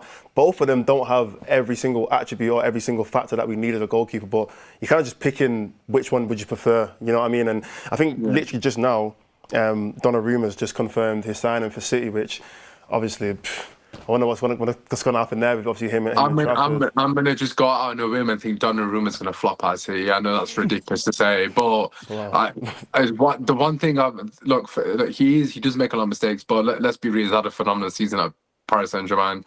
But the thing with Donnarumma is he's not particularly good with his feet. He's not known for ball playing. I mean, obviously Luis Enrique, he wants to play at the back. We've already got Ugarte, unfortunately, off the back of, you know, Luis Enrique. And I think Donnarumma is going to potentially be in the same scenario. But yeah, I obviously I've gone sidetracked here, but I don't think Donnarumma would have been a good fit for us. I know he's obviously a brilliant keeper, but he would have broke the wage structure as well. So I think we've actually potentially dodged a bullet with that one. Wow. I think the goalkeeper market's interesting though, because looking around, it's like, how many options really would have 100% suited us? Because the Donnarumma one, everyone was like, okay, he has to be the guy then, because like you said, he's got the experience. Even though he's young, he's been playing since he was, 17, 16 at like a top level. But then you mentioned about the wage structure, it kind of goes against what we've been trying to get away from, this whole paying guys 300k a week and bringing in new big signings. And we kind of tried to get away from that kind of, that method of bringing in certain players, just so we're trying to get in the players who are more playing for the squad and not necessarily playing for a paycheck, you know, something like that. Yeah. So I feel like there wasn't really a lot of keepers in the market that I could have looked at and thought, you know what, yeah, they have every single thing that we need, and we're going to go and get them. But I want to ask you on the midfield, because loads of conversation about that. We obviously didn't end up getting a midfielder. I know you constantly go on about how much this midfield is like so frustrating to watch, and it's so difficult to even watch sometimes. I mean, what are your opinions on the midfield in general, but also us not signing a midfielder? Do you feel like that's going to be the biggest mistake that United are going to make in this window? I mean, I would almost make a case that the midfielder was the most important position that we needed this window. Just like prior to any signings, I know we needed everybody, obviously. Like, every position needed addressing, the front three, of course, the goalkeeper, etc. But I think universally, I think all United fans would agree that even prior to the season that just gone, the midfield's been getting battered for so many years. I mean, we've not replaced Pogba, for example. Scott McTominay's just gone as well, and obviously he's just dropped, you know, a player of the season as well for the Serie A. And we have not replaced either of them. Like, how can you let 2 midfielders of that caliber go?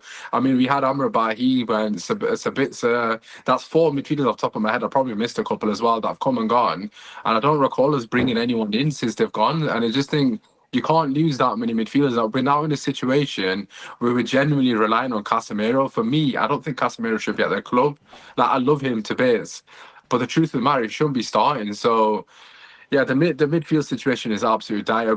We almost don't even have the luxury of going to a 4-3-3 because what do we even do? Like, we've only got 4 midfielders. One of them can't play football, like Ugarte.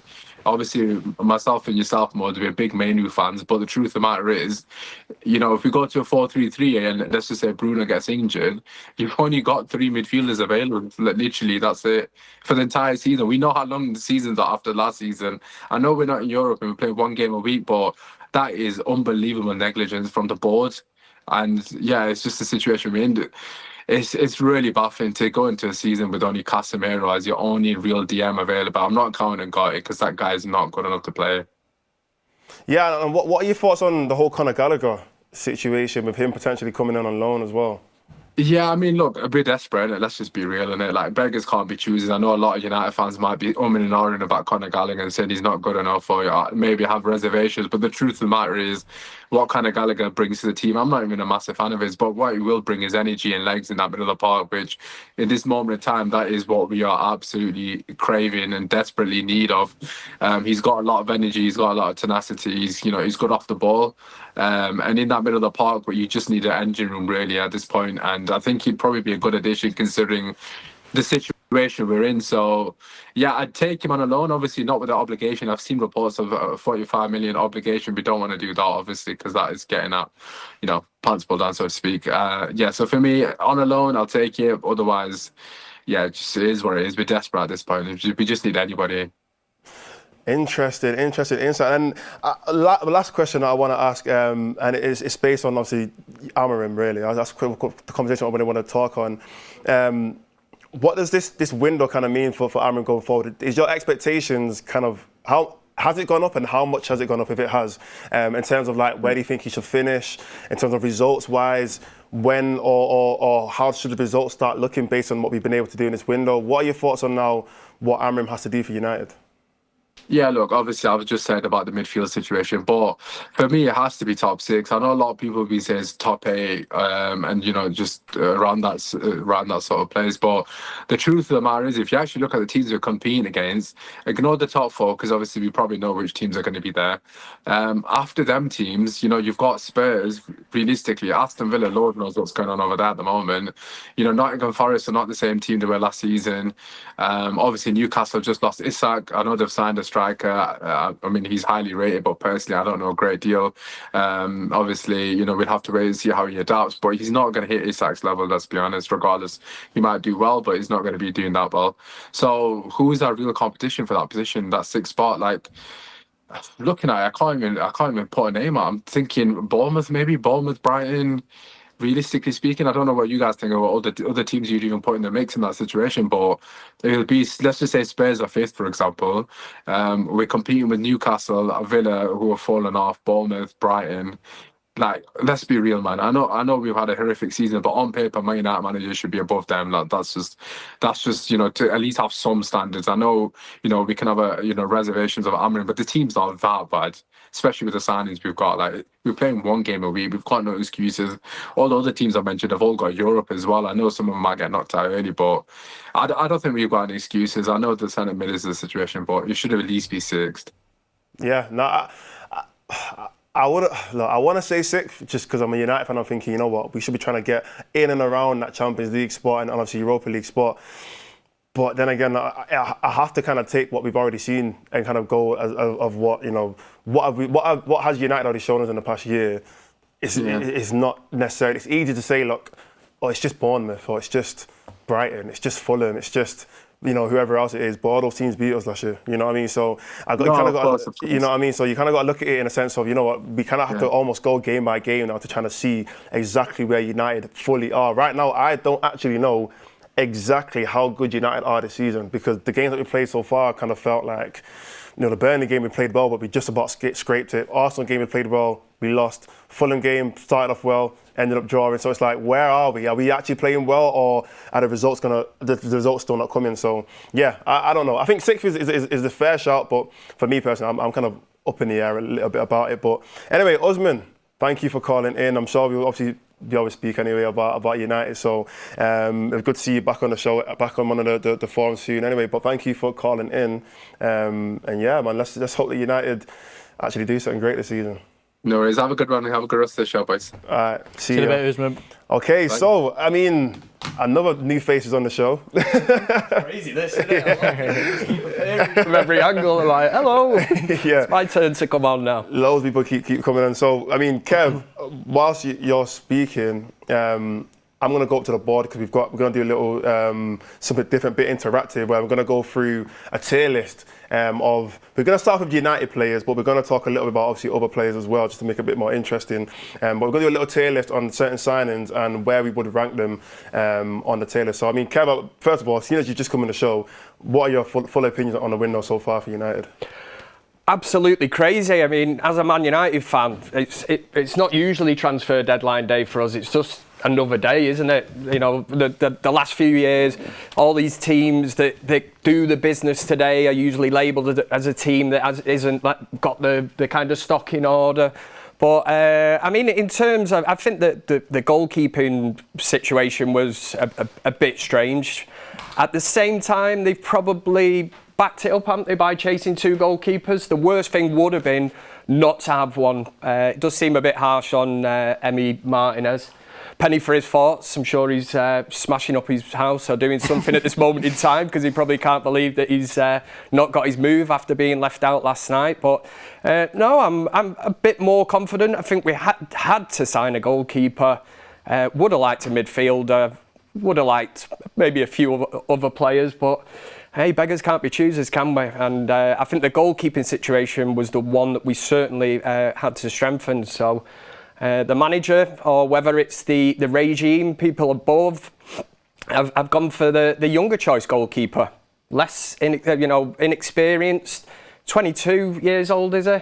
You look at that and it's going to be a lot of pressure on him. But I think Amorim has clearly made his mind up that Anana and Bayandera are not going to be his number 1 goalkeeper. I think us as supporters, what we've been subjected to on the eye test, it's clear that they're just not good enough.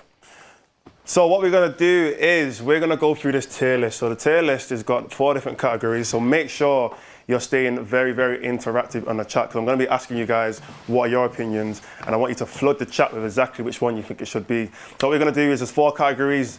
You've got game changer, so which signing is like changes the whole team, changes everything, he raises the ceiling so high.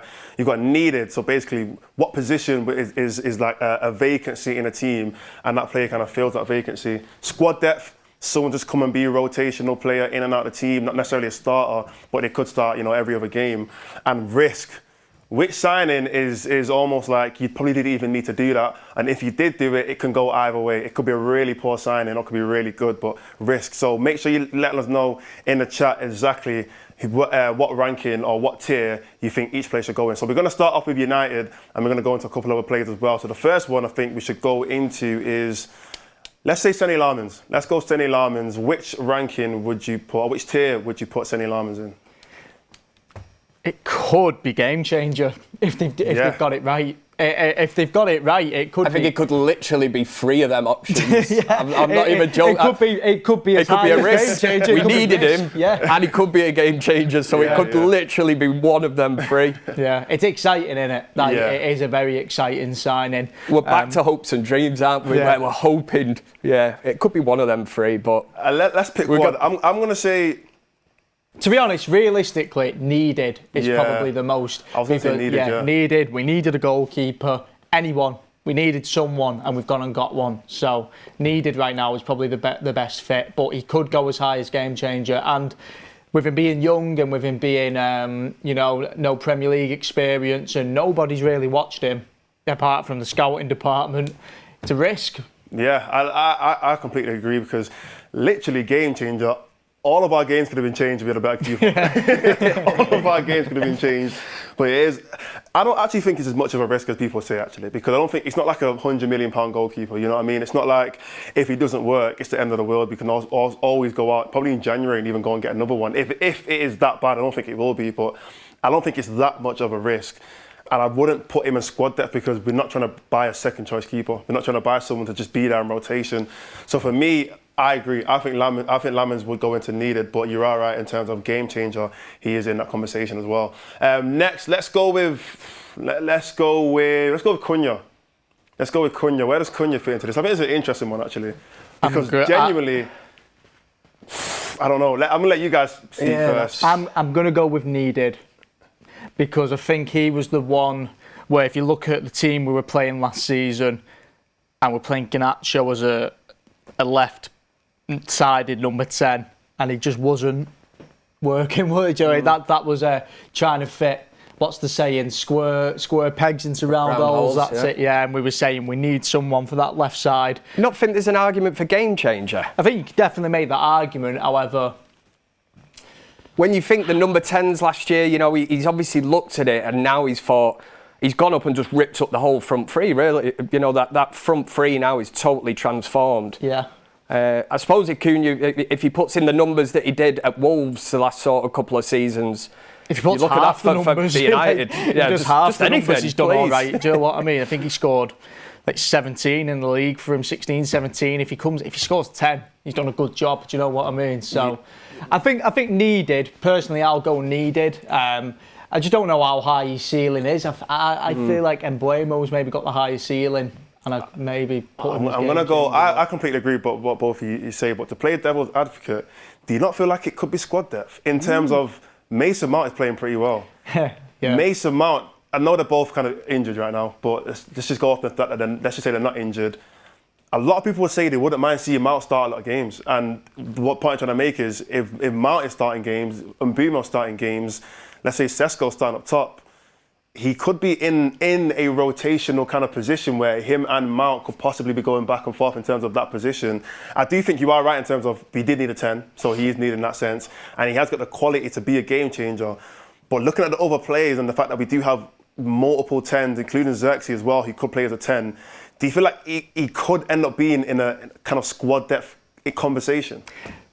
It's just typical United, though, isn't it, to go and spend 70 million quid on a 10 and then Mason Mount decides he wants to start playing. He turns up. That is just the most typical. Stays fit all it's like season. when we signed Angel Di Maria and then he couldn't get in the team over Ashley Young. Do you know what I mean? It's just, we've seen it happen so many times at United. It's just our luck, It's the one area that we're heavily stacked, aren't we? Oh, but you could make it. I mean, I was thinking, you talk about Kobbie Mainoo, you talk about, well, you just mentioned Mason Mount.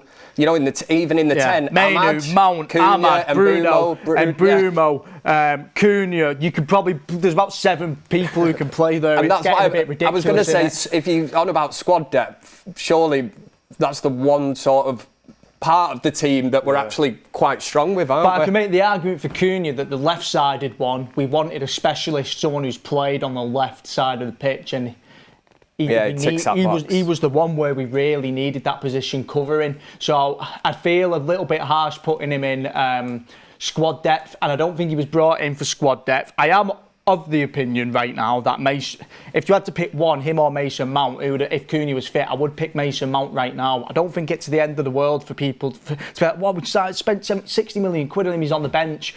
I don't think it's the end of the world. I just play who's playing good at the moment, and right now I would pick current form, shouldn't it? Yeah, if he was fit, I would still pick Mason Mount over him right now, but I like him as a player and we needed someone in that spot. We didn't think Mason Mount, we wasn't really expecting much from Mason Mount this season.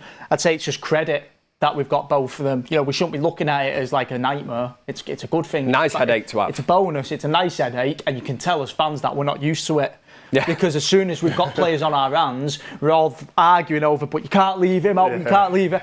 You don't hear City fans doing it, do you know what I mean? They kind of just see you turn on the bench. Yeah, they just see you turns up. You just see what team gets picked every week, and it's different every week. So it is, it is a good headache to have, but I'd feel a bit harsh putting him as squad depth. No, I agree. I was just doing that as a pretty much an argument. I do think he is needed, especially when you look at, he was our first signing, and at that point he was very much needed. We did at that stage. We did need him a lot at that point. We didn't have any attacker really, in my opinion, compared to last season. Any of those 3 attackers, whether it was Anthony, Højlund or Garnacho or Rashford, we didn't have any of those guys available or even wanted them for the next season. So I'd definitely say that he was needed. But moving on, Mbeumo. I'm going to go with game changer, just because I think the quality he's got, I think he can go and score 20 goals again this year. Even though we did it with penalties for Brentford, I think with some of the creative plays we've got at Man United, I think Mbeumo could go and be our top scorer. Even though we've gone and spent 80 million quid on a striker, it wouldn't surprise me if Mbeumo ends up being our main outlet. So yeah, I think in those games as well, Mordzs, remember when we were speaking about Judge United on those games against the mid-table teams? Yeah. Not the, Mbemo might not go and score against Liverpool, he might not go and score against City, but I guarantee you he'll score against Palace, or he'll go and score against Burnley, or he'll go and score against Brighton. I guarantee you he's scored in those games, and that's what United need. And that is a game changer for United, because it's where we've lacked in the past few Mbemo years. and Cunha, we went and took like 2 players off teams that we were going to be fighting around. Yeah. We don't want to be fighting about, but at least it makes it a bit easier when we play Wolves and Brentford respectively this season anyway. I told you about Mbemo 3 p.m. kickoff. That's the mid-table teams. We're not going to play, I don't know, Burnley 4:30 on a Sunday. That's the Liverpool games and the Arsenal games. We're going to play them at 3 p.m. on a Saturday, so that's where you're going to see Mbemo just picking up all them goals and assists. And the interesting thing with them two, you've got Premier League experience. Yeah. There's no bringing in a player like a Seshko at the minute where you look and you think might need time to adapt. There is no excuse. I know Cunha's injured at the moment, sadly, but the two of them, when they're fully fit, and they've looked well on it. That Arsenal game, for instance, the pressing, intensity, there's no they're going to have to get used to the pace of the Premier League, the physical aspect, because they've done it. They've done it at Brentford, they've done it at Wolves respectively. Obviously United is a huge club and that brings different kind of pressure, but at least what you have got there is Premier League proven players. That's why I think they're great signings, them two. I think with Mbemo as well, from what we've seen of Mbemo so far, he really wants to facilitate his players, doesn't he? Like we saw with the Ahmad one, he could have very well took a couple more touches and gone for goal himself, but he tried to set Ahmad up, and I think he does have an eye for that. I think he's coming in, his main thing is he wants to kind of set his teammates up. However, I'm hoping now, because he has got it in him, now he's got that taste for a goal. Now he's got that taste and he's celebrated a goal at Old Trafford. I'm hoping now he's going to be a little bit floodgates open, a little bit more vicious, just a little bit more, obviously. He had another good opportunity before that, didn't he? Wide from an angle. Yeah. And the goal against Grimsby goes well under the radar because we were all so downbeat and embarrassed by that result. But so that well goal, taken. That goal Mbeumo scored in that was fantastic, the way he passed it into the corner. Yeah. That's what he does, isn't it? That's what we've seen last season and what we want to see in a Manchester United shirt now. Yeah, so I'm hoping now he's got the taste for it. He's going to start looking for it a bit more because he can do it. Yeah, 100%. Moving on, next one. You got to go Seshko. Where are we putting Seshko? I think... Let us know in the chat as well. Where are you putting Seshko on this tier list? I think there's going to be a lot of people who are going to say risk. Element of risk, yeah, for sure. I think there's a lot of people who are going to say risk.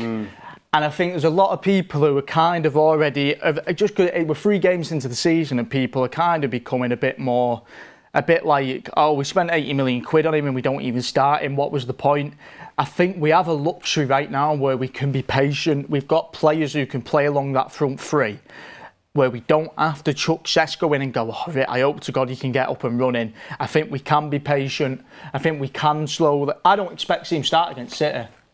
I do not expect to see Seshko start against City. Especially with Mount and I don't expect to see him start against Chelsea. It depends if Mount's injured, I suppose. But I just don't expect to see him thrown into those games straight away. I think we can slowly drip feed him.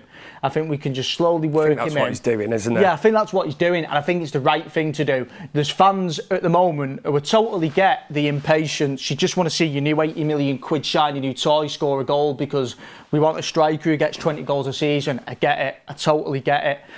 However, let's not put too much pressure on him because we have the luxury right now. The way we did with Ireland, where he was straight into the team and then he went all the way, took until December to get a goal.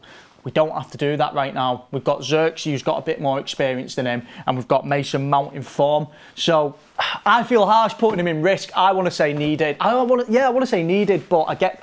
It could be one or the other, really. I think people are going to say risk, but I think it's needed. We needed a striker. The element of risk is, like you've just said, Tull, as well, is the fact that don't do a Højlund with him, where we overplayed him. I'm not saying he got burnt out, but he was too much pressure on him. He was just being picked every week, and he wasn't performing. It was only because we had that striker. Now, I'm saying it's a risk because we've obviously let Højlund go. We brought Seshko in. Who's going to be the backup? God forbid and touch wood, but if Seshko does pick up an injury, you then kind of going into that false 9 territory of, is Xerxes going to play it? Can Cunha go up top and Mbeumo? And they're not really strikers, are they? We bought this lad because he's 6'4", 6'5", big lad, run the channels, make them runs, be an absolute nuisance, and be basically that fox in the box. So I think that's why I'm going down risk. I'm certainly not writing him off as well, and saying. I just think that Amorim is definitely just easing him in. A lot of us wanted to see him start the weekend. He didn't. We're all, why is he not starting him? The manager knows better, doesn't he? He sees him in training. He might not be 100% at this moment in time. I think from what we've watched him with as well, I know it's only 30-minute cameo. The Grimsby game, I'm not. I'll be honest with you, my head was too gone to even really keep my eye on play. Do you know what I mean? Yeah. I wasn't really keeping my eye on Sesko in the Grimsby game because I had bigger concerns, let's say. But from the small 30-minute cameos we've seen of Sesko, I don't think he looks absolutely ready, to be honest. And I don't think it has to be a case of, well, throw him in, he'll get better with game time. I think we can do it slower and more gradual. And you know what? In a weird way, as a striker, sometimes sitting on the bench will give you that fire. Yeah. Sometimes sitting on that bench, when you're not going to start every week, you're going to every minute you get on that pitch, you're going to make the most of it. So I think it might go in our favour. And it's the money. You have to build in the transfer fee as well when you look at Sesko as well. It's not 15, 20 million. It's a lot of money. Yeah, and for me, I can understand both arguments. Initially, I thought I needed because we did need a striker. That was my initial thought because Højlund he's gone now anyway, but he was never going to be, this season anyway, he wasn't going to be good enough to be our leading striker. But now that I've looked at the team a little bit, and especially when we speak about Mbeumo, we speak about obviously Cunha and other players, it almost looks like this is going to be harsh to say, but sometimes we look a little bit better before he comes on. And it's not because he's making us worse, it's just we actually look like a good team anyway. Like we look like a great team, not great, but we look like a good team before he's even come on the pitch. So, and we can also get goals. It's just that last thing, that last shot. We just didn't seem to be able to do it against Arsenal, against Burnley as well. I think you've got a point. I think in those first three games, I know Cunha's injured now and Mount might be injured, but from those first three games, what we saw, I thought we looked best when Cunha and Mbeumo were our outlets, and you've got Mount facilitating them. I thought that was like the best we've looked, and I think when Sesko has been coming on, it just doesn't look quite ready yet. For me personally, I think he shows signs of being good. However, he also looks, I don't want to say lost because it's small cameos, but where you've got Mason Mount on the pitch, he's a lot more involved. Cunha and Mbeumo, they're a lot more involved, whereas Sesko's just not quite got a grip of it yet. I think he can do it. From the little moments you see of him getting on the ball or putting himself up in the air or barging the defence, I think he can do it. I just think it's going to take time. Yeah, 100%. So we've got Sesko in risk, but like we said, it could have been one or the other. What I'm going to do is I'm going to keep it strictly United. I'm going to pick a couple players that are already United players and also signings that people want to see as well. So the first person I'm going to put into this is Bruno. Right now, where do we see Bruno Fernandes in this team? And I'm not talking about where do you think Amorim sees him. Where do you guys think you see Bruno Fernandes in this team? Because game changer, I don't think you can deny that. I think he's definitely a game changer. But looking at the other options and now the players that we also have that can play his position, where would you put Bruno Fernandes in this team? I think it would have been last season. You'd have had it down. When you look at the signings and Mbeumo and Cunha coming through the door, it goes from game changer because he was that number 10, wasn't he? He was the influential number 10, up there, pressing, scoring goals, assisting, scoring penalties. But now he's being asked to do a total different role, which again, anyone that watches the United Stand will know I'm not a huge fan of him in that midfield area. So it's almost now. It's very split in the chat, I'm seeing game change, I'm seeing risk, I'm seeing squad depth. A lot of people are kind of... I'm not... I was actually going to say squad depth, That's I'm not trying to be Ricky here, I swear. I'm not. It's very split in the chat. All right, so if he was fighting for the number 10 role then, which is I think is his preferred position, he's going to be up against Cunha and Mbeumo for starters. That's why I'm kind of looking and thinking, has Amorim really spent 130 million plus on them two players to leave one of them out for Bruno? Good argument, that. The way I'm looking at it at the moment, I'm going off what I've seen how Amarim's using him, and Amarim's using him strictly as a number 6. And for me, that's a risk. For me, playing Bruno as a 6 is a risk. Right now, and I get what you mean, right now, as in the way how he's being utilised by Amarim, it is risky. It's even worse than what I said. I said squad depth and everyone went mental, and then he comes in with risk. Yeah, but the thing is with a risk is it can go either way. It can work in your favour last season. It can work in your favour or it can go Let's see it as a positive risk, maybe, if you want to look at it that. We need a Venn diagram, don't we? We need a Venn diagram and you can stick it in risk. The whole thing. Don't worry, he'd be one where you don't even you'd stick him on the outside, it's just all of them, or in the middle or whatever. We've got to pick one though. I'm going to say risk, because just from what we've seen how Amarim's using him. Actually, as a number quickly, 6, we can. I think it's a risk. I can't pick. Can we just get a quick poll out? As in, we'll do 3 options. We'll do game changer. I'm not going to lead unneeded. I'm going to do squad depth and risk. Can we just get a poll out those 3 options? Because you're thinking that midfield, if he's going to play in the midfield, for balance, Ugarte or Casemiro is going to start, aren't they? And as the season kicks in, Kobbie Mainoo has been told that he can't leave and he's got to fight for his place with Bruno, so that's who he's up against. You know, it's just massively concerning. Could you really play Bruno and Mainoo as the 2 in midfield? Yeah, I know what you mean. I don't think you can play Bruno in there, but obviously I've got no say in it. So, I'm so adamant that you cannot play him as. I think for me, play him as that right-sided number 10, or don't play him. But I like Embuemo, so I'm starting to come to terms with the fact that maybe we're going to see a Man United without Bruno Fernandes, and everyone's like, "What? No Bruno Fernandes?" But we need to get better players have come and gone. We need to get game changer on that poll. I don't know if we can get 3 options in it, but if we can, we need to get game changer on there as well. But I'm going to move on to one more. Let's see, dream signing. I'm going to pick the player that I feel like everyone kind of spoke about the most, Baleba. I think that's one player who we've not been able to get, who had the most conversation. Where would we put Baleba on this tier list? Has to be game changer. He will. Go on. Unless you're going to say something different, I would. That is surely the signing, or that profile of player that we've been crying out for all summer. You mix up the engine room, you get that right in there. Even more long term, if United do go back in for him next season, and you've got a midfield 2 of even, let's say, Kobbie Mainoo and Baleba in there, that just changes the dynamics of that team totally. And who knows, you know what I mean? We could be sat here this time next year and we could be discussing Bruno Fernandes leaving Manchester United and that. Go on, Phil. Possibly. I'll probably lean more towards needed, but it depends who he's playing with. If you're playing Bruno and Baleba, it's still risk for me. Baleba's a risk? If it's Bruno and Baleba as the 2, then yeah, still risk. That's back to Bruno though. It is, yeah. But I think Baleba as an individual, like it's hard to say who he's going. We don't know who he's going to play next to you. But do you know what? As an individual, he could very well be a game changer, because if you look at what we have got, Ugarte, Casemiro, I think he can. He's box to box. He can go up a couple. Yeah, he can take us up a couple levels, right? So do we go game changer? Yeah, go on. Let's be excited. Let's go game changer. Let's be excited about it, because we are going to go back in for him next year, aren't we? It's pretty nailed on that. The only worry is now, if he has an unbelievable season, it's out there that you just have to hope that deep down, whatever United have done this season, whether they did inquire and they said he's not available, and then maybe next season, if we do go back for him, at least we've not messed it up, any kind of relation with Brighton.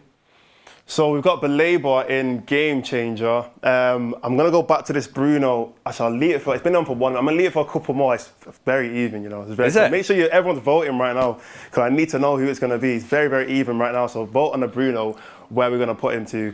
I'm going to do one more before we move on to the next segment, and I'm going to pick. I'm trying to think which player should I put in. I want a really interesting player to kind of really debate on. I'm going to say. Ooh, who should I put in? From the current team? Either a current team player or a potential signing. Transfer. Let's say the last signing that we had before that, which was Dorgu. Just keeping it signings wise. Let's just go Dorgu. Where are we putting Dorgu in this?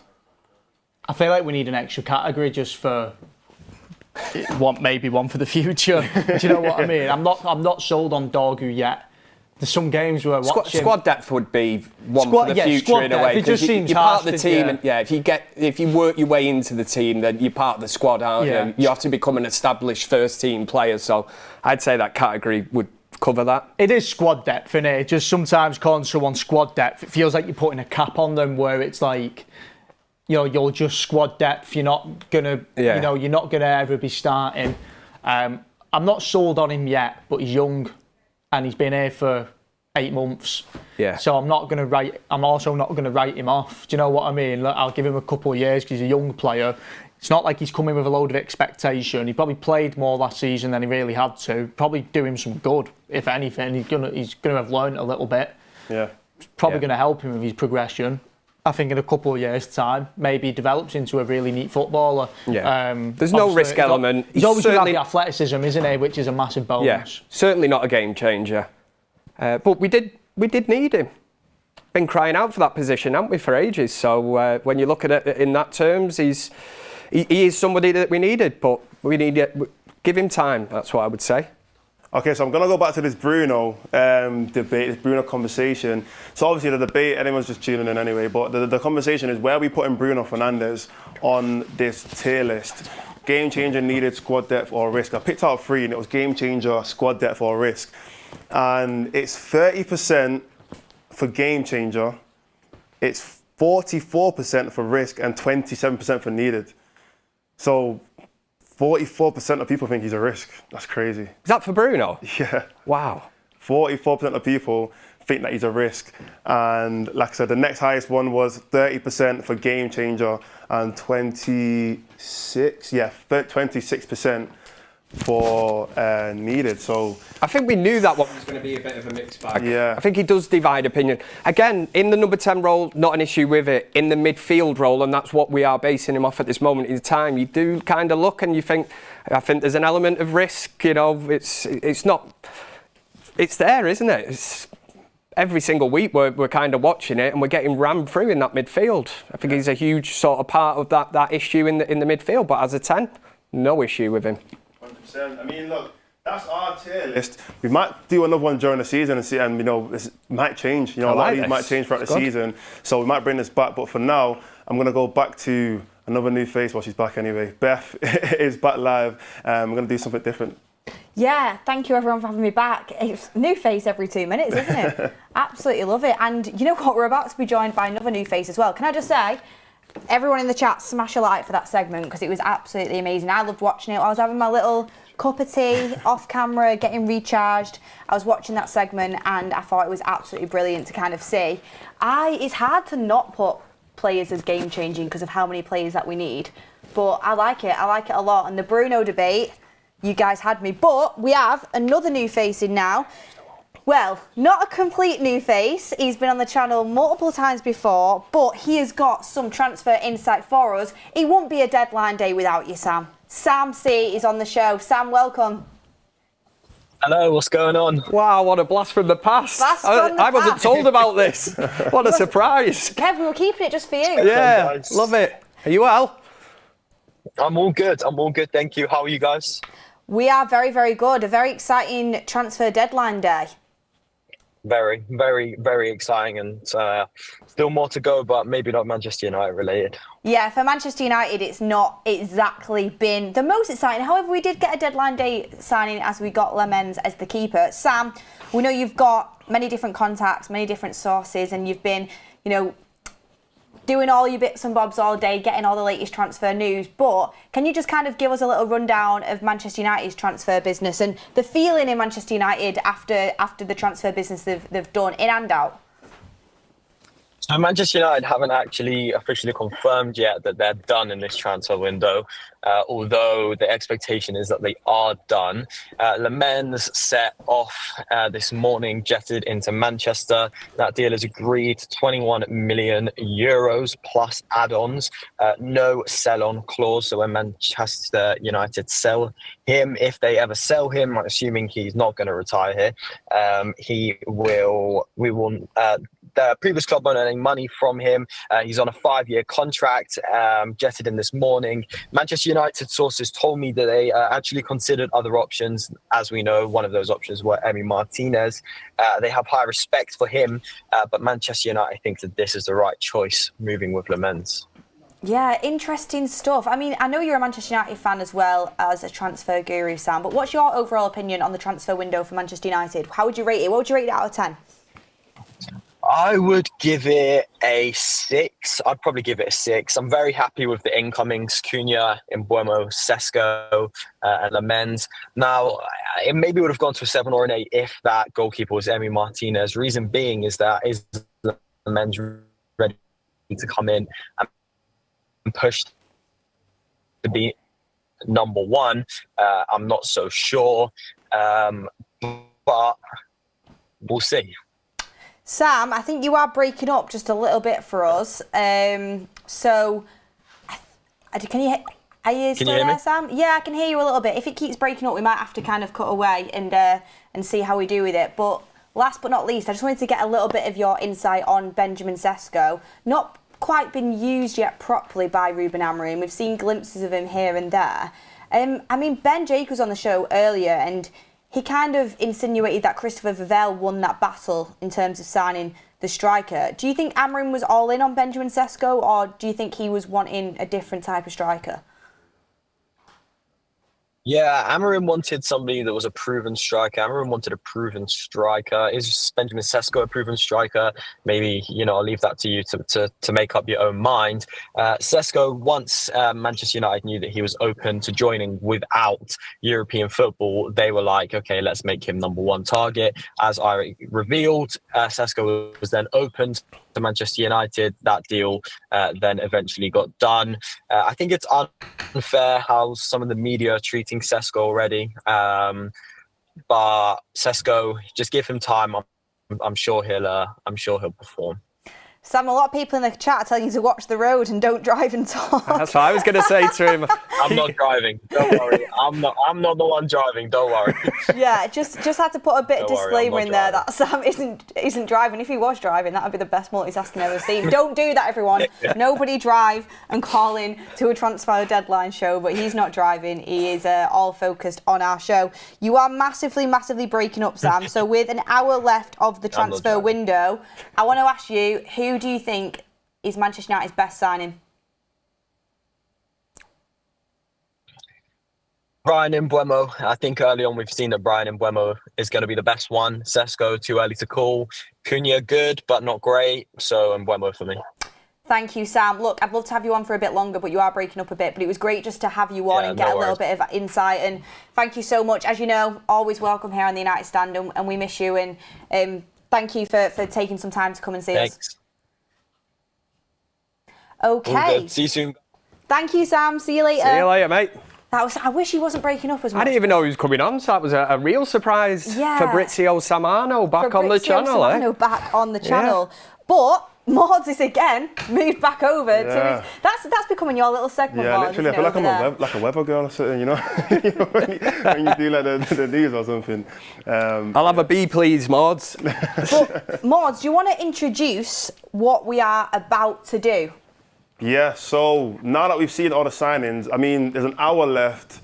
Anything can happen, I guess, anything. But we're going off the fact that we think this is it. This is United's team now until January at least. We're going to go through and we're going to pick our starting 11. So what team and what players will be put into the team, our best team. So we're going to take aside injuries. I know obviously Cunha and whatnot's injured, but our best team, what would we pick? So start off with probably the biggest conversation, the goalkeeper right now.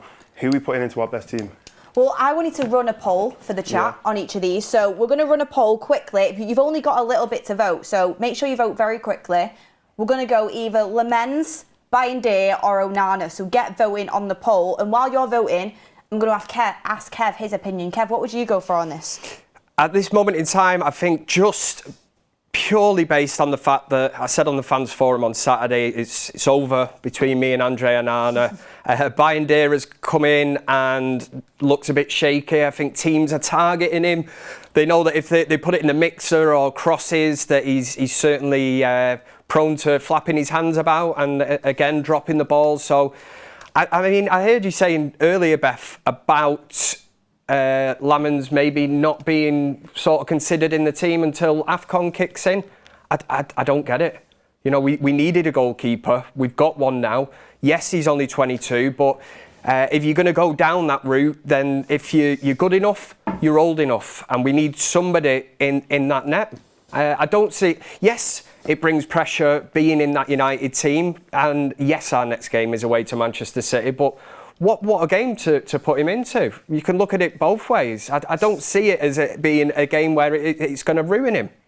Yeah, I mean, in the poll, there isn't a Bayindir option, so producers just sacked Bayindir off. But I don't think we really need one, to be honest. We've got over 2,000 votes already. Is it a landslide? While you're voting, smash a like on the video, everyone. What an amazing stream this has been from, and a group effort from everybody.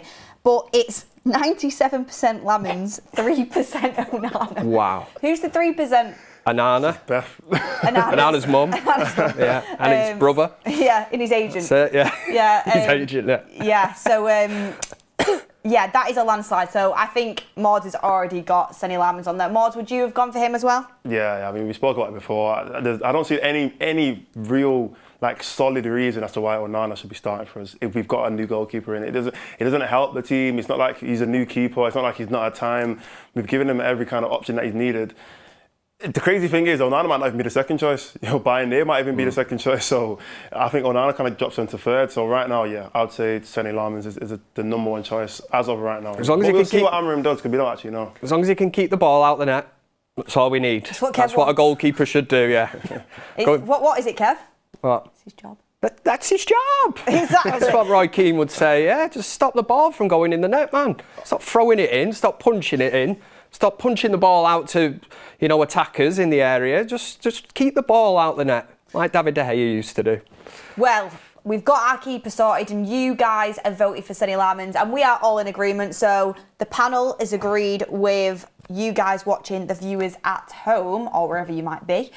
Next up, we're going to go for the right-sided centre-back. Okay, so this is... go centre, Oh, you think we go central? Yeah, I think that's the easiest one to get out. Not easiest, but there's actually two players that are in a conversation. I think the rest of them, there's a few that could go into either. Okay, yeah, go on then, Mordzs. So, yeah, central centre-back. I mean, the two options really is Maguire and De Ligt, in my opinion. Obviously, let us know. Are we running a poll on that one as well? Yeah, let's run it quickly. Let's run a poll. I mean, you go first. Who do you think we'll put in there? Despite Ricky slandering De Ligt's name earlier, I heard that. I was watching. I was listening. And he did have a point in terms it was De Ligt's mistake, as well as Dalot's a little bit. But it was De Ligt should have known better there on that particular move. But everyone in the world has made mistakes. Van Dijk's made mistakes. Everyone's made mistakes, especially when you're trying to handle a full back line yourself with a not very confident keeper behind you. Obviously, I'm not making excuses, but for me, De Ligt has been really good since the start of this season. I think he's held that back three together really well. I think they actually all complement each other pretty well, and I think De Ligt's a big part of that. And for me, I just think De Ligt at this moment in time, I think he's 25, got his best years ahead of him. I'm investing into his stocks as our central centre-back. Don't get me wrong, I think Maguire is a dependent player to call upon. I think he's good to bring on off the bench. And if De Ligt did get an injury, which we don't want to happen, touch wood, I wouldn't mind calling on Maguire. I wouldn't be nervous about it. However, for me, if I'm Amram and I'm building this team out going forward, I'm going with De Ligt. Yeah, Maguire's... We talk about like what we did before there. He's down in squad depth, you know, and quite possibly as well, for some reason, Amram likes him as plan B as well. He's like the new Marwan Fellaini, isn't he? It's like last 5-10 minutes, you need a goal, put the big man up front, you know, pump it into him. But totally agree with Matthias De Ligt. I think he's been a great signing. He's looked a little shaky at stages, but especially against Arsenal, first game of the season, thought he was absolutely sort of flawless. Oh, he's brilliant. You look at him, you mentioned his age, 25. Even when he signed for Manchester United, Bayern Munich fans started a petition to try and keep him. So it told you what, you know, the fans of Bayern Munich, they were absolutely livid that, you know, that Manchester United were able to sign him from Bayern Munich. He's captain material. You know, even looking more long term, if you had a debate about who should be the captain of United, he's a leader. He would be in the mix, in the conversation. I agree. I actually think he's underrated by a lot of other fans of other clubs as well. So I think we're agreeing on De Ligt as a panel. Mordzs, the poll is saying 90% De Ligt, so it's a big landslide. Do you agree? Yeah, 100%. I think that's probably the reason why I went there first, because I thought, you know what, that'll probably be the second biggest landslide after the goalkeeper. So yeah, I agree, De Ligt. Should we go right or left-sided centre-back first? It's up to you. Let's do left. Left? Yeah. I know where you're going with this. No, because the thing is, we're doing all players? I think we can do anyone who's going to play there. So I think for left-sided centre-back, we go Martinez. Yeah. We go Shaw. And we go... Okay. When fully fit. When fully fit, so we're not putting Yara there? No. Okay. So Martinez or Shaw when fully fit. Let's do that on the poll. Let's run that on the poll. That's an interesting one, though. Interesting. That's an interesting one. I mean, like, I go... Well, who would you go for, Mordzs? It's tough, you know. It's tough only because Martinez... I'll be lying if I said I didn't prefer Martinez over Luke Shaw, in my opinion. I feel like at his best, Martinez would be in the team. But looking at it right now, the way our Shaw's playing, if Martinez was supposed to become fit, would I straight away swap them? I wouldn't right now, just because Luke Shaw's not really put that much wrong. He's not really put a foot wrong, so it'd be hard to kind of just say, yeah, Martinez walks back into this team. But I think at his best, Martinez, especially because of, I feel like just, Luke Shaw's good at this as well, to be fair, so it's hard to even put this against him, but his passing range, Martinez, is probably the best out of all the defenders. I think he really splits those lines and gets into those channels very, very well, which I think will progress the ball so much quicker going forward. So it's tough, though. It's a tough one, It's a tough one. Let's see. I don't think it's that tough. You think it's Luke Shaw? Yeah. I would actually personally go Luke Shaw, but what Mordzs just said then, I do think that Martinez would be absolutely is a vital. What are you laughing at? Better not be a comment about me. The poll. Oh, the poll. What's the poll saying? It's 84% Martinez. See, I'm not wrong. I'm not wrong. And Kev, I'll let you speak. Ricky's going to be sat in Spain now, going absolutely mental. I love Martinez and I want him to come back fighting fit. But everyone criticises Luke Shaw for being injured. Martinez has been injured the same amount, if not more, since he's been at the club. To say more is crazy. If he was back now, more than Luke Shaw. I can only remember him playing one season. A fully fit Martinez now would struggle to displace Luke Shaw from this team. And you know what I'll say about in terms of the injuries? Like Martinez has had real bad injuries. Like, it's been two pretty long-term injuries. Luke Shaw, yeah. Greg just said they weren't Luke Shaw's fault he got injured. No, but Luke Shaw's has been he would just go to England and come back to training and just get injured. We don't even know what the injury is. Did Martinez not go on a plane to Argentina when he was injured? No, he didn't get injured on the plane. But he still went. He still went though. He didn't play though. Yeah, but he shouldn't have gone. He should have been recovering back here. He didn't get injured at Argentina training. Luke Shaw went to England, came back and got injured. The point I'm trying to make about the injuries is that Luke Shaw has had about 20 injuries, or I don't know how many, but a lot of injuries, and some of them are just random knocks at training and he'll be out for 6 weeks or he'll be out for 4 weeks. He's had season-long injuries. Yes, he's had that big leg break on the Marina, we all remember that, but since then, I couldn't even tell you exactly what his injuries have even been, just because there have been so many of them. So it's hard to put them in the same conversation when it comes to being injured. Okay, let's take injuries out of it. By the way, just because I think Luke Shaw is better doesn't mean I don't like Martinez. I think Martinez, when he plays and he's at his best, is a really good quality player. And, I want him to be back fit and firing. I like him. I like his passion. I like his mentality. Love him in that aspect. But injuries aside, who do you think is the better footballer? Luke Shaw. Mordzs, no. I don't. I actually don't. To me, do you think... can I ask you this question? Yeah. What Luke Shaw's done so far this season, do you think Martinez can't do that? No, I just think Luke Shaw has the edge.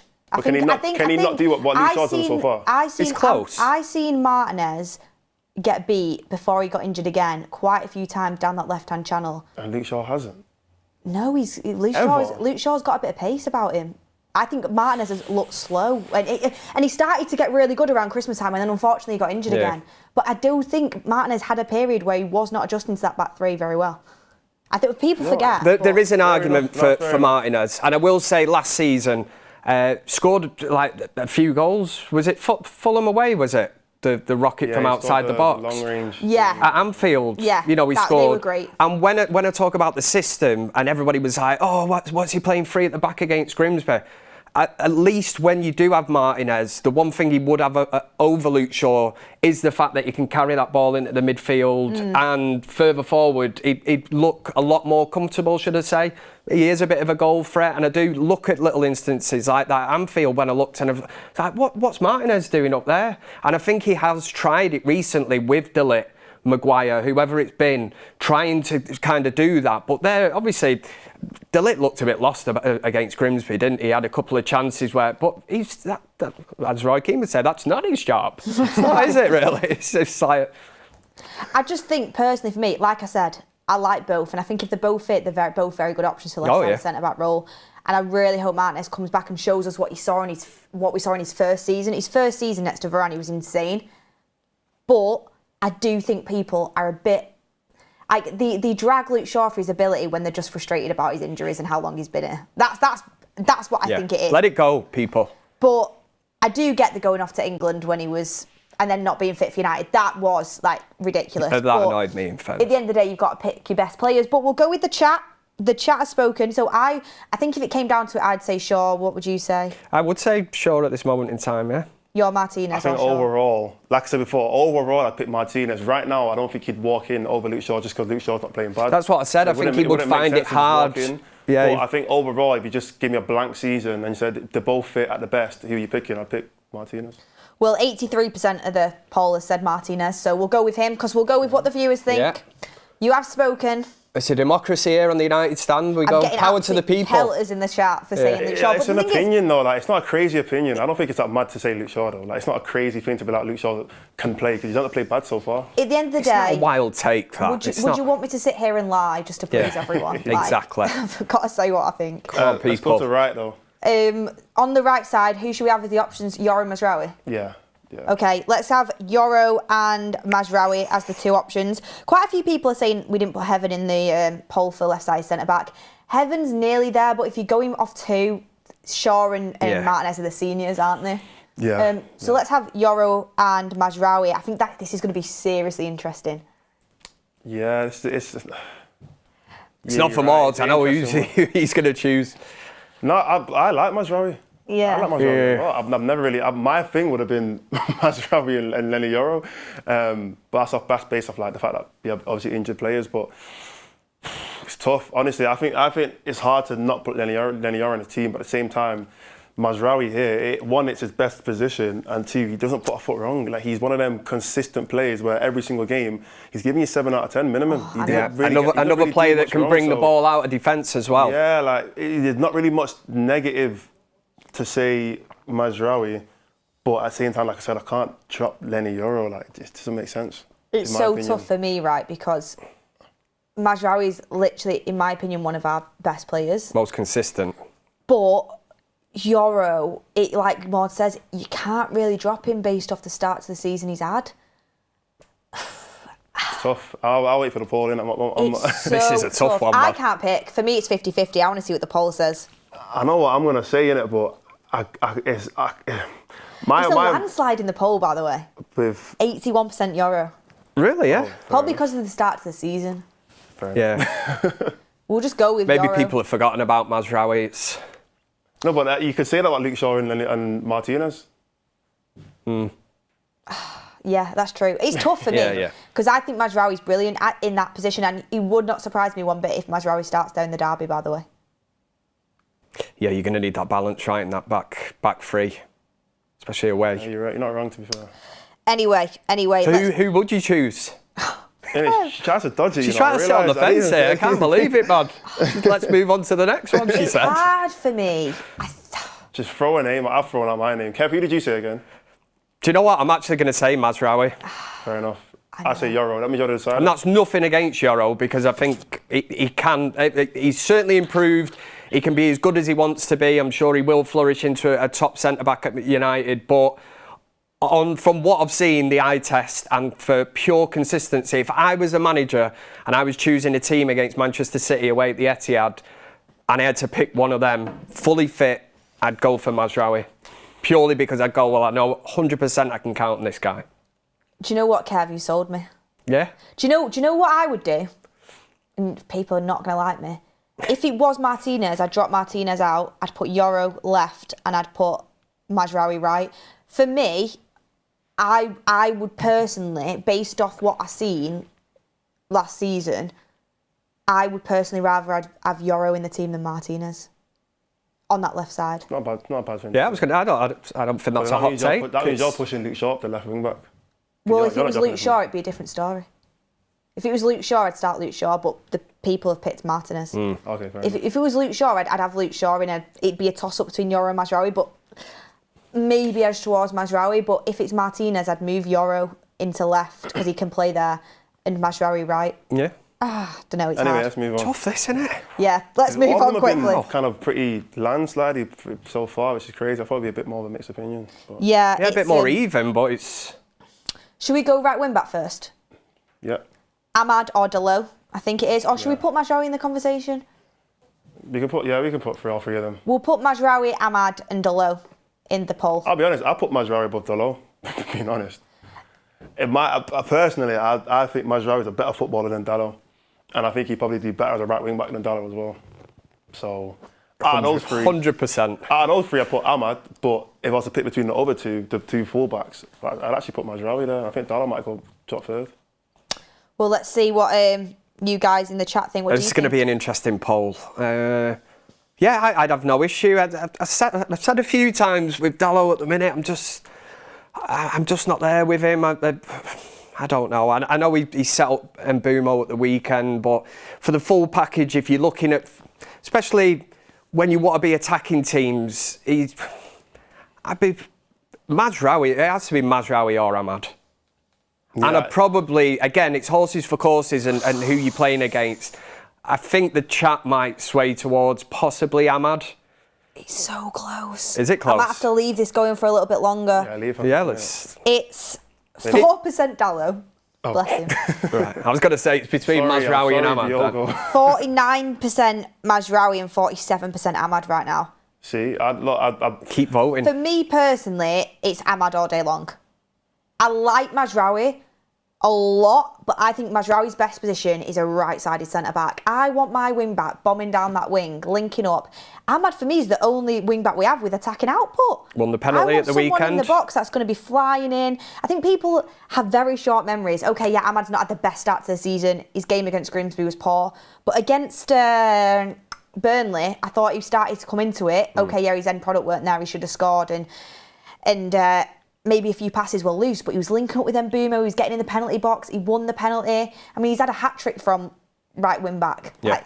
He was at right wing-back, I think, against City, where he scored to make it 2-1 or something, and we won the winner. Yeah, the hat-trick was that Southampton last season, wasn't it? Yeah. I think it was, wasn't it? Yeah. Old Trafford. The hat-trick was at Southampton. Yeah, the hat-trick was at Southampton. I think Ahmad, just because he's had a bit of a poor start to the season, people are sleeping on him, but for me, if you're looking at playing a back three, I don't want to be playing a back five. I want to be playing with my wing-backs high up the pitch. So as much as I like Mazraoui, I don't think he's got the same attacking output as what an Ahmad has. Yeah, and I think the conversation that a lot of people have with Dalot and Ahmad is, but defensively, Dalot's a lot stronger. Defensively.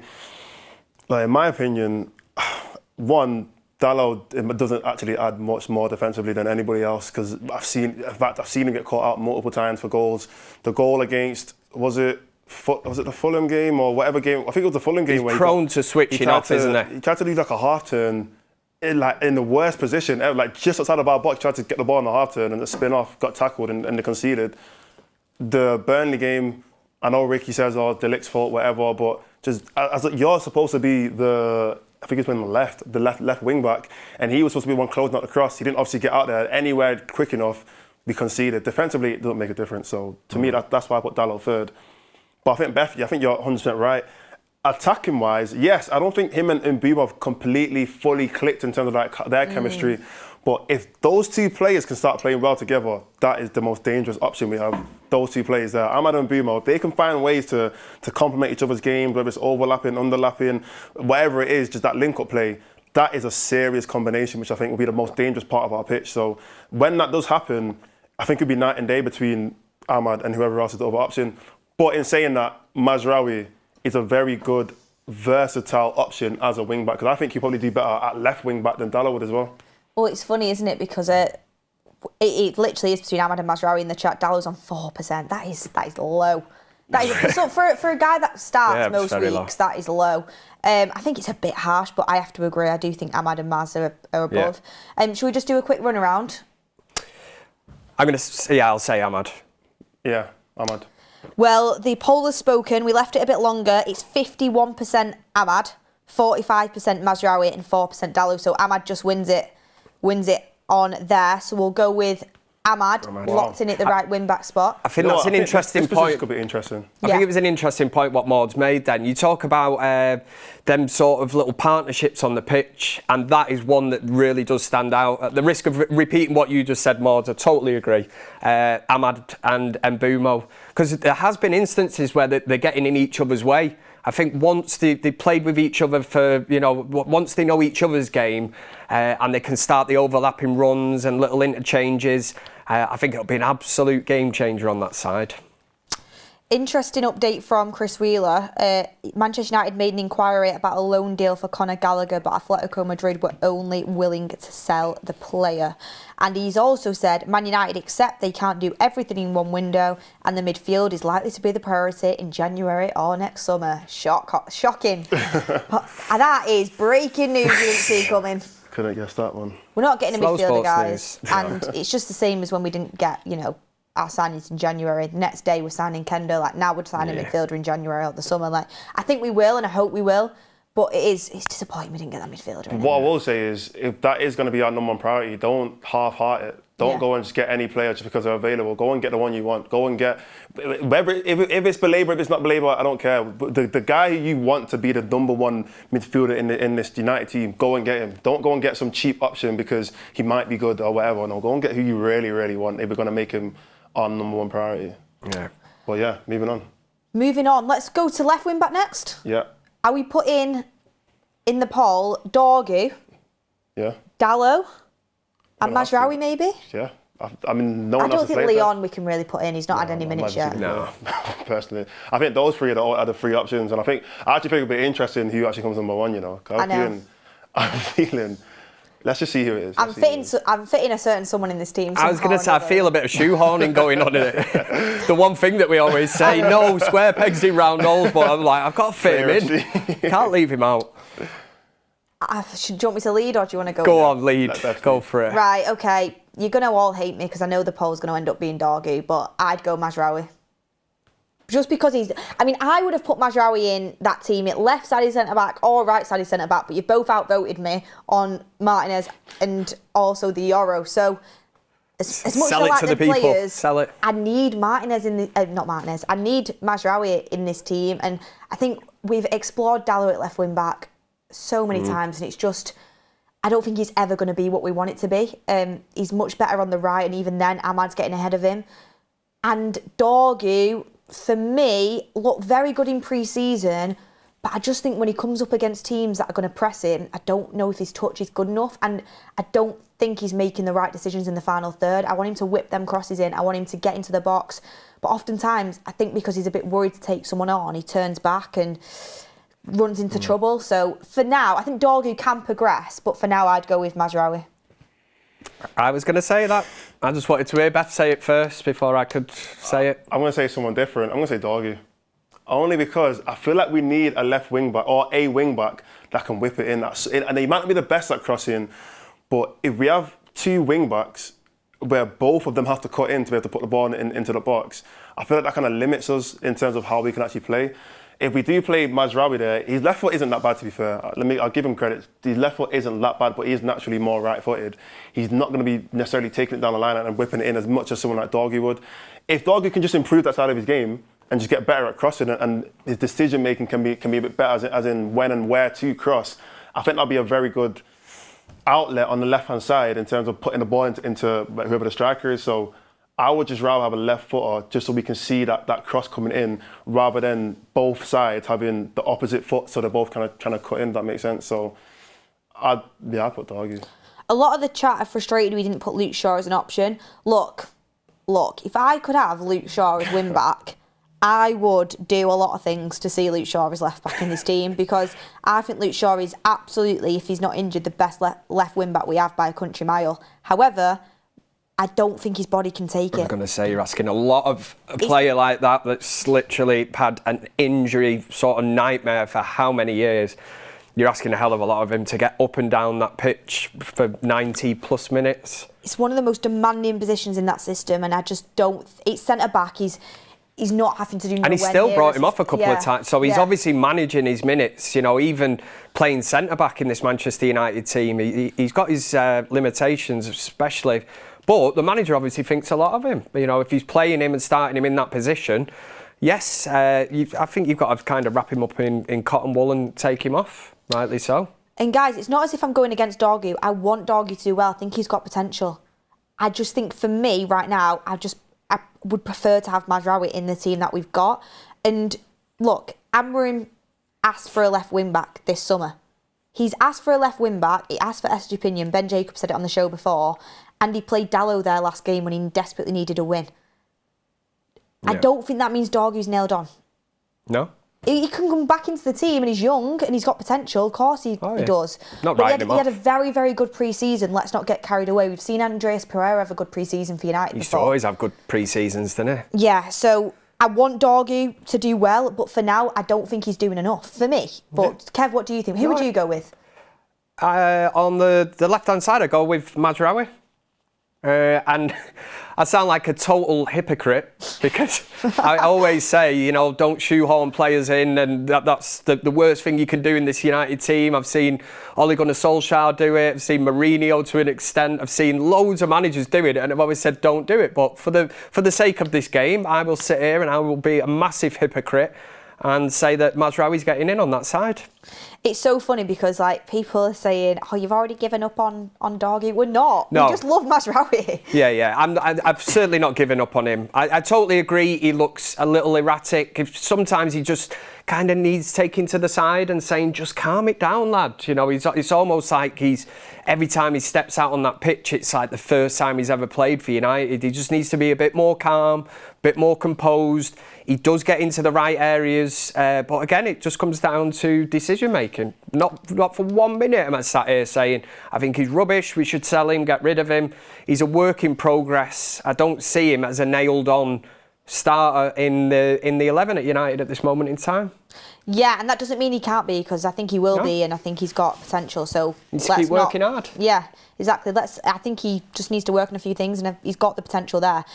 Just quickly, Rasmus Højlund to Napoli is official. It's come out right now from Fabrizio Romano. Rasmus Højlund and Napoli, never in doubt, and now official. €6 million loan fee and a €44 million buy option to become mandatory under certain conditions. So if them conditions are met, in total, United will have got €50 million for Rasmus Højlund. So not too bad, really. Not bad considering, you know, his career at United. You kind of look at it. It's, do you know what? It's kind of a little more than Garnacho, actually. Yeah. Well, when you look at it like that, crazy.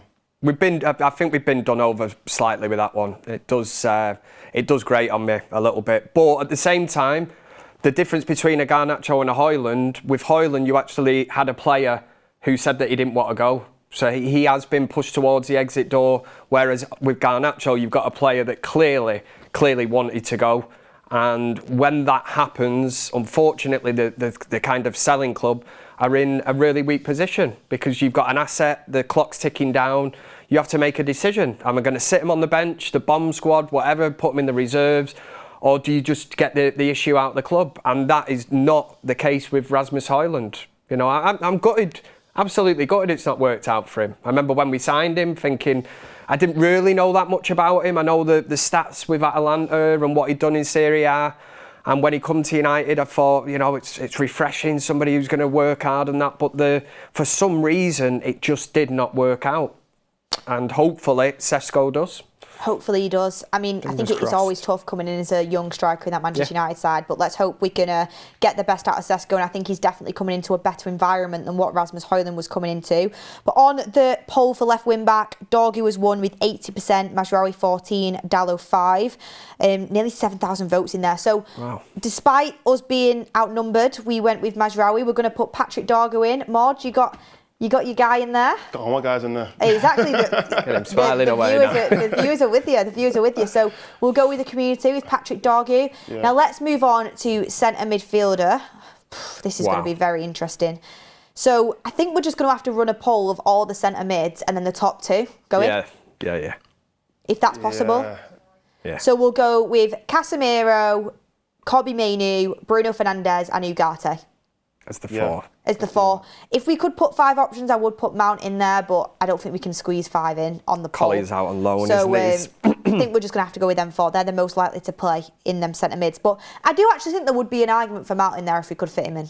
Yeah, I've heard that a few times actually. My only thing is that, again, like, I've seen it, I feel like a broken record saying this, but I feel like I've heard him, I've said this loads of times, but like, this just isn't Mark's best position. Like, it's just not. Like, I know we can put him there, and there's a lot of plays that we can put in, but this isn't where he's supposed to be. This isn't where we're going to get the best out of Mason Mount. We're going to get the best out of Mason Mount in and around these positions. I've seen him play here, obviously as a false 9, but great game. I think the Arsenal game he's playing here, and you know, and on the left side, I think against Burnley, he's playing the left side of 10. So that's where you're going to get the best out of Mason Mount. So even though you can play him here, why would we want to do that? You know, let's put him where we're going to get the best out of him. And because he's been one of our better players so far this season, why change it now? So yeah, I'd stick to those four options that are in the poll right now as the 2 midfielders. Okay, so the poll.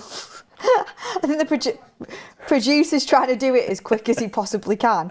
Berno, Ugarte, Kobbie and Casemiro. So I don't know who Berno and Ugarte is, but he's redoing it. I think he's doing it again. Greg's under pressure. What a day. By the way, I'm seeing so many comments saying play Mazraoui midfield, play Martinez midfield. Guys, it's just not going to happen, I don't think. Why? Hey, just stick Mazraoui in the number 10. Anywhere, just like... I mean, things have happened. There's even super chats, right? So let me go through the super chats. Richard says, let's try Mazraoui as a CDM. We really are shoehorning now, aren't we?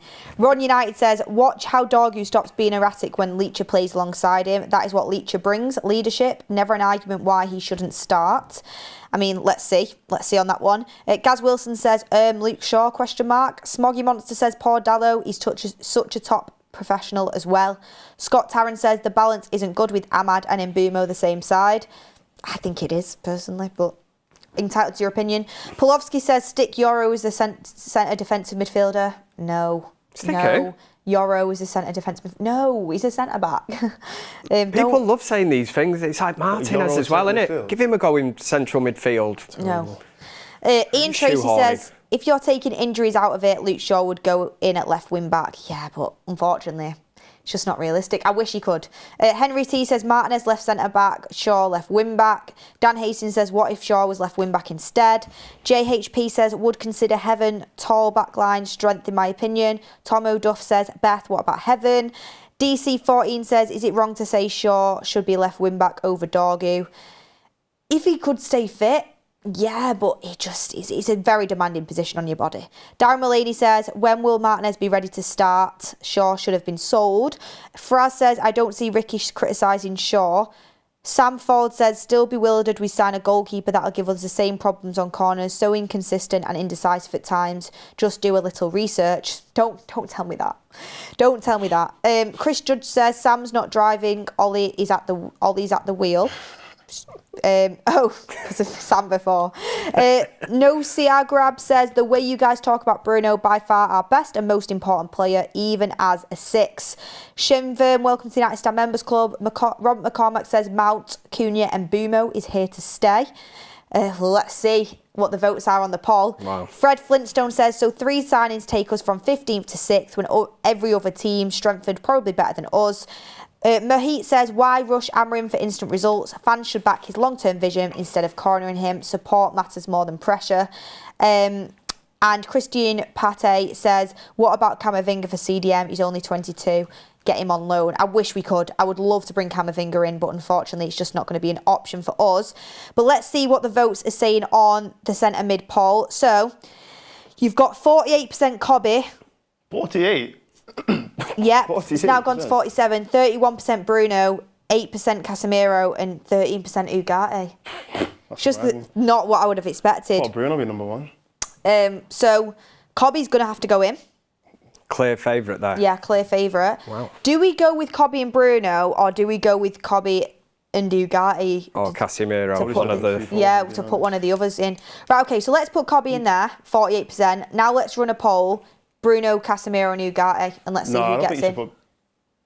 Because if you're just going to do that, Bruno has to be second anyway. Pardon? I'm saying if you're going to include Bruno in the second poll, then Bruno should just be second anyway because he's second most voted. I know, it's just not enough balance, is it? That's what I'm saying. I think people might vote differently though when they know it's going to be next to Cobby. Yeah, if it was just Mainu and Bruno, fair enough. Yeah. I don't think let's run it really quick. That. Yeah. Let's run it really quickly. Also, next to Kobe on the poll, we'll run it really quick. But also, just quickly, when we do go to the striker, I am actually going to put Mount as an option. Just because that's what Amarin's been playing. Yeah, going to choose it. When we get there, we'll see what people say as well. I think that's interesting though that a lot of people put Cobby, you know. Yeah. I didn't think, from what I've seen online anyway, a lot of people are like, people get onto me every day about trying to put Cobby in the team. So I'm surprised a lot of people actually really fancy him in that team midfield options. We have Art Tang saying, in my opinion, Bruno and Mainu should be CM. I think they have the best legs for the role. Amarin just needs to work on Bruno being a bit more disciplined. So he's going Bruno as well. Thomas says, did you know the best centre-back due to conceded goals per game was Lindelof? Far better than Maguire. No one cares because of some mistakes. Again, we let a world-class player go for nothing to Aston Villa. Haha. Let's see how Lindelof gets on. I know a few people that are big fans of Lindelof. I'm going to vote Bruno on the poll just because I think he's the best footballer out of the three. Kev, what would you go? Out of, what was it? Out of Bruno, Casemiro and Ugarte. God. You're not a big Bruno fan at the minute, are you? Just not in that role. Just not in that role, but... do you know what? I'll just go with Bruno. I'm going to get... Ugarte I've not really seen enough of. It's been stop-start. I think he showed glimpses last year of the player that, Amarin has already managed. And in the system, it did seem to work. But again, injuries. Casemiro... He does keep kind of choosing him, doesn't he? But if I've got to go for one out of them, and if you're talking about kind of chances created and that, it would have to be Bruno. So I'm going totally against myself again. I am shoehorning like mad here today. Someone just commented saying Kevy's Amarin right now. But it is. That is so true. Yeah. How do we get him in the team? How do we get him in the team? My opinion is, look, I've never thought Bruno and Cobby worked amazing. Only because, look, I want to see Cobby further up the pitch, in my opinion. Like, I really want to see him. Like, last game against Burnley, he came on and he was pretty much our deepest player. Like, he was picking up the ball from the keeper and he was the one bringing it forward, whereas Cobby, I feel like he plays best like in and around the box. And I think that's where you're going to get the most out of him. But if he plays next to Bruno, he's not going to be in and around the box because that's where Bruno's going to be operating. And obviously we've got 2 10s who are going to be there as well. So I think kind of just, it takes a little bit away from what Cobby has to do, but also kind of hinders him in the sense that now he has to be the deepest player because Bruno's going to be all over the place, and I don't think that's his best game. I mean, in the Burnley game, I think he actually was a bit slow in terms of like bringing the ball forward, and I think that's how he plays anyway. I think he was just scared. But exactly, when he's bringing up the ball, I'm watching him and thinking, like, come on, just like speed it up a little bit, bring up the pace a little bit, but that's just not his game right now. He's not trying to, like I said, he's a little bit scared, a lot of pressure on him right now, so much conversation about where he should be at the club or not. So forcing him to have to play that role just because next to Bruno doesn't make sense. So for me, Bruno doesn't complement him the most, but at the same time, I'd be lying if I said I've dropped Bruno out of his team. So it is going to have to be Bruno, but I don't think those 2 players complement each other the best. You were right in terms of the poll, by the way, because it still is Bruno, 51%. Yeah. So let's just go with it. But I agree with what you're saying in terms of it is a little bit lightweight. Imbalanced. But I think if it can be coached properly, I look at Liverpool, right, and they've got Szoboszlai, McAllister and Gravenberch. None of them are an out-and-out CDM. They all just work incredibly hard in a unit. I suppose that is 3 versus 2. But then you've got 2 number 10s in front with good work ethic. Look, just play free because in we've got. It's like Newcastle, isn't it? Was it Joel Linton was a striker when he went to Newcastle? Yeah. He converted him into like a midfielder. Absolute beast. I saw someone the other day saying they think Cunha could drop in there, but anyway, we're not getting into that right now. Because we've only got 10 minutes left, and by the way, it's 7 p.m, you better stick around, you better get in the polls, in the chat, smash a like on the video. We have got over 19,000 people watching. It's incredible, but you better stick around because it's 7 p.m, when the window closes in 11 minutes time. Goldbridge will be on to do his transfer review show. He sent me a little message and he said, needless to say, I think it's been a shambles. So stay tuned for Goldbridge on his transfer review show. He will be here at 7. But for now, because we've only got 10 minutes left, are we just going to do the number 10s is Cunha and Mbeumo? Does anyone disagree with that? Let's run it, yeah. I don't mind it. Does anybody disagree with Cunha and Mbeumo as the 10s? I think Mount's the only other conversation, really. Okay, we'll put the poll on. We'll put the poll on. Should we do the poll as... I'm trying to think, because Xerxes could go there. To see both of them, both 10 together, Cunha and Mbeumo, Mount, and let's put Xerxes in there. Okay, Robert says they want to see unanimous votes for Mount or not. A few people say Mount in the chat. Okay, let's get it running. So we'll do, for the number 10s, are we doing both 10s at once? We've got that many 10s. Well, we've already got Ahmad, so we don't need to put him in the conversation because he's in our team. So we'll do Mount, Xerxes, Cunha and Mbeumo. Yeah. As the 4 options. You got that, Greg? I feel like I'm going to put Mbeumo anyway because I just feel like he's going to be in there. We probably should have done the other 3. I mean, a lot of comments say Mount has to get in that team. Mount has probably been one of our best players since the start of the season, so I agree. But Mount has kind of been, you know, a striker option. I suppose he could put Cunha as a striker option, as he's been playing up front a bit as well. Could do that. So, you know, you could put Cunha in with Sesko and Mount. Let's see. There was an interesting debate that we had, me, Kevin, Toll, when we were doing a tier list about Cunha, as in what is his role in this team. And obviously the options was game changer, needed, squad depth and risk. And obviously a lot of people think straight away needed, but then when we actually have these kind of debates, someone like Mount is looking like a fan favourite right now in terms of everyone's trying to get him into this team. But if you fit Mount into this team over Cunha, then that means he isn't necessarily the most needed player because he's back into that squad depth, that rotation. So I think it is interesting as to who, because in my opinion, I think Mbeumo starts regardless. So that left-hand side, it's interesting as to who a lot of people say would be their preferred starter. Yeah, I mean, the polls are going right now. Someone said, if Liverpool have no centre defensive mid, what is Gravenberch? Okay, yeah, Gravenberch is the deepest out of them 3, but he's not an out-and-out, like, he gets forward as well, he's box to box, so it depends on your team shape a lot of the time. God, I sound like Ricky. We've got Cunha at 53% leading the vote, then Mbeumo on 37%, Mount on 8%, Xerxes on 3%, so it's going to be Cunha and Mbeumo, so you might as well stick them in. I was going to say, if I'm Ruben Keverim and I've spent 130 odd million on them 2 number 10s, then they are my 2 number 10s. Right, for the striker, let's end that poll and let's do Sesko, Xerxes and Mount. Yep. Because he has been playing without a striker and Mount has been playing, so let's see what you guys think. Keverim. Got some super chats in.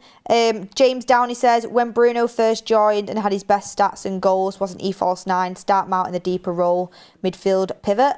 Nikki Thompson with a super chat in there. Paul S says, hey guys, lost track. Will there be a midfielder transfer? If not, am I the only one freaking out? No midfielder coming in for Manchester United within the next 8 minutes. Victoria Kono said, useless board leaving us with bottom 3 midfield. Every combination everyone tries is ass. Should be Stiller and Wharton, for example. It will lead us to finishing mid-table. Tristan says Bruno would be number 1, but tactical voting, so Cobby. Kaz Wilson, KB equals Cobby Bainu. I think he just means Cobby, don't you? With the KB.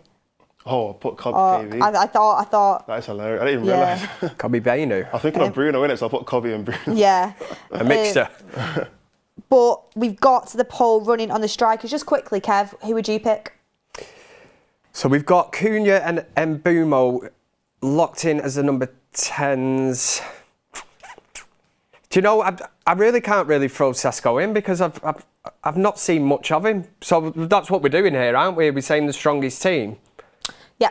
Strongest team right now. So at this moment in time, I can't believe I'm going to do this. I'm going to sound a bit like Rick here, but I think I'd actually go with Xerxes. I completely get where you're coming from. Do you know what? I think obviously the chat has every right to their opinion, but I think people are saying like what they want to be successful rather than what maybe is right now. That's why I'm saying I can't give me assessment of Šeško yet because I've not seen enough from him. But is it enough to spend that money on him and then just say, yeah, just play him up front because we spent this money on him? But I think this is like a best case scenario. You know, that's how we're including injured players and all that kind of stuff. Yeah, this is like best case scenario. Well, in that case, then it would be the striker, it'd be Šeško. Who we putting in? Because like, even like Martinez, we don't know. Like we've not seen Martinez for a while now, so we can't exactly say he's going to be better than Luke Shaw, but he's in the team. So I think this is just like. I'd go Mount, thrown out there. You go Mount. Yeah. Really? Yeah. For me, right now, from what right now, I think he's had more impact on the team than what Šeško and Xerxes has so far this season. I like Xerxes a lot, and I'm glad he got some minutes last game.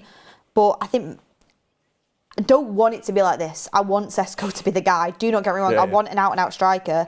But for now, I think Mount. It's so tough to not include him in the starting 11 when he's been so good since the start of the season. Yeah, no, I get the argument. What do you think, Mordzs? Yeah, no, I get what you mean. And for that argument, it makes sense. It's in like if you're looking at the first 3 games of the season, obviously it's Mount. I mean, he's obviously played better than Šeško has. He's played more, but he's obviously played better than Šeško and Xerxes has. But again, if I'm just looking at, I just feel like we just haven't seen anywhere near what Šeško can do. Like not even close. I think we've only seen like 10% of what Šeško is able of doing. So I'd want to put Šeško in the team just because I feel like there's just so much more that he can provide for this team that we've not even got close to even seeing. So I want to put Šeško for that reason. But if we are going to go off the fact that of what we have seen, then yeah, I guess it would be Mason Mount. People have been saying put Maguire in the category. It's not a bad shot. Yes, the thing is, what I would say to people is, I want Šeško to work so bad. I want to play with a striker. We need a striker. But why do you think Amrim's played Mount for the opening games of the season? Why do you think he's done it? It's because he's shoehorning him. Yeah, because he's a good player and he wants to get him in. And I think this is my theory. He wanted a midfielder badly. He's like, we know that Ben Jacobs has told us he went to Sir Jim and was like, go and make an impact, go and get Baleba, go and get me an all-out midfielder that can do everything. Didn't get it, so I think he's so scared of his midfield not having enough protection that he's playing Mount because Mount puts in the work, he can drop in. I think if he had like a Bruno and a Baleba or a Maino and a Baleba, he'd be playing a striker right now. And if we had that, I'd probably be playing a striker right now. But that midfield is unprotected a lot of the time, which I think is why he's gone for Mount in the opening few games, personally. But I'm not even going to give my opinion on that because I'll say I'm a hater. But look, who are we going to put in there? Well, the chat said it's 8% Xerxes, 7% Mount, 85% Šeško. So. Oh, fair enough. They've gone for Šeško. Shiny new Tyson. It is, isn't it? Because we've really not seen much of him, but it is. Listen, it's a democracy, isn't it? The United Strand community is at its say. People keep putting Baleba Bomber in the comments, but I've not seen anything. So I'm going to have. For like an hour now. I know. I'm going to have a look. I think people are just getting trying to get us all excited, aren't they? Robert McCormack said Mount also compensates for Bruno, and Nikki Thompson says Amrim said we should suffer, but we need to trust the process. Cobby and Bruno in centre mid together. I mean, just looking at that team now, I'm going to be honest. I think that'd get beat. Guess what? That team. Guess what? Get beat. Yeah, I don't know if it's our strongest team personally, but the chat has spoken, and that is what they've gone with. So, I mean, I hope all them players come good because Šeško's our striker, so we need him to be top quality. Dorgu's our new left wing back signing from January. We need him to be good. We kept Bruno over selling him, so we want him to be good. Cobby Mainu, academy graduate, you want him to be successful. And the same with the back three, the players you'd want to be successful there. So yeah, you'd like to hope so. It's more of a team of like who is the best in each individual position, not necessarily who works the best. Does that make sense? So, for example, this midfield, I've said it before. I don't think this midfield works the best, but if you're going to pick 2 players that you like the most or that you I think that's what it is, isn't it? The best players, these are the players that people think are the best players in each position. Yeah. But whether or not I don't think it's a bad team, I'm being honest. I don't think it's a terrible team anyway. It's just, are they working together? Are they working in this system? I hate that word right now. I've said it 1,000 times, but are they working in this system? I don't know. I really don't know yet. We have to see it for a number of games. But yeah, it's an interesting team. Well, there's 1 minute left of the window. Before it slams shut, that's what you have to say. It doesn't just close. It always slam shut, doesn't it? It doesn't just close. Apparently, there's a 2-hour grace period till 9 p.m. I did read that earlier. I was going to say that. So, Baleba could be announced in them 2 hours. It's only if you've got the ball rolling before 7, though, I reckon. Oh, you have to have the paperwork done or something. Yeah. So. Maybe the fax machine might break again. I was going to say, yeah. What the hell? Yeah. That was the best thing that Ed Woodward ever did for Manchester United. And it was a mistake, wasn't it? What did he do? Switch off the fax machine? Or did he know what he was doing? Well, come on. You're not having De Gea. Everybody in Madrid sat there waiting for the response, and Ed Woodward went, "No." 2016 or something. What year was it? I bet he wanted. Sorry, fax machine ain't working. All right, see you later.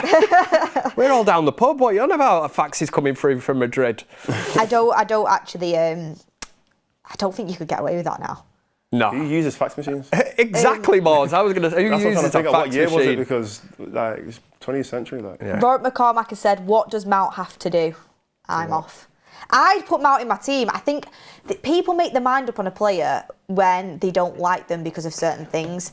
Like, I tell you this now, if, the likes of Acuna, which I think Acuna's been good since we started, by the way, but if Mount had transformed bodies with Cunha and had the performances he's had in the first bit of the season, everyone would be raving about him. Yeah. It's just because it's Mason Mount, he's injury prone, he got the 7 when no one wanted him to get it, and English bias, we paid 60 mil to Chelsea. That's why people don't like him. But when he actually plays and when he's played this season, he has been good and people can't accept it.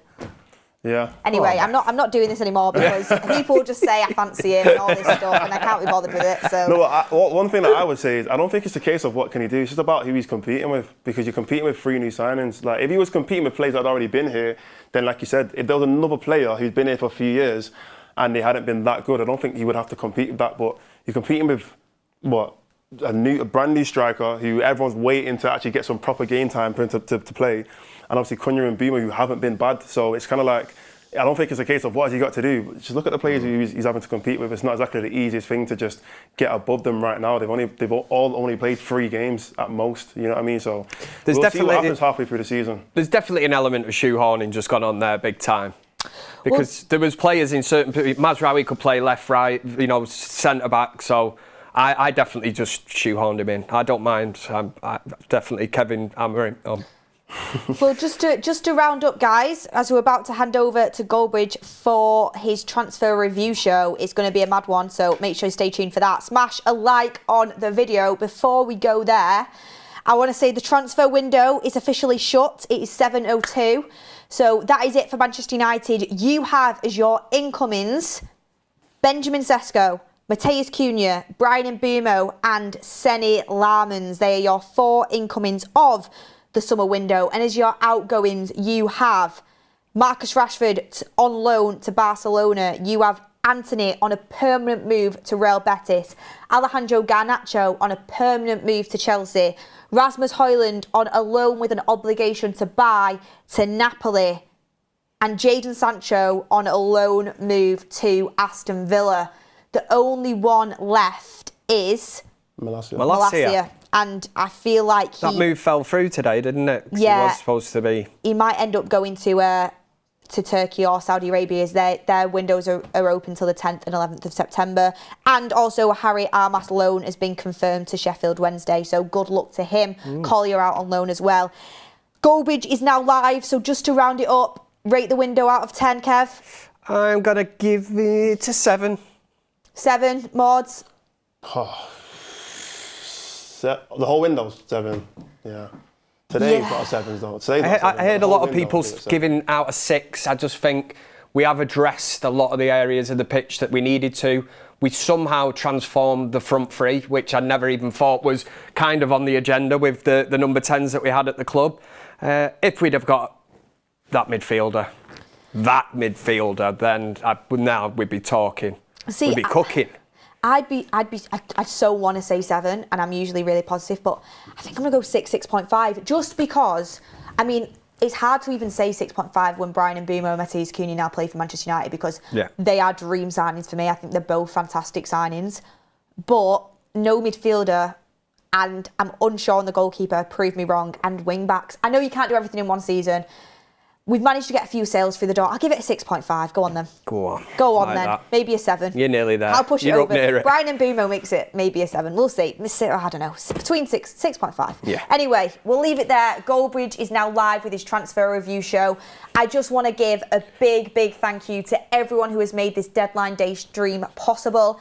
Everyone behind the scenes, there's so much work that goes into it. Greg has been sweating away in the gallery. Shout out to you, Greg. Matthew with all the graphics as well and his constant updates.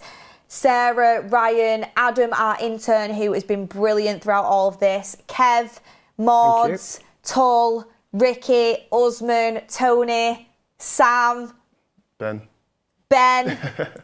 I tell you the one I did. Frank. I'm just gonna say the one man that I really missed today. It seems mad that you've been on since 2 o'clock today. Yeah. I was listening to you while I was driving round. I had it like on in the van, and I was like, and it's mad that I've been at work all day and then still come here. I've done an hour and a half, and like yous are still on. So fair play. But the United Strand, the man who might never ever get his hair cut, depending on how United perform over the next few seasons, whether they can win 5 games in a row. But I was like, I would have liked to have talked to him. But yeah, good chat. I liked it. Mordzs, fair play to you as well. It was a fun one, but hopefully we'll get him in for the Chelsea game if we'll have you here. But guys, we're going to head over to Goalbridge now. Thank you to everyone, and if I've not mentioned you, I'm so sorry, but I appreciate you. Tull, I don't know if I mentioned Tull, but thank you everyone. We appreciate you. Smash a like on the video and go and infiltrate Goalbridge's chat with Where's the Midfield signing? We'll see you on the next one, everyone.